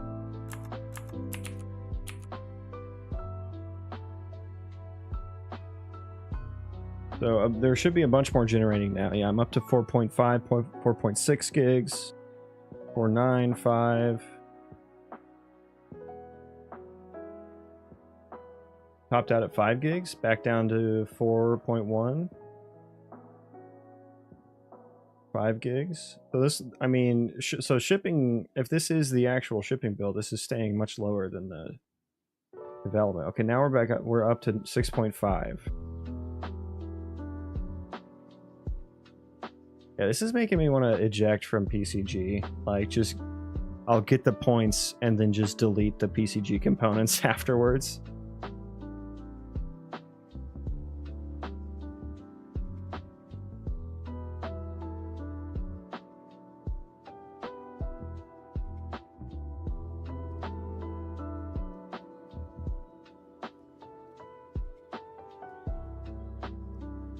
Yeah, now we're at 4.2.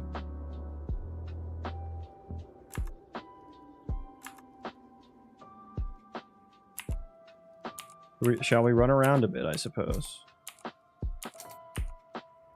This way? A little hitch right there.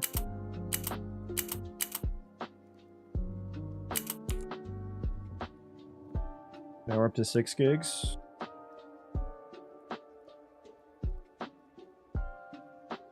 You know what I'm gonna do? Let's get this over here.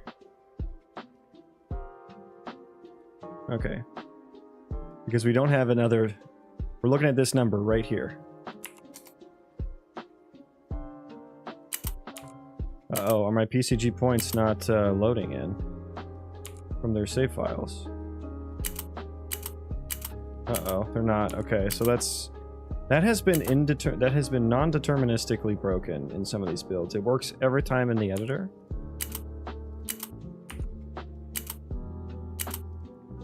Are you generating with the Unreal PCG graphs? Yeah. So all the points and stuff coming from the PCG graphs.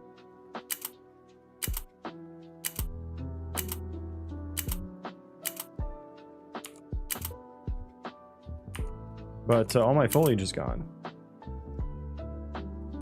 So there should be foliage here.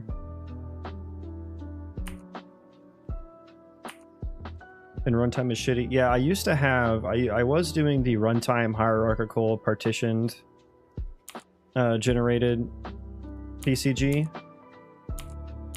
You know, where it creates all the partition actors and stuff like that. And that was going fine. And I had to do that because I didn't have actors for my terrain chunks, and I didn't have... Like, I literally just wasn't generating some chunks, so... I also tried for a while, but I'm impossible to get fluent. Yeah, that was very complicated. And I wrote my own... Because what I'm doing with these PCG points is I'm actually serializing them after I generate them, so that I can just load them back from disk. During runtime, and that's what should be happening to the foliage here, but I guess it's not getting loaded. That call isn't happening. But I wrote a node to do that, and it was working with the runtime generated stuff. But then I changed how my terrain chunks are generated, and then I realized, like, it's just not, it was way too complicated. And it was laggy. And so I just ended up creating a PCG component for each terrain chunk.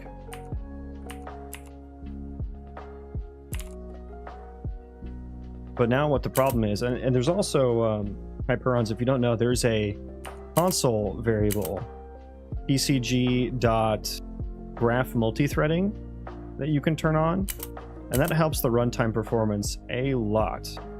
But what ends up happening is that PCG runs garbage collection because it has its own cache, I guess, that you can also set with a console variable.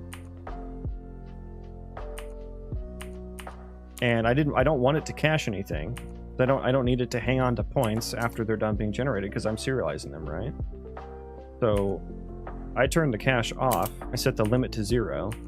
But now what's happening is it's garbage collecting like every frame while it's generating, because its cache gets full or whatever. I don't know.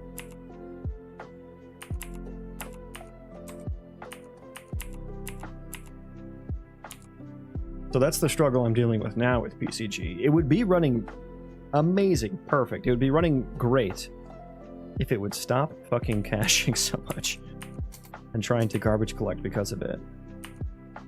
which is making me want to just like delete the components like after they generate, and maybe that internal cache garbage collection will be decreased. I don't know.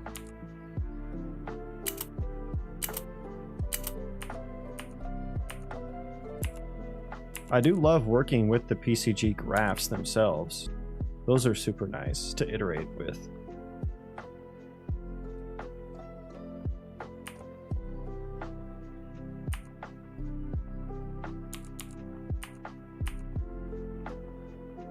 So we're up to 8.2 gigs right now.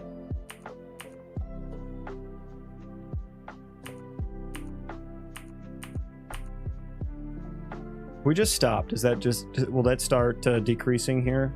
I would like to get to some high ground. Let me pop up out of here. Where the hell are we? Okay, so we're not cleaning up the old chunks.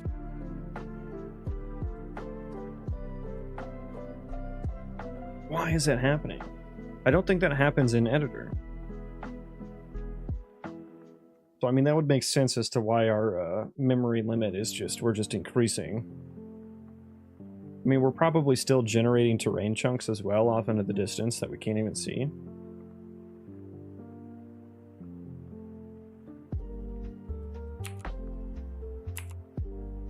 Is there a way for me to get up on these mountains anywhere around here? No, I just went in a giant circle, basically.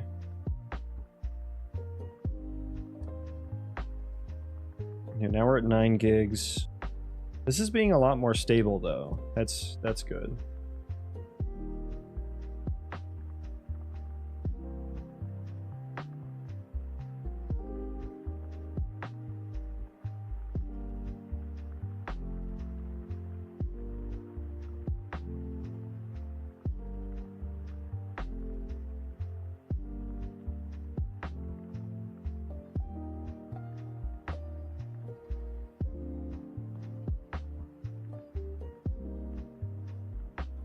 Okay, let's do a fun test. So what we're gonna do, I'm gonna actually turn off PCG for this. We're not gonna run PCG. Change extra chunks to, should be just like 60. We'll just do 60. So the whole world is 128 by 128 chunks.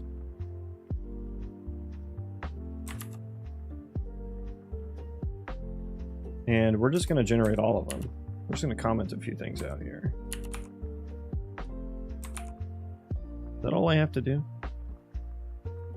I think that may be all I have to do. Rebuild. So we're just going to generate the whole world and see what happens. We'll see if we can get that done in a shipping build too.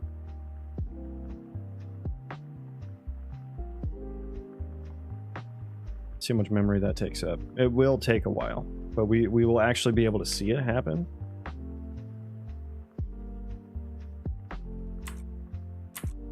Which is the fun part. How big is your world? So it's 128 by 128. And I'll show you the mini map, the world map. And so 128 chunks. Each chunk is 12,000 Unreal units. Unreal schmeckles. So I don't know what that is in kilometers. So 12,000 times 128. That many centimeters, right? So what do I divide that by? 10,000 per kilometers?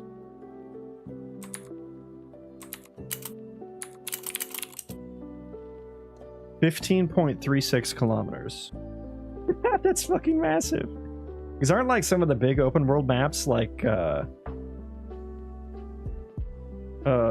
kilometers. Isn't that like a big map?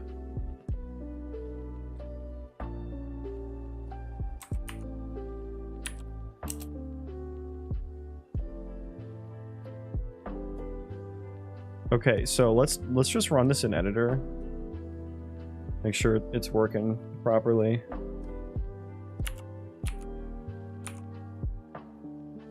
There it goes.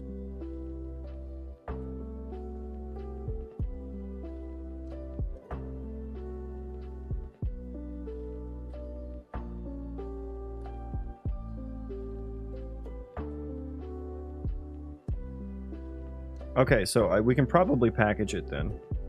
So I think this is working. Let me see. Yeah, we're not spawning PCG or anything, so...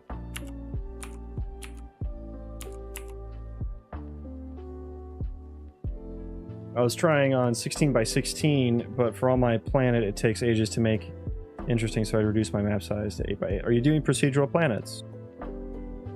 Yeah, planets are hard. A lot harder than just a flat terrain.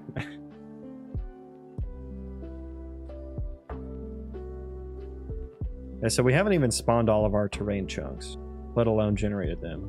Not procedural? Okay. You mean like you're gonna hand fill it out. Still difficult. Still very difficult. But yeah, with PCG for sure. Look at this little splattering of noise over here.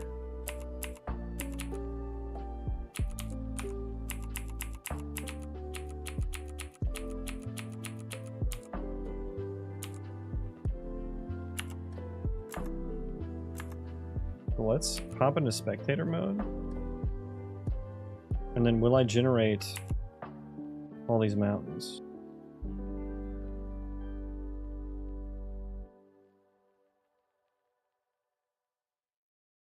No, we won't. We may have to wait for everything else to get done generating. Well, that's working, so let's package it.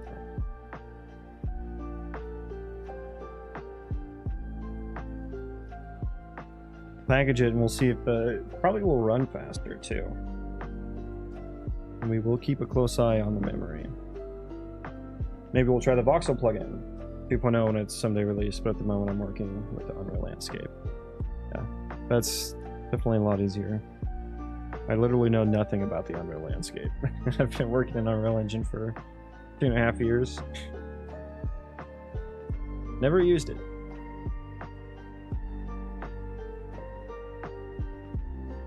Okay, I'm gonna run to the bathroom real quick while it's building.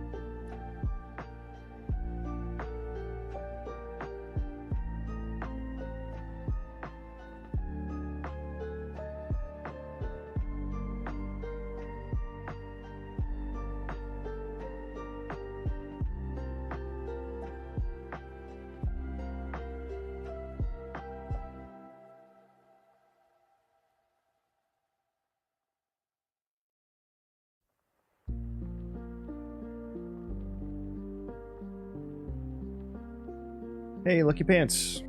Thank you for the follow. Welcome in. Did we succeed this? Did this succeed? I think so. Okay, let's run it.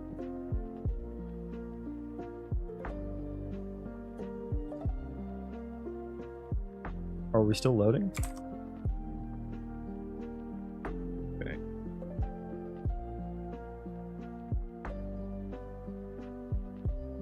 Oop. Okay, there's the memory.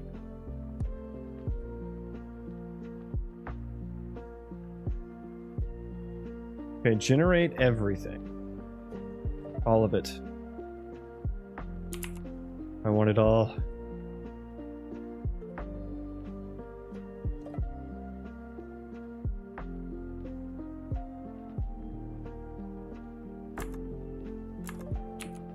And this is what I made the spectator mode for. I should have changed the speed. Oh my god. What is that? What is that? Okay, we're not gonna look that direction. We're not gonna look that direction.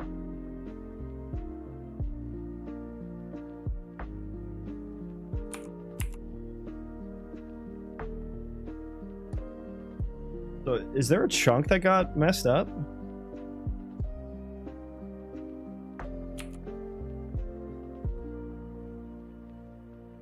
There's a missing one right there. So am I still having that issue? Oh dear. Oh dear. Is that a... Oh.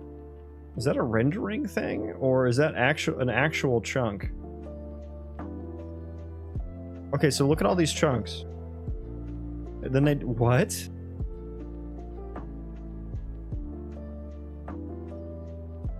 That's wild.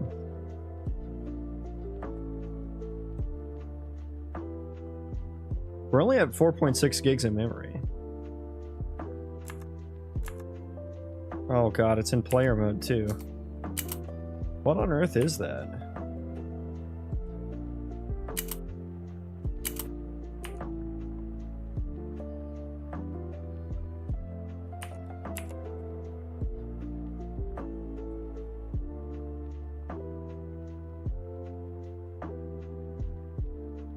And now we're spiking quite a bit. Oh, it has collision. There's collision right here.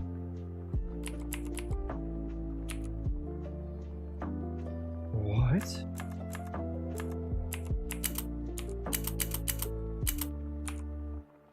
Oh, now the mountains are coming in. That's cool.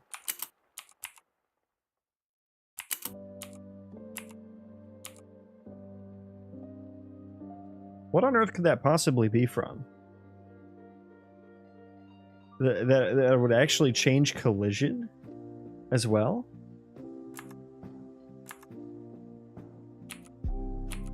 Look, there's collision here.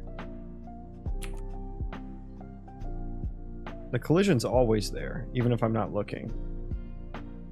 I'm pressing directly up right now, by the way. And there was apparently...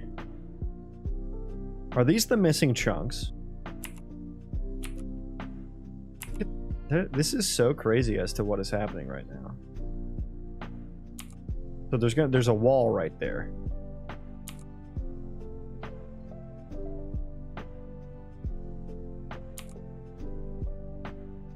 Yep, there it is. Wow, this did not happen in the editor or development builds.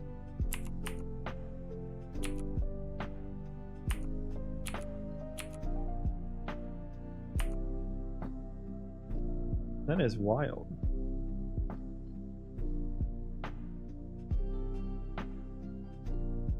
We are up to 12 gigs of memory.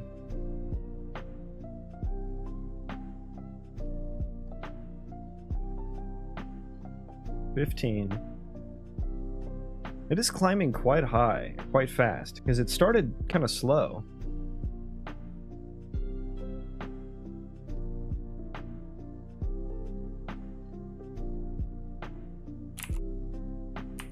Yeah, I'm just like stuck.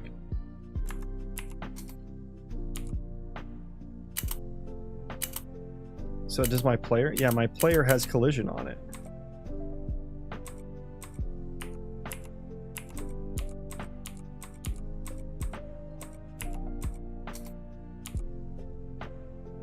That's strange.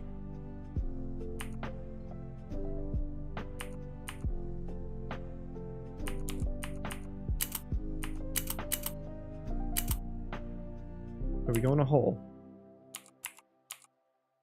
Wow, what the fuck was... How do you debug a shipping? How do normal people debug a shipping game?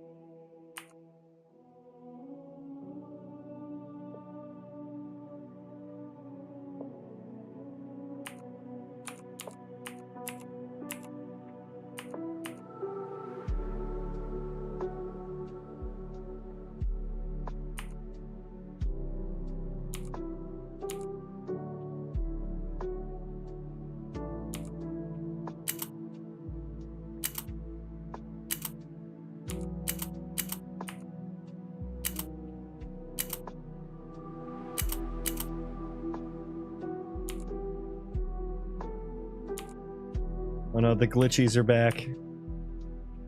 It's so crazy that it like unrenders the...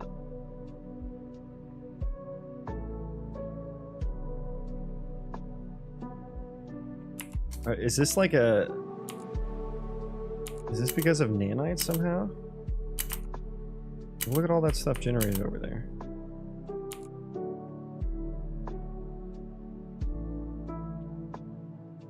I wonder, we're at 25 gigs, so a lot of memory. Even though we're not generating PCG. Yeah, that's a lot of memory to generate the whole world with. I don't know, let's run it again, I guess, and maybe let's see if that happens again.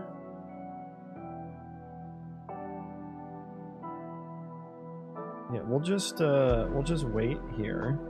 And there was one over here and over there. Pretty much fucking everywhere, so we'll just wait and see. Yeah, see, now my memory is, it's ticking up very slowly. We'll put that back over here.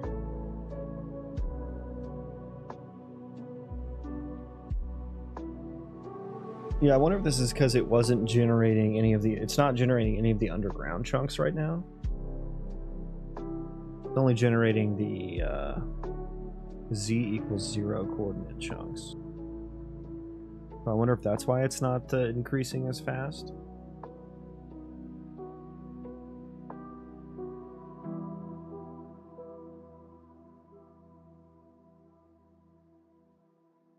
Oh, there we go. It's back. It's different now, though.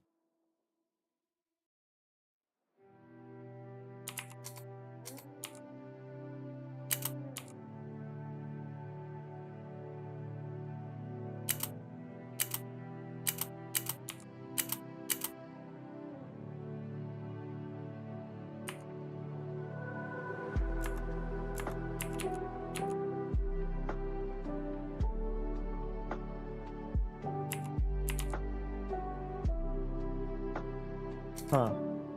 Yeah, I don't know what to do about that.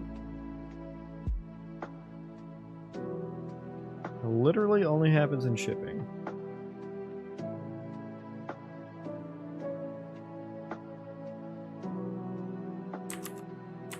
Now, is that gonna happen? So the other one was a shipping build, and I wasn't rendering all of the terrain chunks. And that one worked fine.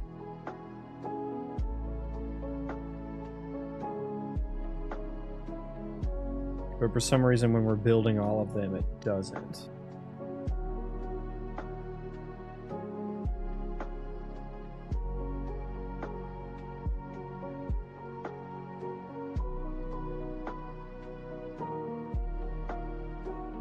Yeah, we were definitely saving a lot of memory too by not rendering them.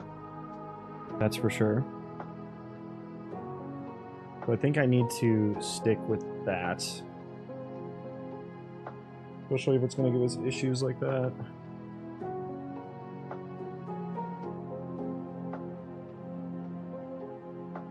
Yeah, I'm going to need to do some research on shipping builds.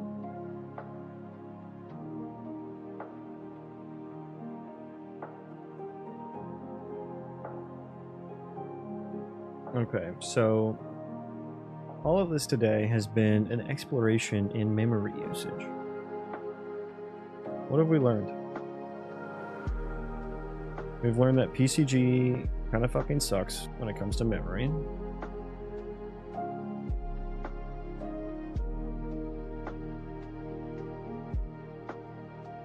We've learned that shipping builds are super wonky for whatever reason.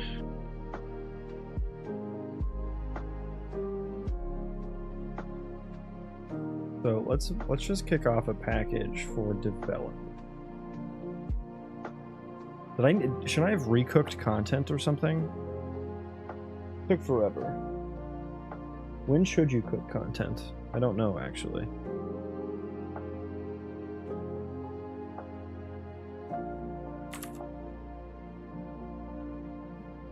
We've learned that actually rendering the meshes comes at a considerable cost. I wonder if we just set them to invisible, like visibility false, but we still built the mesh, how much of a difference that would be.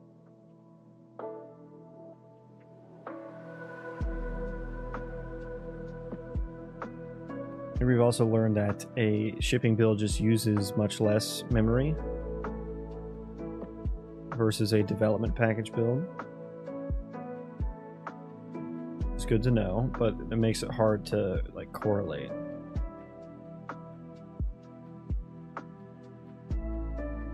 Did I do a shipping build with PCG? Or is that a development build?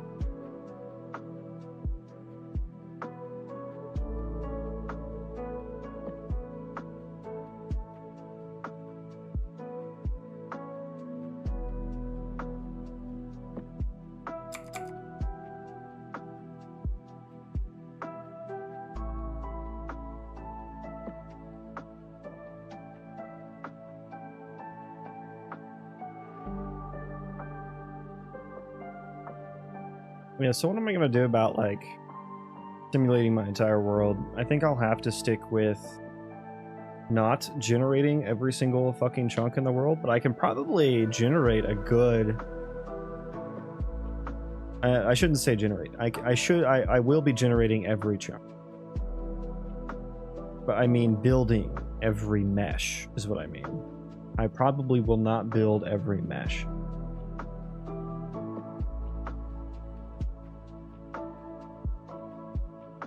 I wonder if I should use Colonist as kind of like a pseudo, not like a nav invoker, but a chunk invoker. Terrain chunk invoker.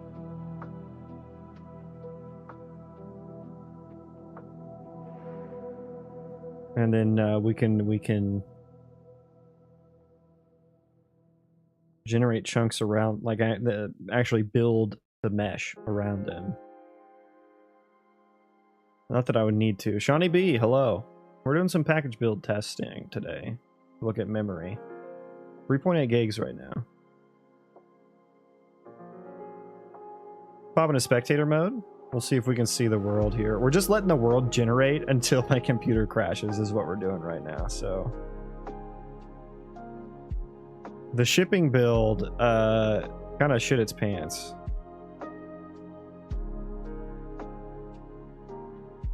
But yeah, there's the world. The red outline over there, out there, is like the actual terrain chunks being spawned.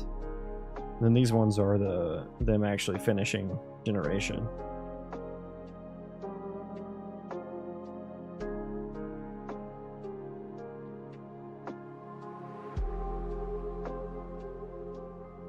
So yeah, it looks like we're actually done spawning the chunks over there.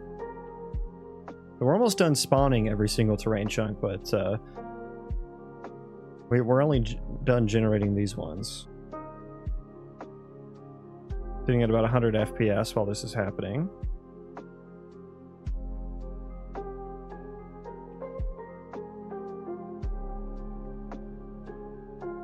My brain is racing over how these generated on-demand meshes interact with the rest of UE. Yeah, if you have any specific questions, I can try to answer them for you. The answer, I think, the general answer in most cases is not well. Good, now we're getting the mountains going. Okay, now I'm at 8.5 gigs of memory. I have not touched lighting at all, so I have literally no idea how lighting works in Unreal Engine. Everything is nanite, except for the terrain. The dynamic mesh components don't have the ability to be nanite. So, and these are all... I do have an LOD system, where I can scale up and down the resolution of the meshes, but I'm not using it because it has a lot of other gameplay implications as well. And if I want my world online at all times, I'm not going to be able to do that. Okay. Oh my god, this issue... Okay, so this issue is back in a development build. Okay, this is what the shipping build was doing. Okay. But yeah, I decided just one LOD. Because that's the LOD I'm like exporting to the nav mesh. And if I export like different resolutions to the nav mesh, then it's gonna like work differently, and I don't want that. It's also gonna be rebuilding constantly, and I also don't want that. So what is happening here? The meshes aren't getting built properly. And one thing I know about the geometry script library is it's not deterministic, which is an issue for me. And I'm wondering if this is one of those non-deterministic artifacts. And look at how it unrenders some of the chunks. Like what is happening here? I wonder if I turn nanite off if any of this changes. But I mean, these aren't nanite at all. So, I don't know. Yeah, nanite shouldn't affect it. It's all so peaceful over here.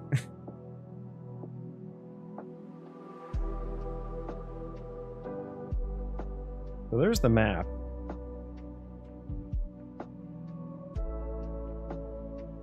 We're at 11 gigs, 12 gigs of memory right now. How could it not be deterministic though? That's just how the geometry script library works. It works with like tolerances and stuff like that.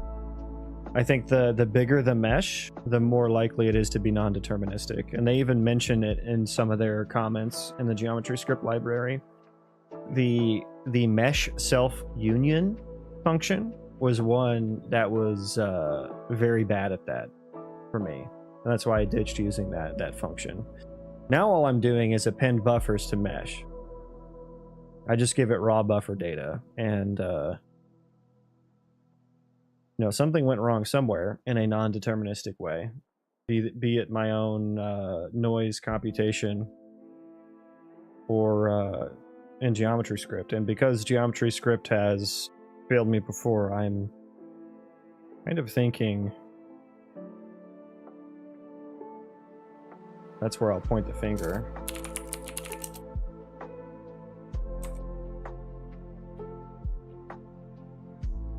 Yeah, I wonder if I should just kind of tear this function apart and do it myself. Compute split normals, would that affect anything? It shouldn't affect like collision or anything. And that's the weirdest thing about this issue, is that whatever mesh that is, that only sort of shows up, has collision on it.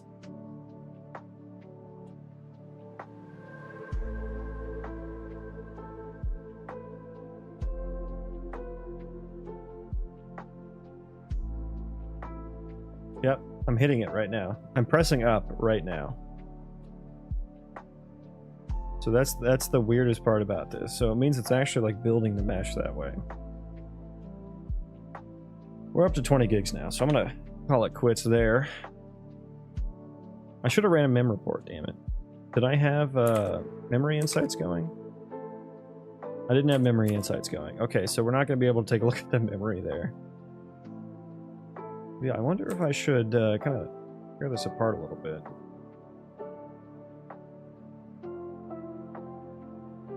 Get rid of those mem report files.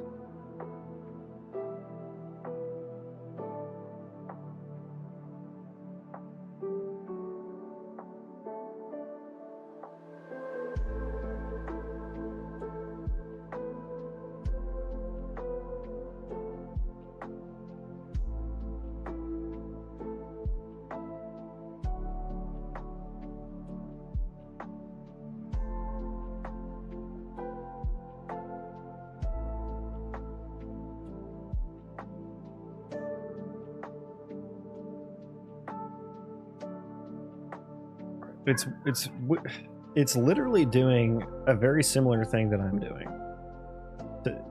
So I have to transform my my verts and triangles in a way that it likes, and then it's going to transform them again, doing a pinned triangle.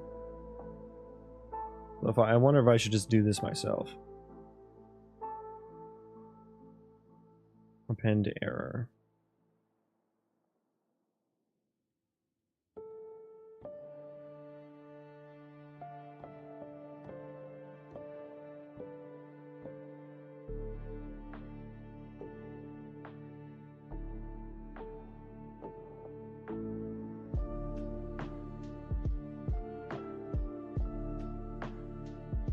What are material IDs? Hit material ID, okay.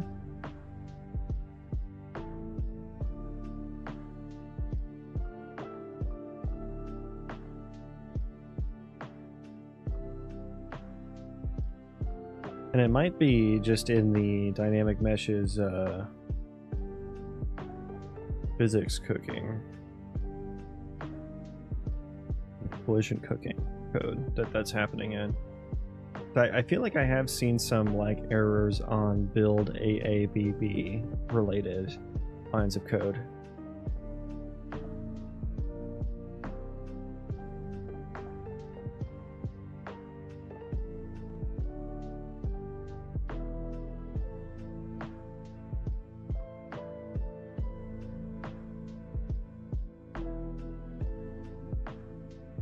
Yeah, we're just appending. Yeah, I can't imagine that this would be non-deterministic. Like, what happens when you append a triangle?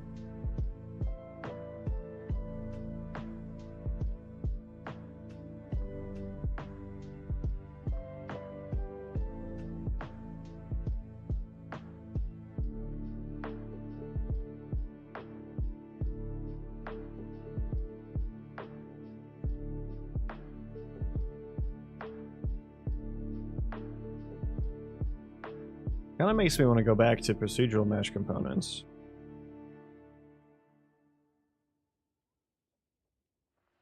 I had the logic for those down. Stat.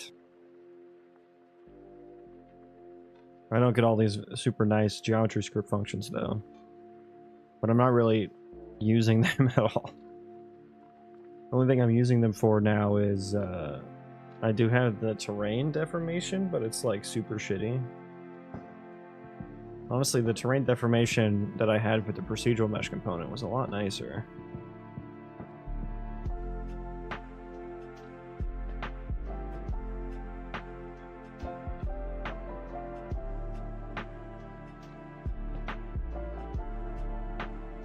Can proceed. Let me look this up. Unreal Engine. Unreal Engine. Procedural mesh component. Nanite.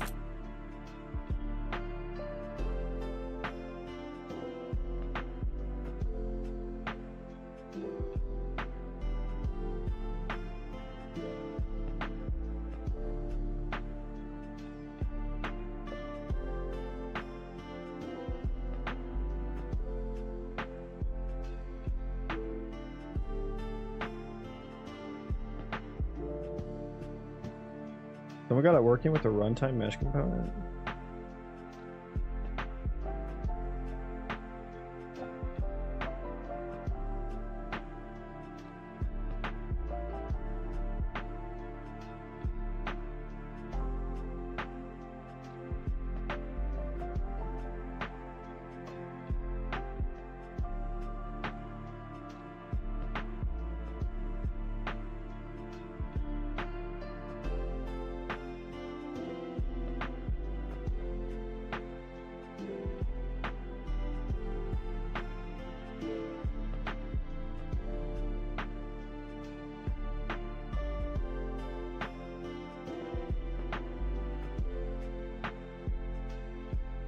Nanite and Lumen with procedural meshes.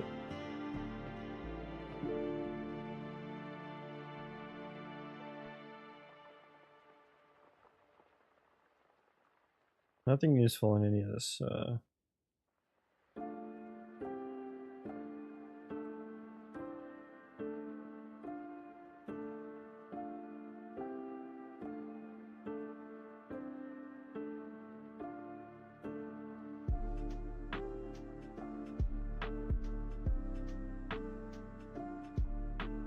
Yeah, I feel like probably no nanite on procedural meshes either.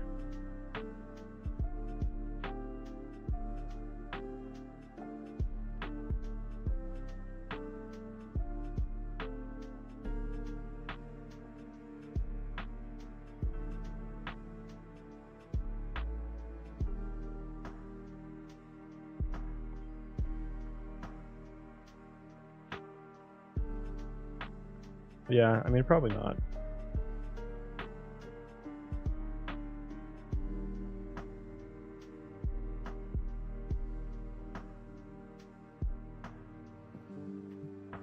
Yeah, I wonder if I did no collision cooking.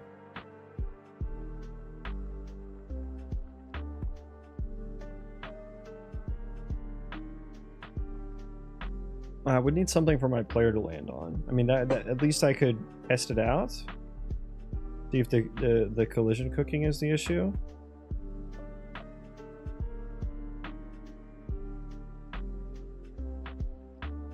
Thing is, like, I've never seen that issue happen in editor. Let's just run an in editor one.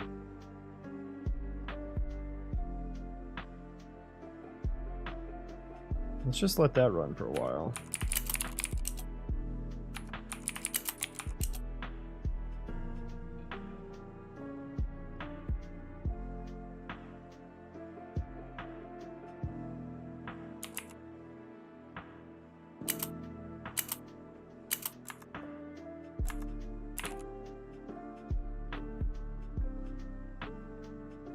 It was different each time.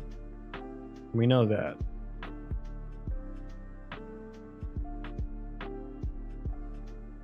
Wait, I don't need to do the spectator mode. I can just fucking...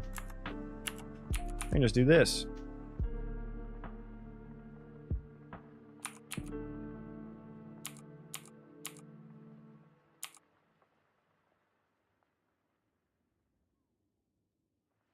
Bro.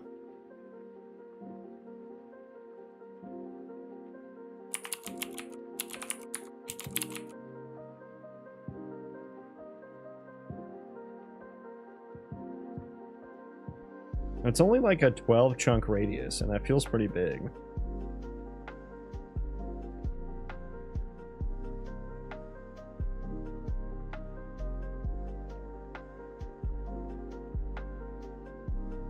Then whenever you see the red one stop, that's where the world ends.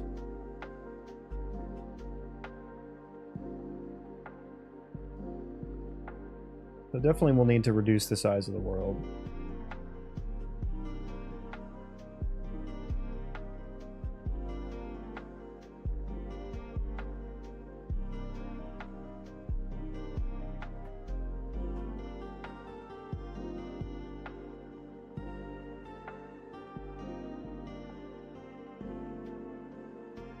Memory, we're still under 5 gigs, which I think that's pretty good, honestly.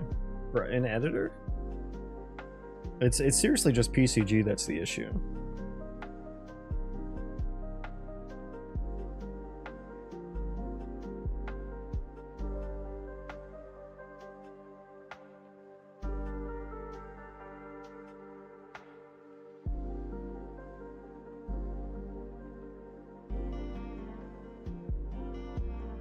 God damn, that is a big world. Oh, are we finally? Nope, we're still going. We are still spawning.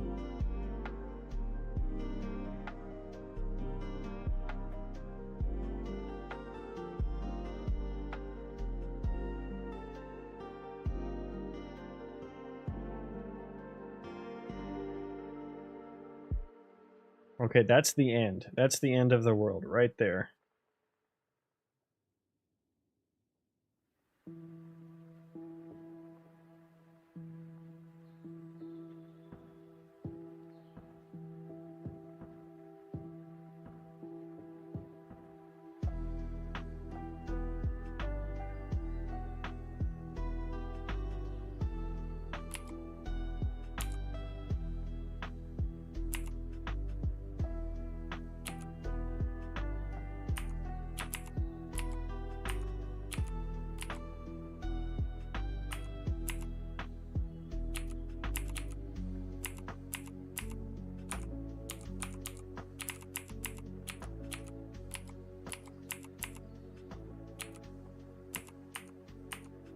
Oh, there goes some underground ones.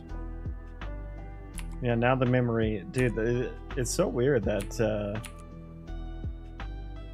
that just makes the memory skyrocket, honestly.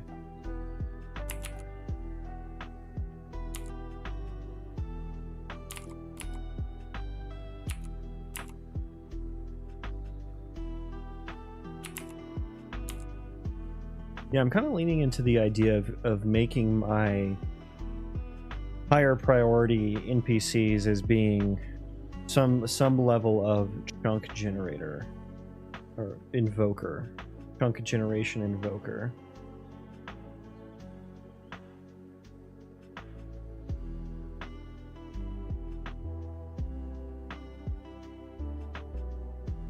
I feel like this is like farther out than I would ever need to see as a player. Like even if I got on something quite high. And also this hasn't shown that artifact yet. Okay, now we're gonna generate the mountain.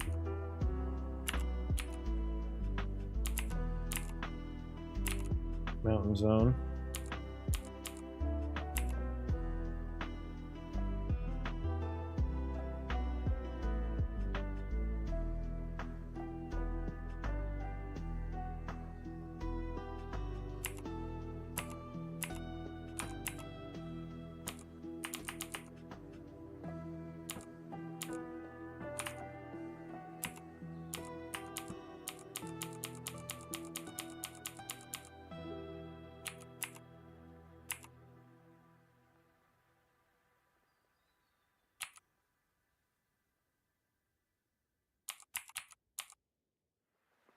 I wonder also, let me go into my compute shader processor.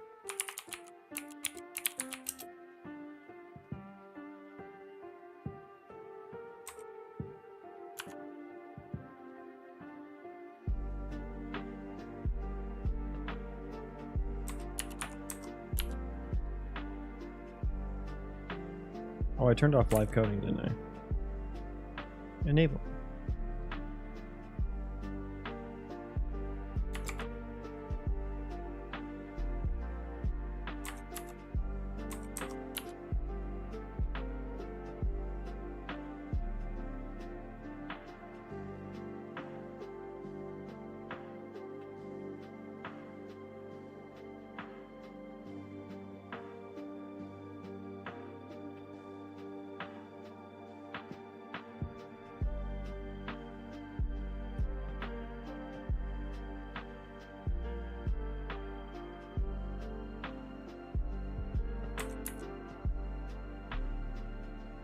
Okay, can we recover from this? Or are we stuck?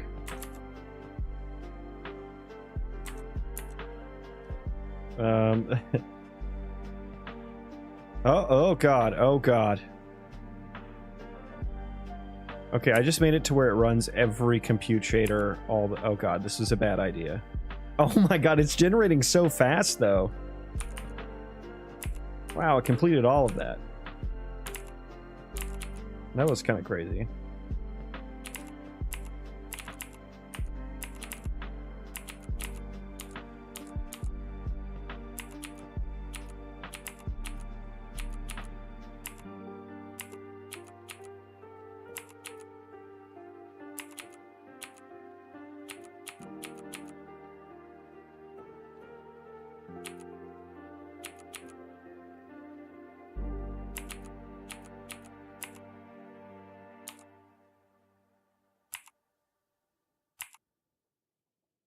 Okay, I still feel like it's being slow at generating the compute shaders, even though it should be doing them all at once.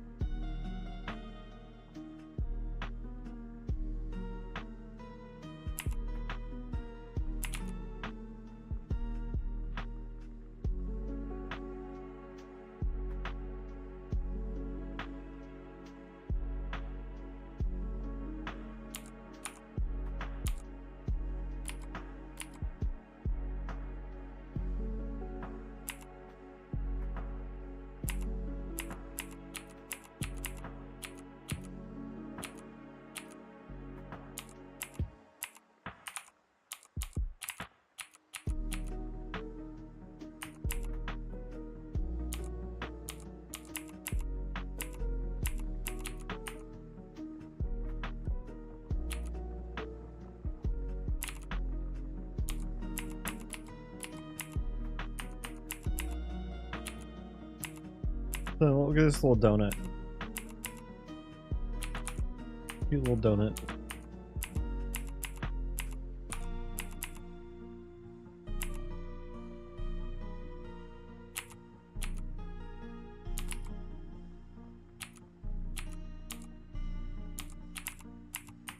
Bro, that's so cool. This does a loop around that blob. Anubis, thank you for the follow. Welcome in. We're just watching our procedural terrain algorithm go burr, basically.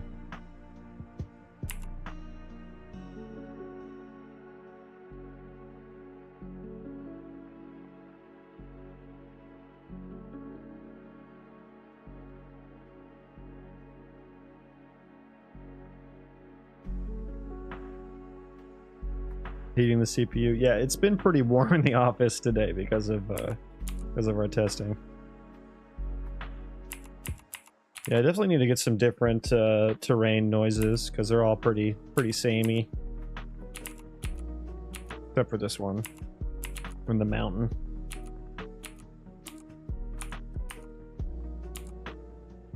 Look at the world map again. Yeah, this is the highest point in the world. This is altitude of 1. So that's why that mountain is doing that.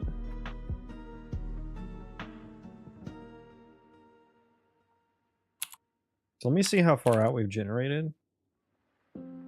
Click that. Negative 25. 8, negative 25. So where is that at?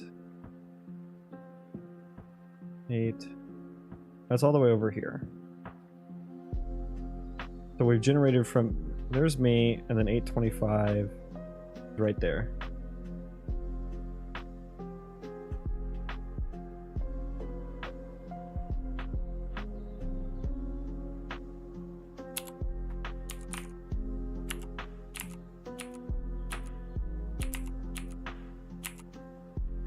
Oh, and the nav mesh. Oh, I forgot to look at the nav mesh. Oh, I clicked it, and we are absolutely frozen. Oh, there it is. I see it. There it is. The nav mesh is nav meshing.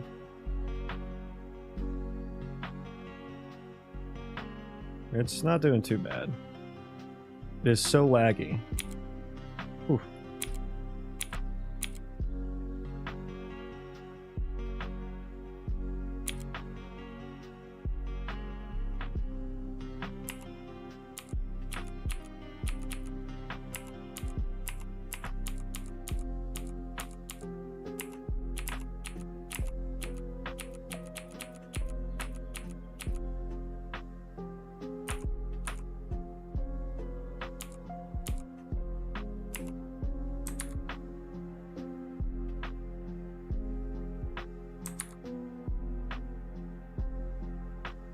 God, I turned on show collision.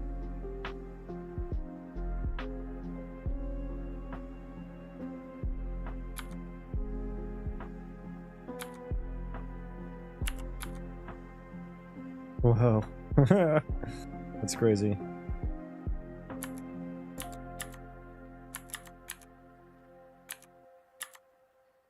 What if I pressed? Oh my god. Okay, and I'm back.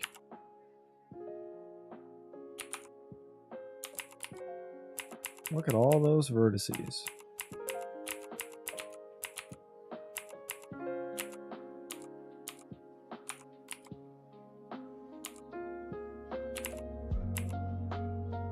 You know, we're at 30 gigs now.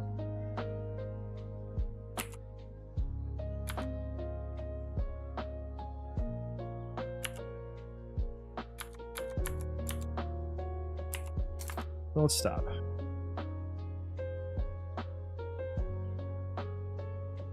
Okay. Yeah. What have I learned?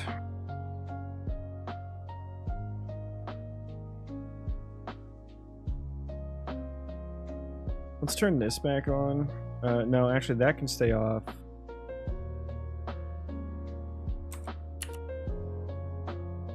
Let's do this. Let's generate a little bit farther radius, though. And we never saw that artifact again in the editor from the building the terrain chunks. So that's frustrating.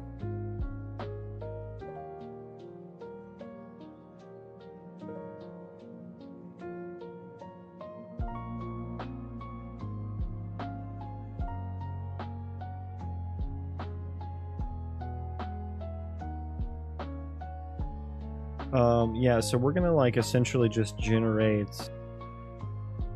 Look here. Let's generate. Let's do like 128,000. So we're going to render chunks in 128,000 radius. But beyond that, we're going to do invisible chunks that we don't actually build. We're just generating the data and saving the data.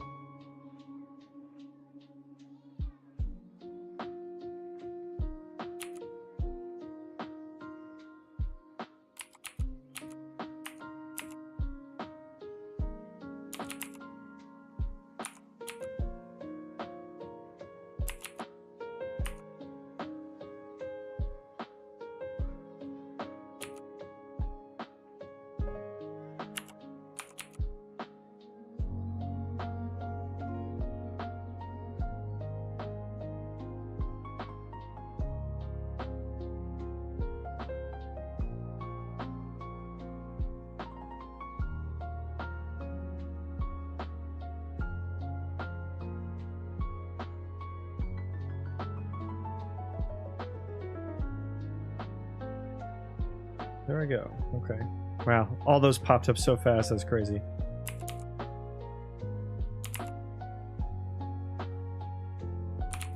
That's so cool.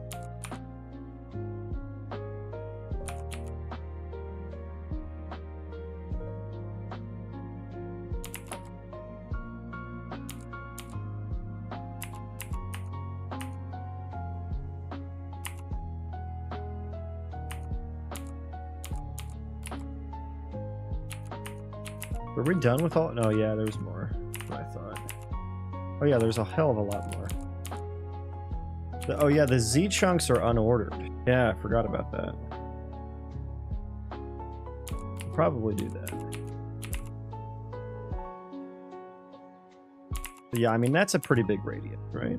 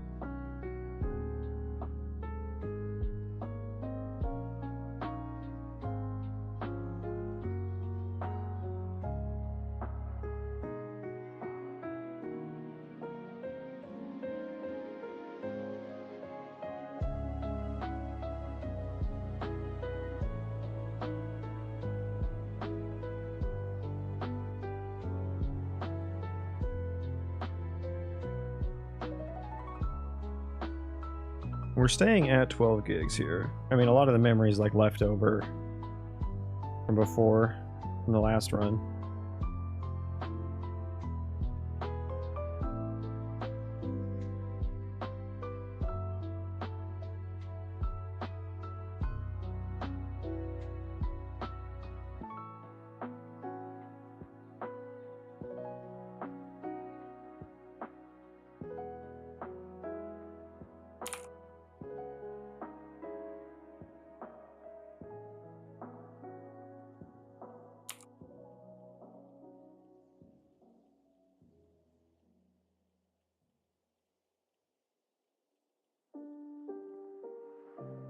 Now we're making it over just right at 13 gigs. And so what's happening with this data, like all these boxes that are generating and they're not displaying anything, is that we have just the vertex and buffer data, which we're going to feed to the nav mesh.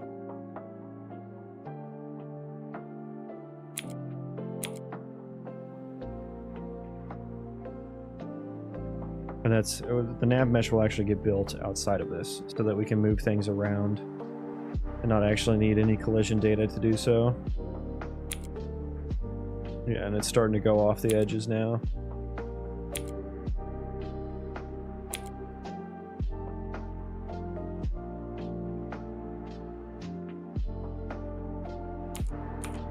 We're almost done spawning. The corners are almost done.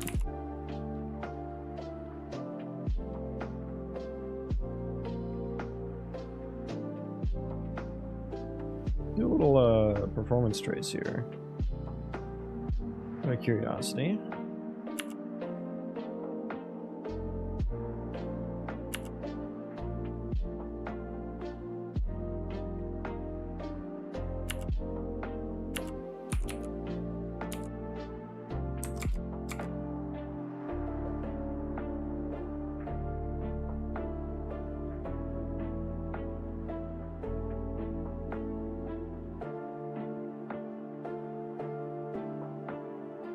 Yeah, some of our shaders are taking a while to get done. Most of them, actually.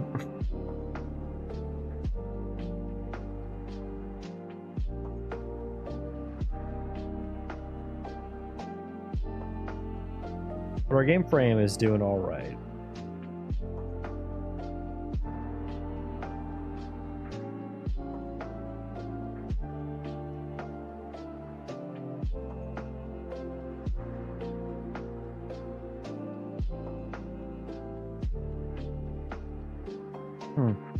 Interesting that we even have render frames that are not that don't have shaders processing on them. I thought I was processing every single one that I have. We're still under 12 gigs of memory, which is cool.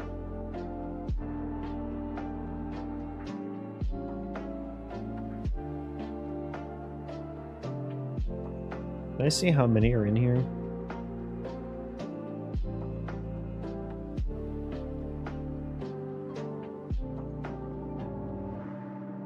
I feel like there aren't many.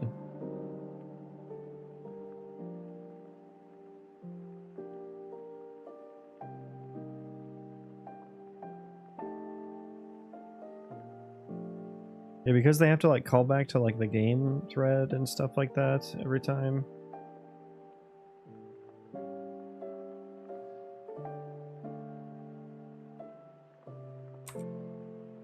A lot of thread hopping going on.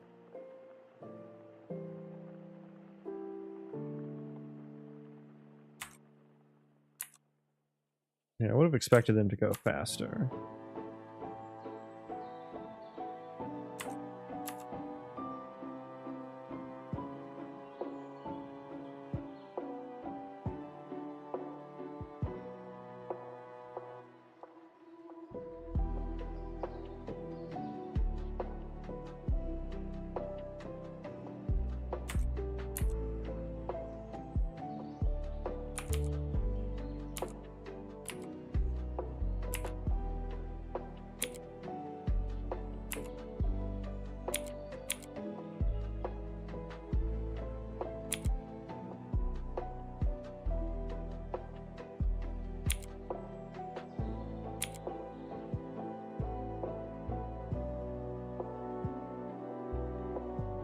Did we ever get those ones underneath generated? No, we didn't. We just did. We did like half. I don't know why that's the case.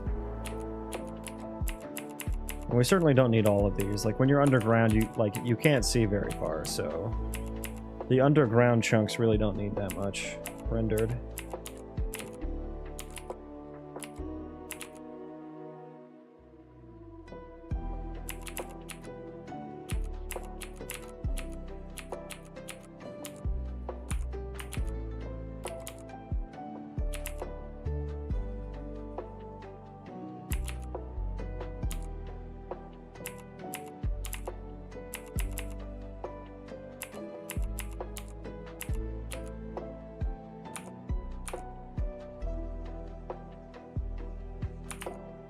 It does take a long time to generate the whole world.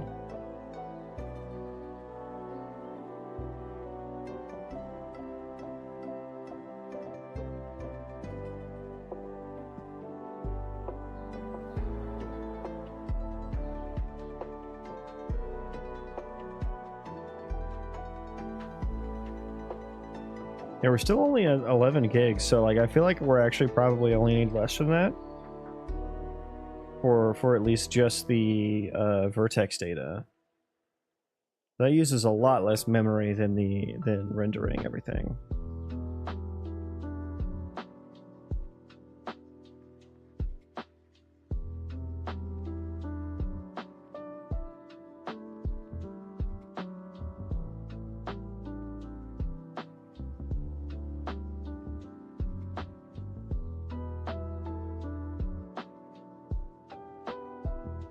Yeah, I have some thinking to do now that I've stress tested this a little bit.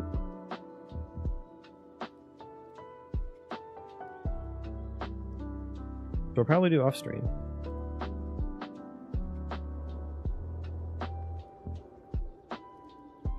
That packaged build artifact though, with the glitchy terrain chunks or whatever that had collision, like that's a fucking weird one.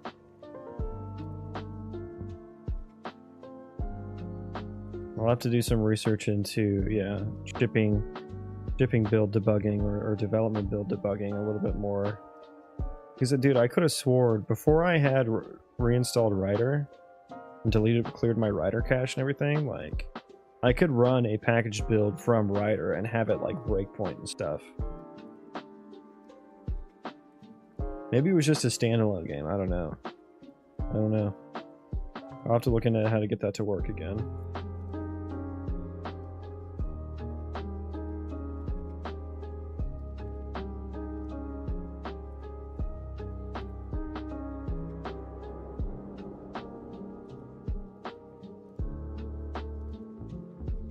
Yeah, still sitting pretty at fucking 12 gigs though. I wonder what the difference would be if I generated the meshes but didn't set them to visible. Would I save some memory on some rendering resources or something?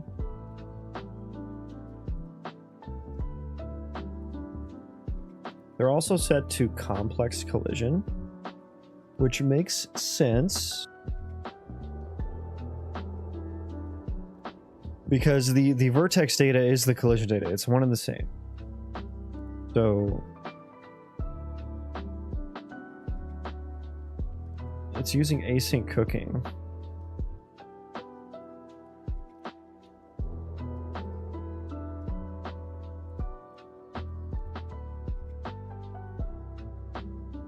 I could even turn collision off for the ones that are super far away. Or maybe not turn collision on until I get closer. I mean, theoretically, I could probably write a system that didn't turn collision on unless there was a... like, only for the chunk that the player is on. That could theoretically be a thing. I don't know, would I want anything else to have collision on it? The entities are just going to move around on the nav mesh.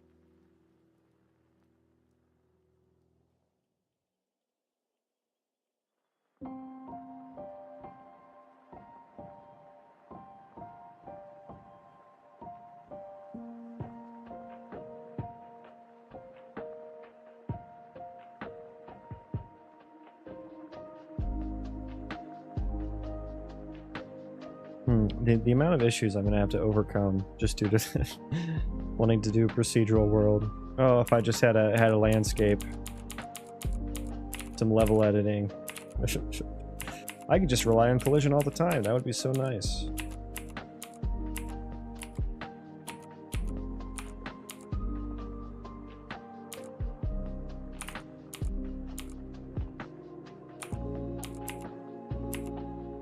How far out are we? We're on like -32.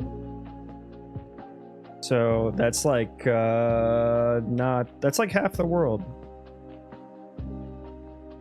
Right?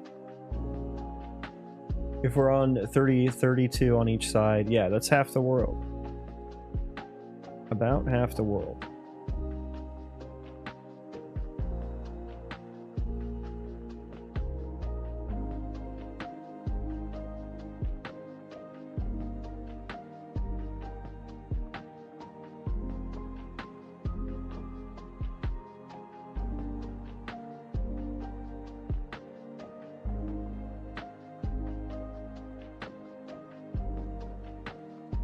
So I feel like it is somewhat realistic to have the vertex and index buffer data just loaded at all times. Or at least generated for the whole world. Maybe I could serialize this as well. Let me look at my...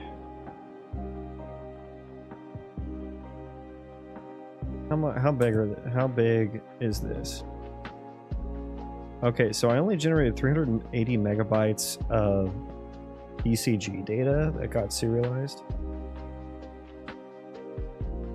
So that's not too bad.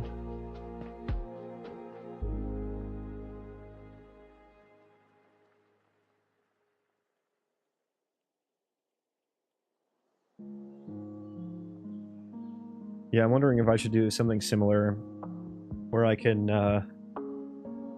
serialize some terrain chunk Vertex data or something. I would have to like pause the nav mesh regen. Oh god, okay. Yeah, we got a lot more nav mesh now, don't we?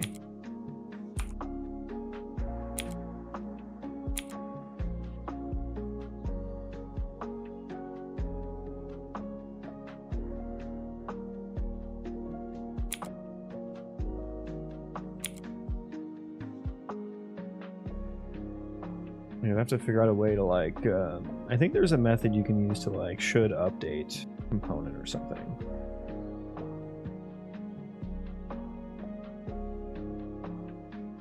And I should maybe even think about having a proxy component for the mesh, especially if I'm not going to have anything rendered, because there is some overhead just to having a dynamic mesh even if you're not using it for anything, and it's like an empty dynamic mesh. I did see it. There is overhead to it. But maybe I just delete the dynamic mesh component when I'm not using it, and then just have like a regular ass scene component that hangs on to the Vertex data. And that's what actually exports the navigation.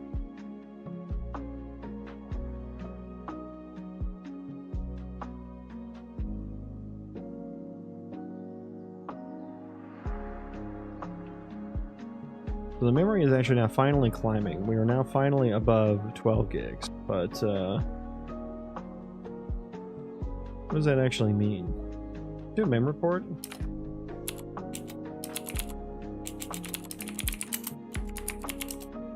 I know it's an in-editor thing, so it doesn't really... I just want to look at some of the UObject data. Saved.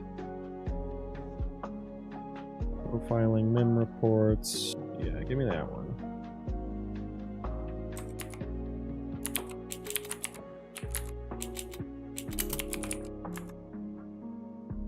So it should be the dynamic chunk mesh. Yeah, right here. So yeah, we're only storing a gig of buffer data, Vertex buffer data. That's stored on the dynamic chunk mesh.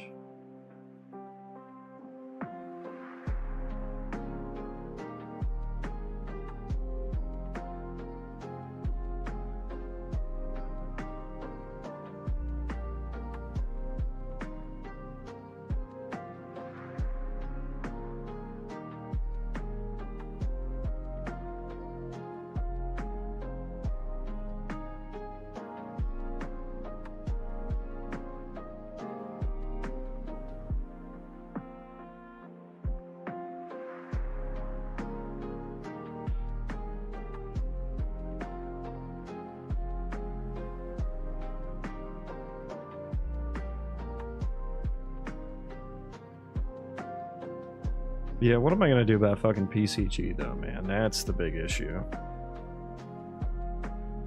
300 megabytes of dynamic mesh. And that would probably... Yeah, I mean, you can see there's 16,000 dynamic meshes spawned, so... I don't need all those.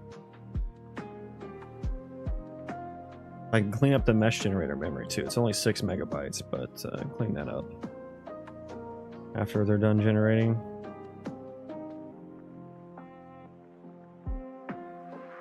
.5 gigs on UObject information.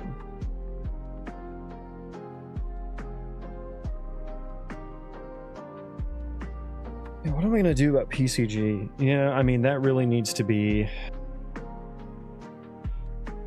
There is a concept of a PCG generation source.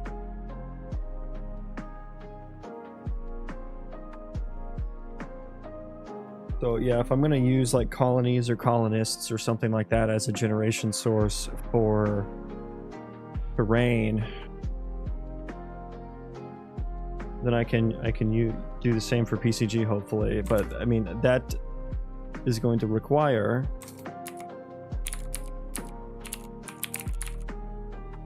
let me look at procedural terrain subsystem here.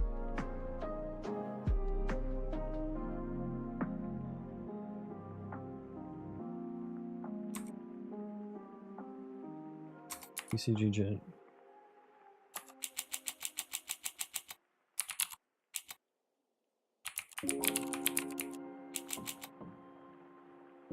Isn't there a PCG generation source or something?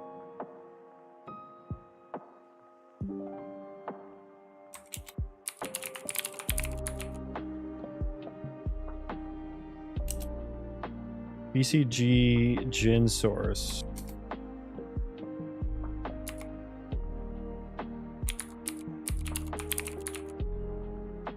UPCG gen source component. Okay, so there's just a component. It's an actor component, but I don't have actors.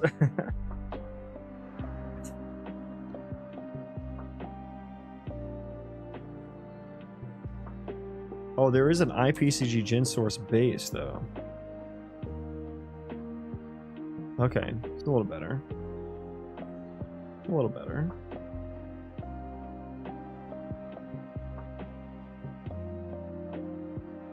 Interface will work nicely. UPCG scheduling policy distance. Oh, and this is for runtime generation. Right. Okay, so I would have to do my own thing. Yeah.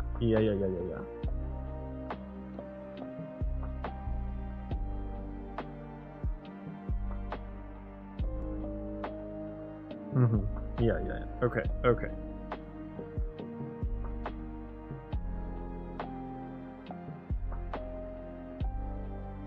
That could work.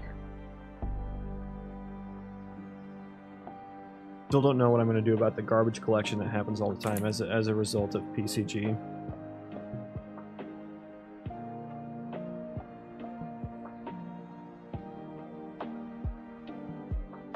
What would I do about that?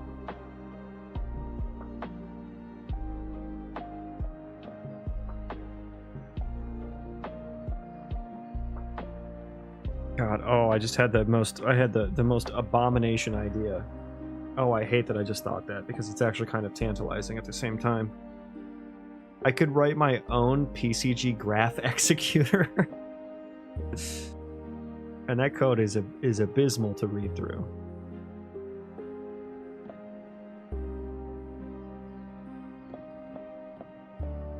Oh no. Oh no. Crazy Cowboy, hello. Welcome in. We're just watching our procedural algorithm go burr while thinking about what we're gonna do.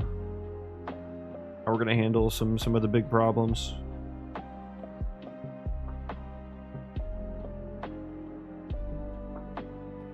I think a couple of my big problems now are, one, that weird ass artifact that happened in the package build, where the terrain chunk just got like massive and fucked up and still had collision and weirdly prevented other chunks from rendering.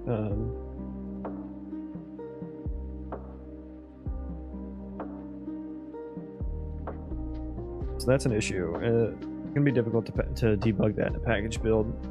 Other issue, PCG is just awful when it comes to memory. Even when I set it to not cache, it is just taking up so much goddamn memory.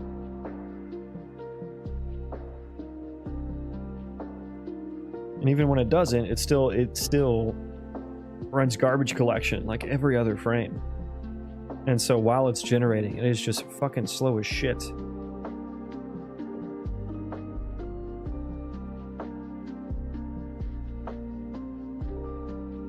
I think that's going to probably do it for this evening for me.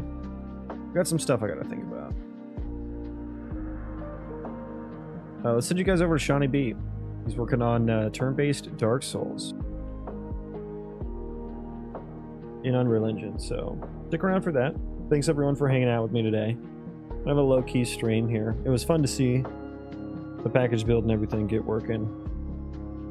But yeah, I gotta think through some stuff. So maybe some more streams this weekend after I figure some things out. We'll see. Yeah, take it easy everyone. Say hello to Shawnee B for me.